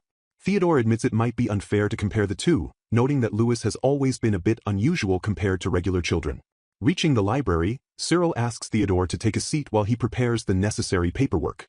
Theodore watches Cyril work, marveling at the assistant's ability to keep track of such a massive volume of documents alone. Theodore jokingly takes credit for Cyril's competence, claiming the boy turned out so well because of his own influence. Getting back to business, Theodore asks again where Lewis has disappeared to. Cyril flatly reveals that the king has gone to the lake, prompting Theodore to wonder why. Theodore pauses, a knowing look crossing his face as he considers the location. Cyril confirms Theodore's suspicion that Lewis is indeed out on a date with Lady Rachel. Theodore laughs, recalling how Lewis used to call dating a waste of time and claimed tea parties with a fiancé were more than enough. The two men share a quiet moment of reflection in the library as the sun begins to set. Looking at Cyril's rare smile, they both agree that the once cold Prince Lewis has truly changed for the better. With a smile, Rachel accepts the prince's invitation to the boat, feeling a deep sense of gratitude for his presence. Cyril deduces from the aura Theodore is giving off that he feels relieved now that Prince Lewis is acting more human. Theodore turns away with a slight blush, clearly flustered by Cyril's uncanny ability to read his internal state. Cyril teases Theodore further, asking if he is actually happy about the prince's sudden change in personality. Cyril reflects on the power of love, noting that it truly is something extraordinary to witness. Annoyed by the intrusion, Theodore tells Cyril to stop reading people's auras without their permission while Cyril laughs off the request. Theodore stares intensely with wide eyes as the conversation shifts toward more serious matters. Cyril asks if Theodore is suddenly getting the urge to marry, but Theodore dismisses the idea as impossible. Theodore maintains a stoic expression, simply responding with a dry, "Is that so?" to the suggestion. Theodore adds that he would only feel sorry for the person unfortunate enough to end up with him. The scene shifts to a formal document titled, "List of Participants in the Spirit Summoning Ritual." Theodore hands over the requested documents to Cyril, who thanks him for the delivery. The participant list includes portraits of Falman, Natalia Abbott, and Matthias, alongside several illegible names. Another portrait of a smiling girl appears next to a document partially titled, "Missing Die." Cyril falls silent as he begins to carefully review the contents of the spirit summoning documents. Cyril notes there are only 4 participants this year, and Theodore explains that one student entered a monastery while the other is Lady Rachel. Theodore mentions that the prototype magic audio recorder project was rushed specifically because of the student leaving for the monastery. Theodore sighs, noting that thanks to these developments, things proceeded exactly according to the prince's plans. Theodore explains that even though Lady Rachel contracted with the Black Cat, her mana hasn't recovered enough to endure the ritual's strain. Cyril recounts how the student who spread false rumors about Lady Rachel was lucky to only be expelled after angering Lewis. The original list of participants included Katrina Higgins, Wilhelmina Aim, and Euphemia Aim. Cyril identifies a girl named Anna Carroll as the troublemaker from the debutante ball, but Theodore notes her mana capacity is the highest in years. Flashbacks show Anna's outrageous behavior at the ball where she demanded to dance with His Majesty despite the mid-ranked spirit data. Despite her behavior, Cyril recalls that her aura felt strangely calm and likely to attract spirits. Cyril suspects that just like Lady Rachel, Lady Carroll is hiding a secret of her own. To Cyril, Anna is simply another troublesome person who is destined to bring more problems to Lewis. Theodore looks down thoughtfully while Cyril remains focused on the potential complications ahead. Cyril stares intensely at the document, deciding that certain information should only be used when absolutely necessary. Cyril decides it is none of his business and has no intention of exposing the secrets of either Rachel or Carol. The focus remains on the list of spirit summoning participants, as Cyril prepares to leave. Cyril takes the documents and tells Theodore to give his regards to Lewis as he departs. Cyril walks away through the hallway while Theodore remains standing near the entrance. Theodore greets Prince Lewis as he returns, jokingly asking if he just got back from a date. Lewis declines the offer for the summoning documents, explaining he already picked them up from Cyril. Lewis is asked how his trip to the lake went. With a soft smile, Lewis simply replies that the trip was nice. Cyril is shocked by Lewis's response and wonders why he is even bothering to report back. Cyril notices flowers literally floating around Lewis's head and realizes he must have had a very pleasant day off. Cyril tries to pry for details about Lady Rachel, but Lewis firmly states he won't be sharing anything. Lewis chuckles softly as Cyril continues to observe his uncharacteristically cheerful mood. Cyril concludes that Lewis's expression means things went exceptionally well with Lady Rachel. Cyril smiles and tells Lewis that he is happy for him. Cyril waves goodbye, telling Lewis he will catch him later. Cyril walks away alone, his mind returning to the hidden details of the upcoming ritual. Cyril vows that while he won't go out of his way to dig up secrets, he is keeping a close eye on the ritual. Cyril's expression hardens as he swears he won't allow anyone to threaten the peace Lewis worked so hard to achieve. As a friend and a figure like an older brother, Cyril prepares to remove any obstacles in their path. Looking back at the Grand Academy, Cyril decides he might just lend a hand to protect their future. Cyril walks into the distance, leaving his final thoughts on the matter as a maybe. The scene shifts to a close-up of a hand writing diligently in a notebook. The notebook lists events like the spirit summoning ritual and becoming Saint Zenith, with past events like the debutante ball crossed out. A girl sits alone at a desk, surrounded by books, as she continues to update her mysterious records. The girl whispers the name, Makoto-kun, as she focuses on her writing. Her expression is one of intense focus and slight distress as she contemplates the future. A group portrait shows the main characters in formal attire, including a smiling Lewis and a sharp-eyed Cyril. In the conservatory, Lewis asks Lady Rachel how she is feeling after their trip to the lake. Lady Rachel assures him there are no issues at all while they stand together among the lush greenery. Lewis leans in close, asking if she would mind going somewhere alone with him next time. Rachel looks down at their joined hands, her expression softening with affection. Rachel looks up and gives him a definitive yes. The two sit together in the sun-drenched conservatory, sharing a quiet and intimate moment. The scene transitions back to the academy exterior under a bright, clear sky. Students walk through the courtyard as the daily life of the academy continues. Groups of students converse near the school buildings as the ritual preparations loom in the background. Magicians and priests are seen moving through the halls with a sense of urgency. Two students discuss how the preparations for the spirit summoning ritual are finally entering their final stages. Surrounded by a circle of adoring noblewomen, the popular Viscount Frian maintains a polite but distant demeanor amidst the constant chatter. Watching from a nearby window, Rachel and her companions spot the handsome Prince Theodore as the crowd reacts to his presence. The two girls remark on the Viscount's unshakable popularity, noting how the surrounding students seem completely captivated by him today. A grand narrative unfolds describing the Viscount as the future Marquis and guaranteed leader of the Mage Corps, a man of immense beauty whose fiancée seat remains tantalizingly vacant. The scene shifts silently to focus on the weight of expectation and the prestigious atmosphere surrounding the upcoming academy events. Rachel's friend admits it is virtually impossible to stop the girls from pursuing such a high-status and attractive target.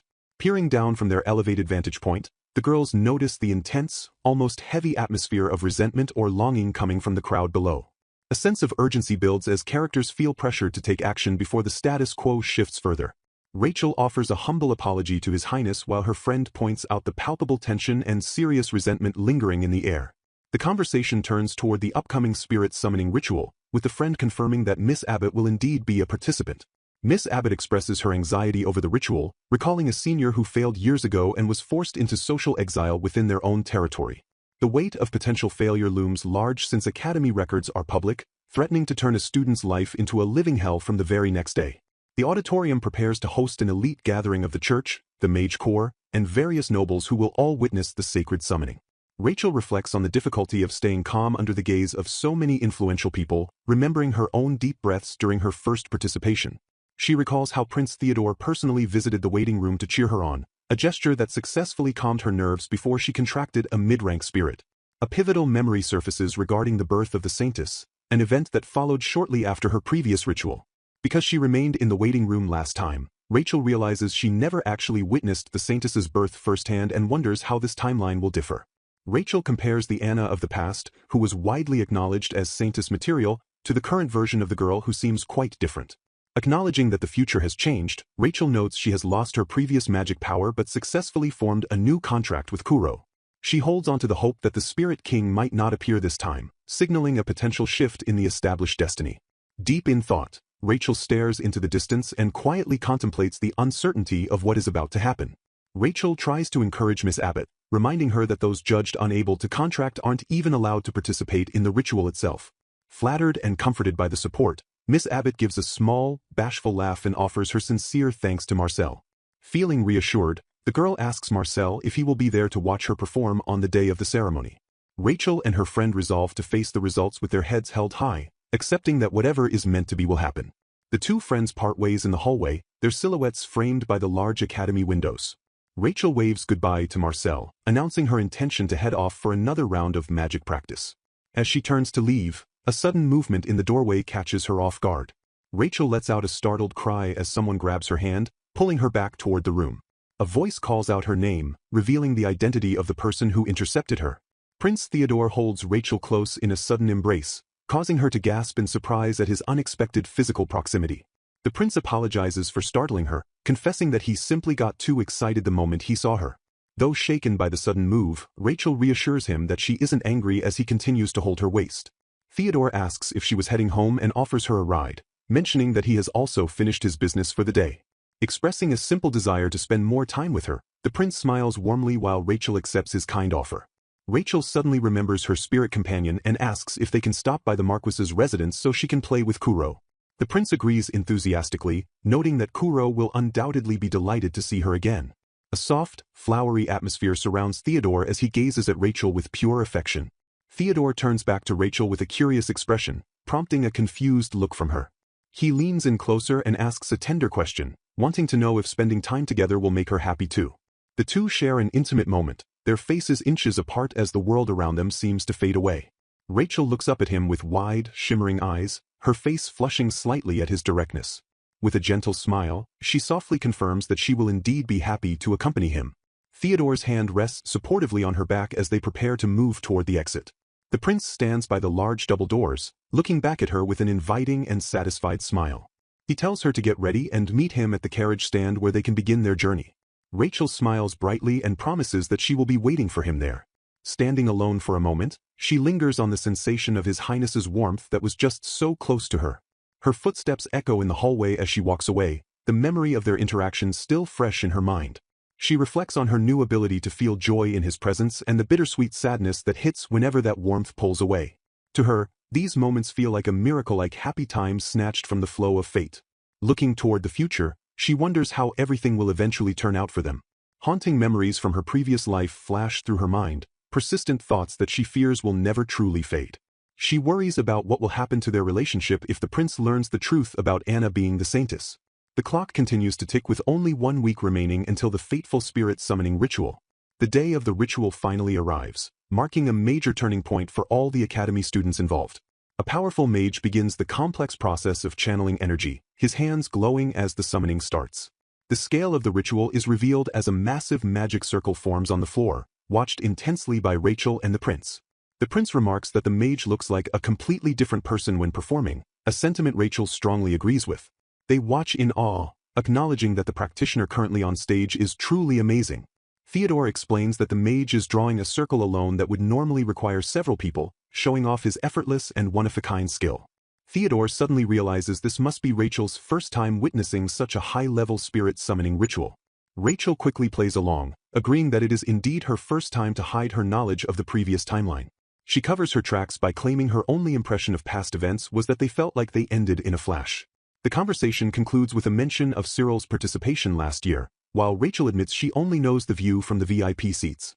While discussing the royal tradition of contracting spirits at age 10, the speaker reminds His Highness that he completed his own contract back in early childhood. Unlike non-royals who rarely contract light spirits, those with saintess blood and vast magic power often manage the feat due to their unique lineage. Curious about the exceptional Lord Theodore, the observer wonders if he also possesses a light spirit given his atavistic saintess powers. The observer admits their intense curiosity regarding what kind of one-of-a-kind contract spirit a person as exceptional as Lord Theodore might hold. Noticing the observer's intense staring, the companion asks if they accidentally voice their thoughts about Theodore out loud. High above the assembly, decorative bells shimmer with light as a hooded figure prepares to oversee the spiritual proceedings. From the balcony, a young woman and a blonde man watch the ritual unfold as sparkles of mana drift through the air. Suggesting the observer ask Theodore himself next time, the companion hints that his answer will likely be something quite surprising. Anticipation fills the hall as the ceremony officially begins, drawing the focused attention of the young royal couple. A student kneels before the hooded officiant, preparing to undergo the soul-binding ritual as the atmosphere grows heavy with magic. In a sudden flash of light, a small, squirrel-like earth spirit manifests on the shoulder of a surprised student. The royal observers celebrate the first successful contract of the day, noting it resulted in a low-rank earth spirit. The student gazes warmly at her new companion, cradling the small, glowing squirrel spirit in her hand. Relief washes over the room as the observers note how happy Abbott looks following her successful summoning. Confident in the group's abilities, the narrator notes that Abbott's success was expected since she had succeeded once before. Another participant successfully summons a translucent, butterfly-like water spirit that dances around his hand. The observers anticipate continued success for the rest of the participants if the lineup remains the same as previous sessions. With 3 successful contracts in a row and only 1 participant left, the crowd hopes for a perfect success rate this year. A close-up reveals a pair of elegant black loafers stepping onto the ritual floor as the final participant approaches. Anna Carroll steps forward with a look of grim determination, her face shadowed by the pressure of the final ritual. Walking with purpose, Anna enters the center of the ritual circle, her long skirt trailing behind her on the polished floor. The crowd falls into a hushed silence as they wait for the most anticipated student to begin her summoning. From high above, the royal couple watches intently as Anna stands alone under the spotlight of the grand hall. Shaking off her distractions, Anna tells herself to focus entirely on the ritual instead of wondering about the hidden meanings of the day. The officiant calls upon the mechanisms of creation and the resonance of the stars, while Anna prepares to see which spirit will answer her call. Clasping her hands in prayer, Anna Carroll chants the sacred words to forge a bond of the soul and command the spirits to show themselves. A blinding, jagged light erupts from the center of the ritual circle, startling the observers in the balcony. The air crackles with the immense power of the spirit summoning as the ritual reaches its peak intensity. As the light fades, Anna remains kneeling on the floor, but the expected spirit manifestation is nowhere to be seen. Confused murmurs ripple through the crowd as people wonder if Anna Carroll actually failed the summoning since there is nothing there. Stunned by the empty space before her, Anna trembles at the impossible thought that she might have actually failed the ritual. Bowing her head in disbelief within the ritual circle, Anna repeats to herself that this outcome simply cannot be happening. While Anna despairs, the hooded officiant looks on with a knowing, subtle smile as if he perceives something the others cannot. The officiant stands tall over the kneeling girl, his presence looming large as a heavy silence stretches across the hall. Suddenly, a massive, ethereal presence begins to materialize above Anna, casting a divine glow that fills the entire stage. A magnificent, long-haired entity appears and looks down at Anna, identifying her as the one who dared to call upon him. Realizing the magnitude of the being before her, Anna gasps as she recognizes the arrival of the legendary Light Spirit King. Anna stares up in awe, her earlier despair replaced by total shock as she realizes the scale of her success. The Spirit King remarks that it has been ages since a human interesting enough to summon him has appeared, noting her magic color matches his own. The royal observers are left speechless as the towering spirit stands over the small, kneeling student. The Spirit King hums thoughtfully, his gaze piercing through the air as he evaluates the girl at his feet. From the balcony, the young woman stares in horror while the Spirit King fixes his gaze upon her with an enigmatic expression. The spirit suggests that Anna hasn't just summoned him but has somehow gone back in time, or at least something quite similar. A close-up shows the blonde man gently placing his hand over the young woman's trembling hands to steady her. Rochelle's companion asks if she is all right, noticing her visible distress as the Spirit King continues his evaluation. Rochelle apologizes to His Highness and insists she is fine, even as she stares down at the incredible scene unfolding below. Looking around the assembly, the Spirit King muses that there seem to be quite a few interesting humans gathered in this place. The spirit begins to discuss the concept of a blessing, his voice echoing with ancient authority. The king demands to know Anna's wish, stating that anyone who manages to summon him must have a deep desire in their heart. With newfound courage, Anna looks the Spirit King in the eye and declares that she wants his divine blessing. The Spirit King reacts with mild surprise, questioning her request for a blessing as he floats before her. When questioned about her worthiness, Anna humbly replies that it is for the king to judge, though she simply wishes for his favor. The king confronts her with the truth, asking if she is intentionally sealing away her original personality. He wonders if she remembered her former memories at the cost of her current ones, or if this version is her true original self. Warning her that she can hide nothing from his sight, the king tells Anna that even the future she desires is perfectly clear to him. Anna considers the spirit's words, wondering if the future she envisions might actually be possible under his watch. Fearing she has no time left if this moment slips by, Anna declares she is willing to stake everything she is to make her wish come true. The Spirit King clarifies that he does not interfere excessively with people and that her ultimate path depends entirely on her own actions. He warns her that there is absolutely no guarantee that the things she desires will actually arrive as she expects. Despite the risks, the Spirit King decides to grant Anna his blessing, moved by the weight of her conviction. Admitting that human thinking often eludes him, the spirit confesses that Anna's resolve is intriguing enough to please him. He explains that the power of light is rooted in compassion and cannot be wielded by those who intend to use it for evil. Overwhelmed with joy and relief, Anna thanks the Spirit King profusely as she accepts the weight of his gift. The Spirit King reaches out and gently touches Anna's forehead, sealing the contract with a brilliant burst of light. The grand hall is illuminated as the legendary blessing is finalized, leaving the entire assembly in awe of the girl who summoned a king. Rachel and Cyril shield their eyes from a sudden, blinding radiance that fills the room. Sweating and wide-eyed with shock, Rachel questions what Anna and the others were discussing before the light took over. As the brilliance fades, she clings to Cyril and realizes with dread that the pivotal moment of the blessing is still occurring exactly as she remembered. High above the crowd, a massive figure emerges as the Light Spirit King prepares to bestow his divine favor. The onlookers gasp in realization as they identify the woman standing before the spirit as the Saintess. A proclamation rings out that this outcome remains unchanged and the era of the Light Saintess has begun. The crowd erupts into a frenzy of cheers, celebrating the fact that the Light Spirit King has officially granted his blessing. Roars of "Long live the Spirit King" and "Long live the Saintess" echo through the hall in a deafening display of loyalty. The formal announcement identifies the newly chosen Light Saintess as none other than Anna Carroll. With the ritual complete, the narrative confirms that the Saintess has been officially born into the world. Episode begins with a wide shot of the magnificent Spirit King towering over the small, kneeling figure of Anna Carroll. Rachel and Cyril stand together in the audience, their faces pale as they process the birth of the Saintess. A somber internal monologue notes that throughout history, every Saintess has eventually married into the royal family. Rachel recalls how she once blindly believed Anna was targeting the position of the prince's wife because of this historical precedent. Visualizing the dark consequences of her past mistakes, Rachel is haunted by the disastrous results of her previous life. Deeply distressed, Rachel covers her face and vows to herself that she will never make the same mistake again. Cyril notices her trembling and asks if she is worried, admitting that even he was surprised Lady Carroll became the Saintess. He offers a gentle smile, assuring her that while the country will be buzzing for a while, everything will be fine. Rachel tries to steady herself, agreeing that the birth of a Saintess should be viewed as a joyous occasion for the nation. She looks up at the prince, her eyes filled with an unspoken plea as she addresses him. Rachel decides that she must trust in the prince's feelings above all else to navigate this uncertain future. She reasons that just because Anna is the Saintess doesn't mean the timeline is doomed to repeat its tragic end. Leaning into Cyril's comfort, she resolves to be grateful for the Saintess's birth while maintaining their unchanged relationship. Softened by his support, she whispers a quiet thank you to him. On the stage, the enigmatic Theodore stands face to face with the towering Spirit King. Rachel observes the two from afar and is struck by the uncanny resemblance between the man and the spirit.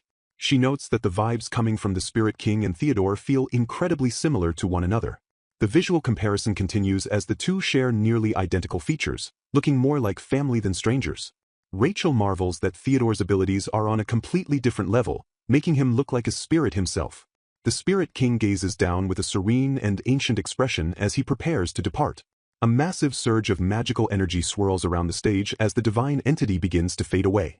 Before vanishing, a voice echoes in Rachel's mind, hinting that they might meet again one day. Startled, Rachel touches her face and wonders if she was the only one who could hear the Spirit King's parting words. Cyril notices her distraction and asks what is wrong, but Rachel quickly brushes it off as nothing. Holding a glowing orb of light, the Spirit King announces his return to his original forest. His final blessing calls for fortune to grace the future of the country as he dissolves into shimmering particles. The crowd remains in a state of stunned awe as the last traces of the divine presence disappear. Onlookers discuss the special nature of the Spirit King, still reeling from the magnitude of what they witnessed. The narrator notes that the king's final words have convinced everyone that the country's future will shine brightly. Sometime later, Cyril asks Rachel if she is coming along to speak with Theodore since she surely has questions. Cyril expresses his intent to have a serious conversation with Theodore regarding the day's events. Rachel agrees to join him, unwilling to be left out of the loop. The scene shifts to a quiet room where a teapot and cup are laid out on a table. They find Theodore relaxing in a chair, and he casually asks if they need something from him. Cyril stands before him, calling his name with a firm and serious tone. Theodore gestures to the tea he brewed, inviting them to sit and drink before it gets cold.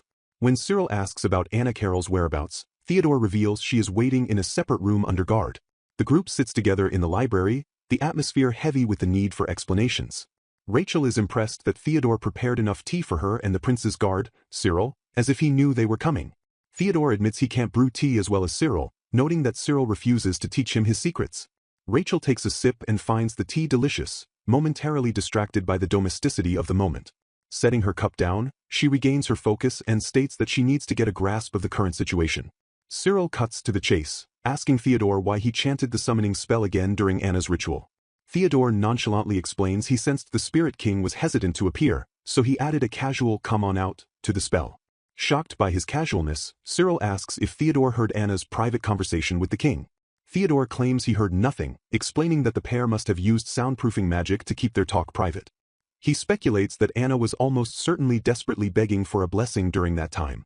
Rachel ponders the fact that even Theodore is in the dark about what was actually said between Anna and the Spirit King. She finds it difficult to read what Anna's true goal is if she was pleading so desperately. Theodore adds that Anna looked frustrated, as if she couldn't understand why the ritual wasn't working initially. He recalls the look of disbelief on her face when the Spirit King hesitated to manifest. It was clear to everyone watching that Anna had been totally convinced the blessing would be granted without issue. The group falls into a thoughtful silence as they digest the implications of Anna's behavior. Cyril concludes that they will need to keep a very close eye on the new Saintess's movements from now on. The chapter ends with the group resolved to stay vigilant in this altered timeline. Lewis offers a reassuring smile and suggests that moping won't change anything, so they should simply continue their usual routine. Lewis excuses himself to meet with the captain, apologizing for taking up the group's time. He warns everyone to stay sharp because things are about to get extremely busy. Lewis's departure leaves a lingering silence in the room. Alone with his thoughts, the protagonist realizes he must be careful to ensure everything remains fine since he is no longer the person he was in the past. He maintains a confident expression, affirming his resolve to stay the course. Meanwhile, Rachel's face is clouded with a cold sweat as she internally promises to be careful. Rachel struggles with an unshakable anxiety, desperately trying to trust that His Highness will make everything okay. Deep-seated terror remains carved inside her, refusing to fade despite her prayers for safety. His Highness gently lifts Rachel's chin, promising to definitely protect her. He encourages her to share any worries so he can make the effort to see her smile again. The heavy atmosphere is suddenly broken by the presence of younger students. The companions joke that if the prince and Rachel are so jealous of each other, they should just get engaged and save the romantic displays for later. Cyril interrupts the moment to remind His Highness that if they are done talking, it is time to depart. He warns the prince to prepare for all-nighters, as the appearance of a saintess has created a mountain of work. The prince's expression shifts to one of irritation as he is forced to end his chat with Lady Rachel. His friends begin physically pushing His Highness toward the door despite his protests to stop. The prince tries to bargain for just 5 more minutes as he is dragged away from the room. Calling out one last time, the prince tells Rachel he will contact her as soon as things calm down. The heavy doors slam shut, leaving the room in a sudden, ringing silence. Rachel stands alone, surrounded by the quiet echoes of their departure. She reflects on how His Highness gently envelopes her whenever a wave of anxiety crashes over her. Looking toward the Academy clock tower, Rachel prays to always remain by His Highness's side. She expresses a deep desire to become someone strong enough to envelop and support him in return. Steeling her resolve, Rachel vows to make every effort to become that reliable person.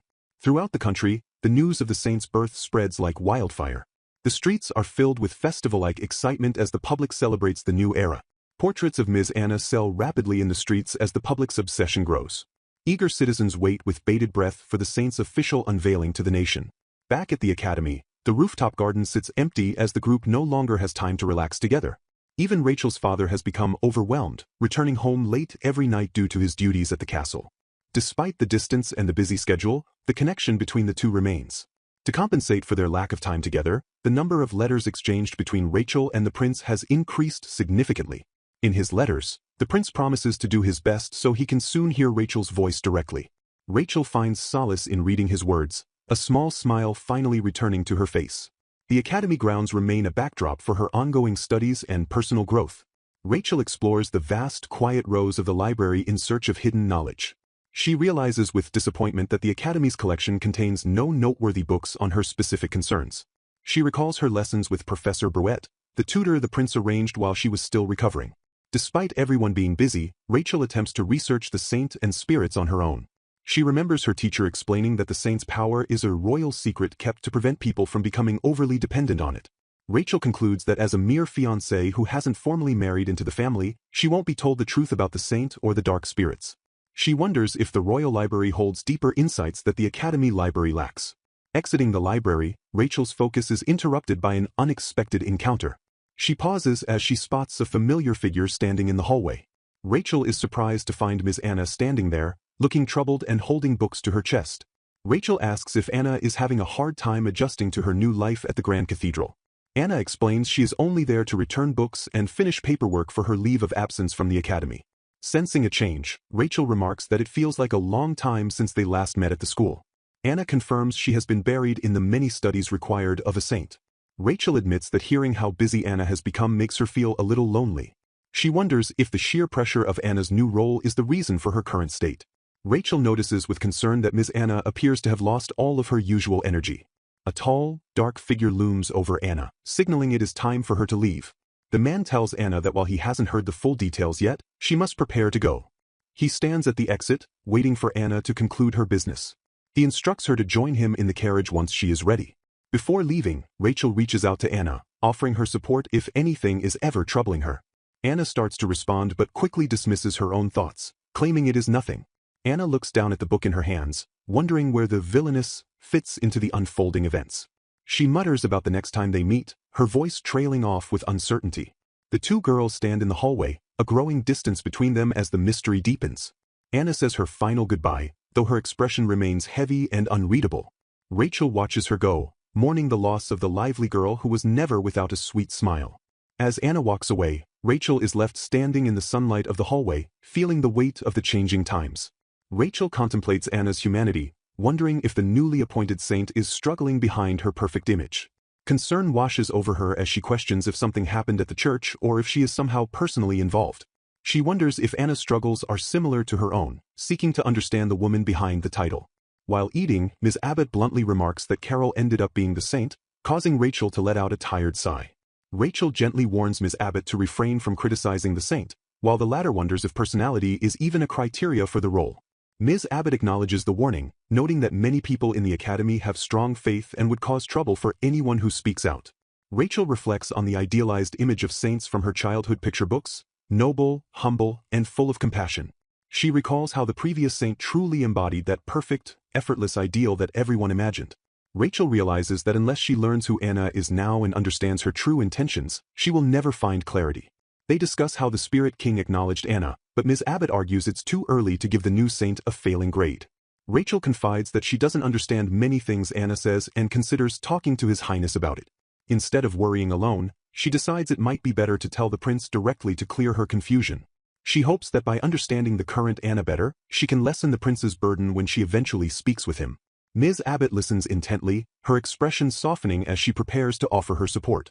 Ms. Abbott agrees, telling Rachel she should have spoken up sooner so she wouldn't have to carry the worry by herself.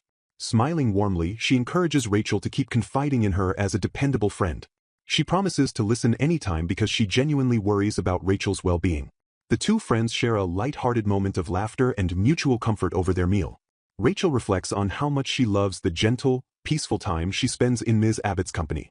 She credits Ms. Abbott with teaching her how wonderful it feels to truly have a friend. Looking at her circle of companions, she feels her life is filling with precious treasures. Returning home, Rachel enters the grand estate as the sun begins to set. She notes how happy she feels before being greeted by a surprising sight. Rachel greets her father, who looks exhausted with dark circles under his eyes from recent troubles.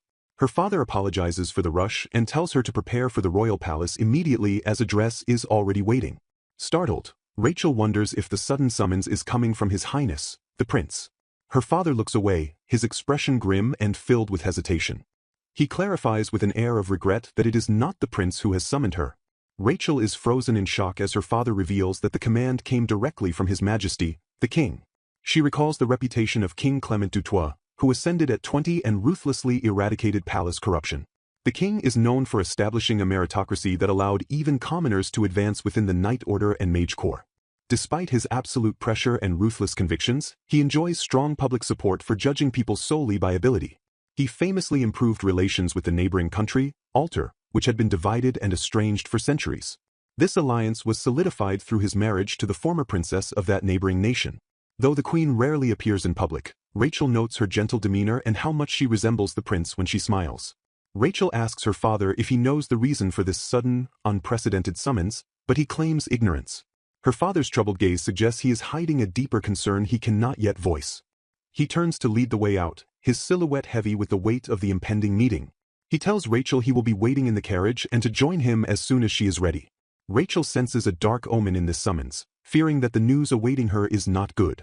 She remembers the look on her father's face, suspecting he already knows exactly what this is about. Walking through the palace, a heavy sense of dread settles over her. She desperately prays that her bad feeling is nothing more than a groundless premonition. Rachel and her father approach the throne room, where the king sits waiting in a cavernous, sunlit hall. King Clement Dutoit watches them with a piercing, regal gaze from his ornate throne. Beside the king stands a stern advisor, both men maintaining a cold and imposing atmosphere. The king signals for the formal proceedings to begin. As Rachel and her father kneel in respect, the king commands her to raise her head. Rachel reminds herself that she is the crown prince's fiancée and must act with dignity. She takes a deep breath, steeling herself to face the king properly and stay calm. Standing tall in her formal gown, she vows to conduct herself with the grace befitting her station.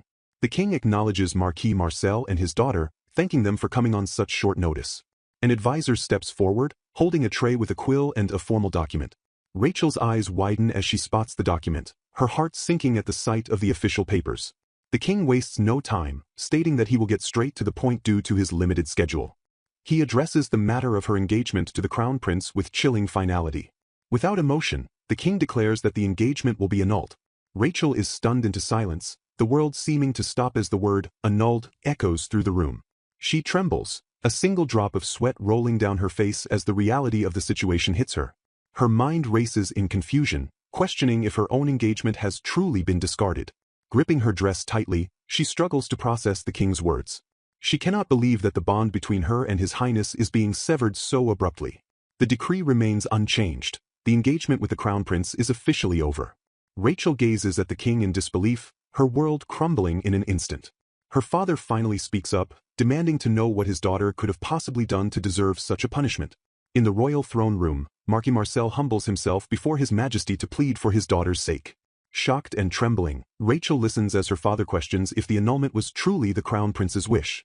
Desperate and in denial, Rachel recalls the prince's warm letters and refuses to believe he would ever want to end their engagement. The king remains cold, declaring that the decision to annul the engagement was made entirely at his own discretion. Rachel reels in silence, her heart sinking at the realization that this decree was issued without any regard for the prince's feelings. A crushing sense of despair washes over her as she repeatedly whispers, "No," to the harsh reality of her situation. Recognizing the finality of the king's words, Rachel understands that his order leaves no room for negotiation or personal sentiment. Terrified of losing her place by the prince's side, she realizes that nodding to this command means she is no longer his fiancée. Reflecting on her past, Rachel notes that while she has faced dismissal before, this current situation feels fundamentally different. She remembers the stinging humiliation and fury she felt the last time she was removed from her position as the future crown princess. Thinking of the prince's kind smile, she realizes that being stripped of her title truly means she can no longer stay by his side. Overcome with grief, Rachel clutches her hands together and cries out internally that she does not want to be separated from him. She yearns to support him and walk forward together, unwilling to let go of the bond they share. Marquis Marcel looks on with a pained expression as his daughter remains frozen in her silent struggle. Pushing for a chance at resolution, the Marquis asks if Rachel may speak with the prince to confirm if he truly agreed to this. Rachel resolves to pull herself together, knowing she must face forward even in the midst of this crisis. Looking toward her father, she finds strength in seeing him fight so hard to protect her future. She realizes that if she doesn't struggle now, it will be too late to take back the life she holds dear. The king stares down with a piercing, unforgiving gaze that demands absolute submission to his royal authority. Dismissing their concerns as trivial, the king notes that the crown prince will arrive soon, but his presence will not change the outcome. Rachel is startled by the news of the prince's arrival, wondering if he is even aware of what is happening. She suspects that the prince might have already refused this discussion, leading the king to bypass him entirely. Panic sets in as Rachel realizes His Majesty is trying to force her to accept the annulment from her own side. She clings to the hope that if the prince hasn't agreed or isn't convinced, there might still be a way to continue the engagement. The king's voice thunders as he commands Rachel to abandon her shallow thinking and face the truth.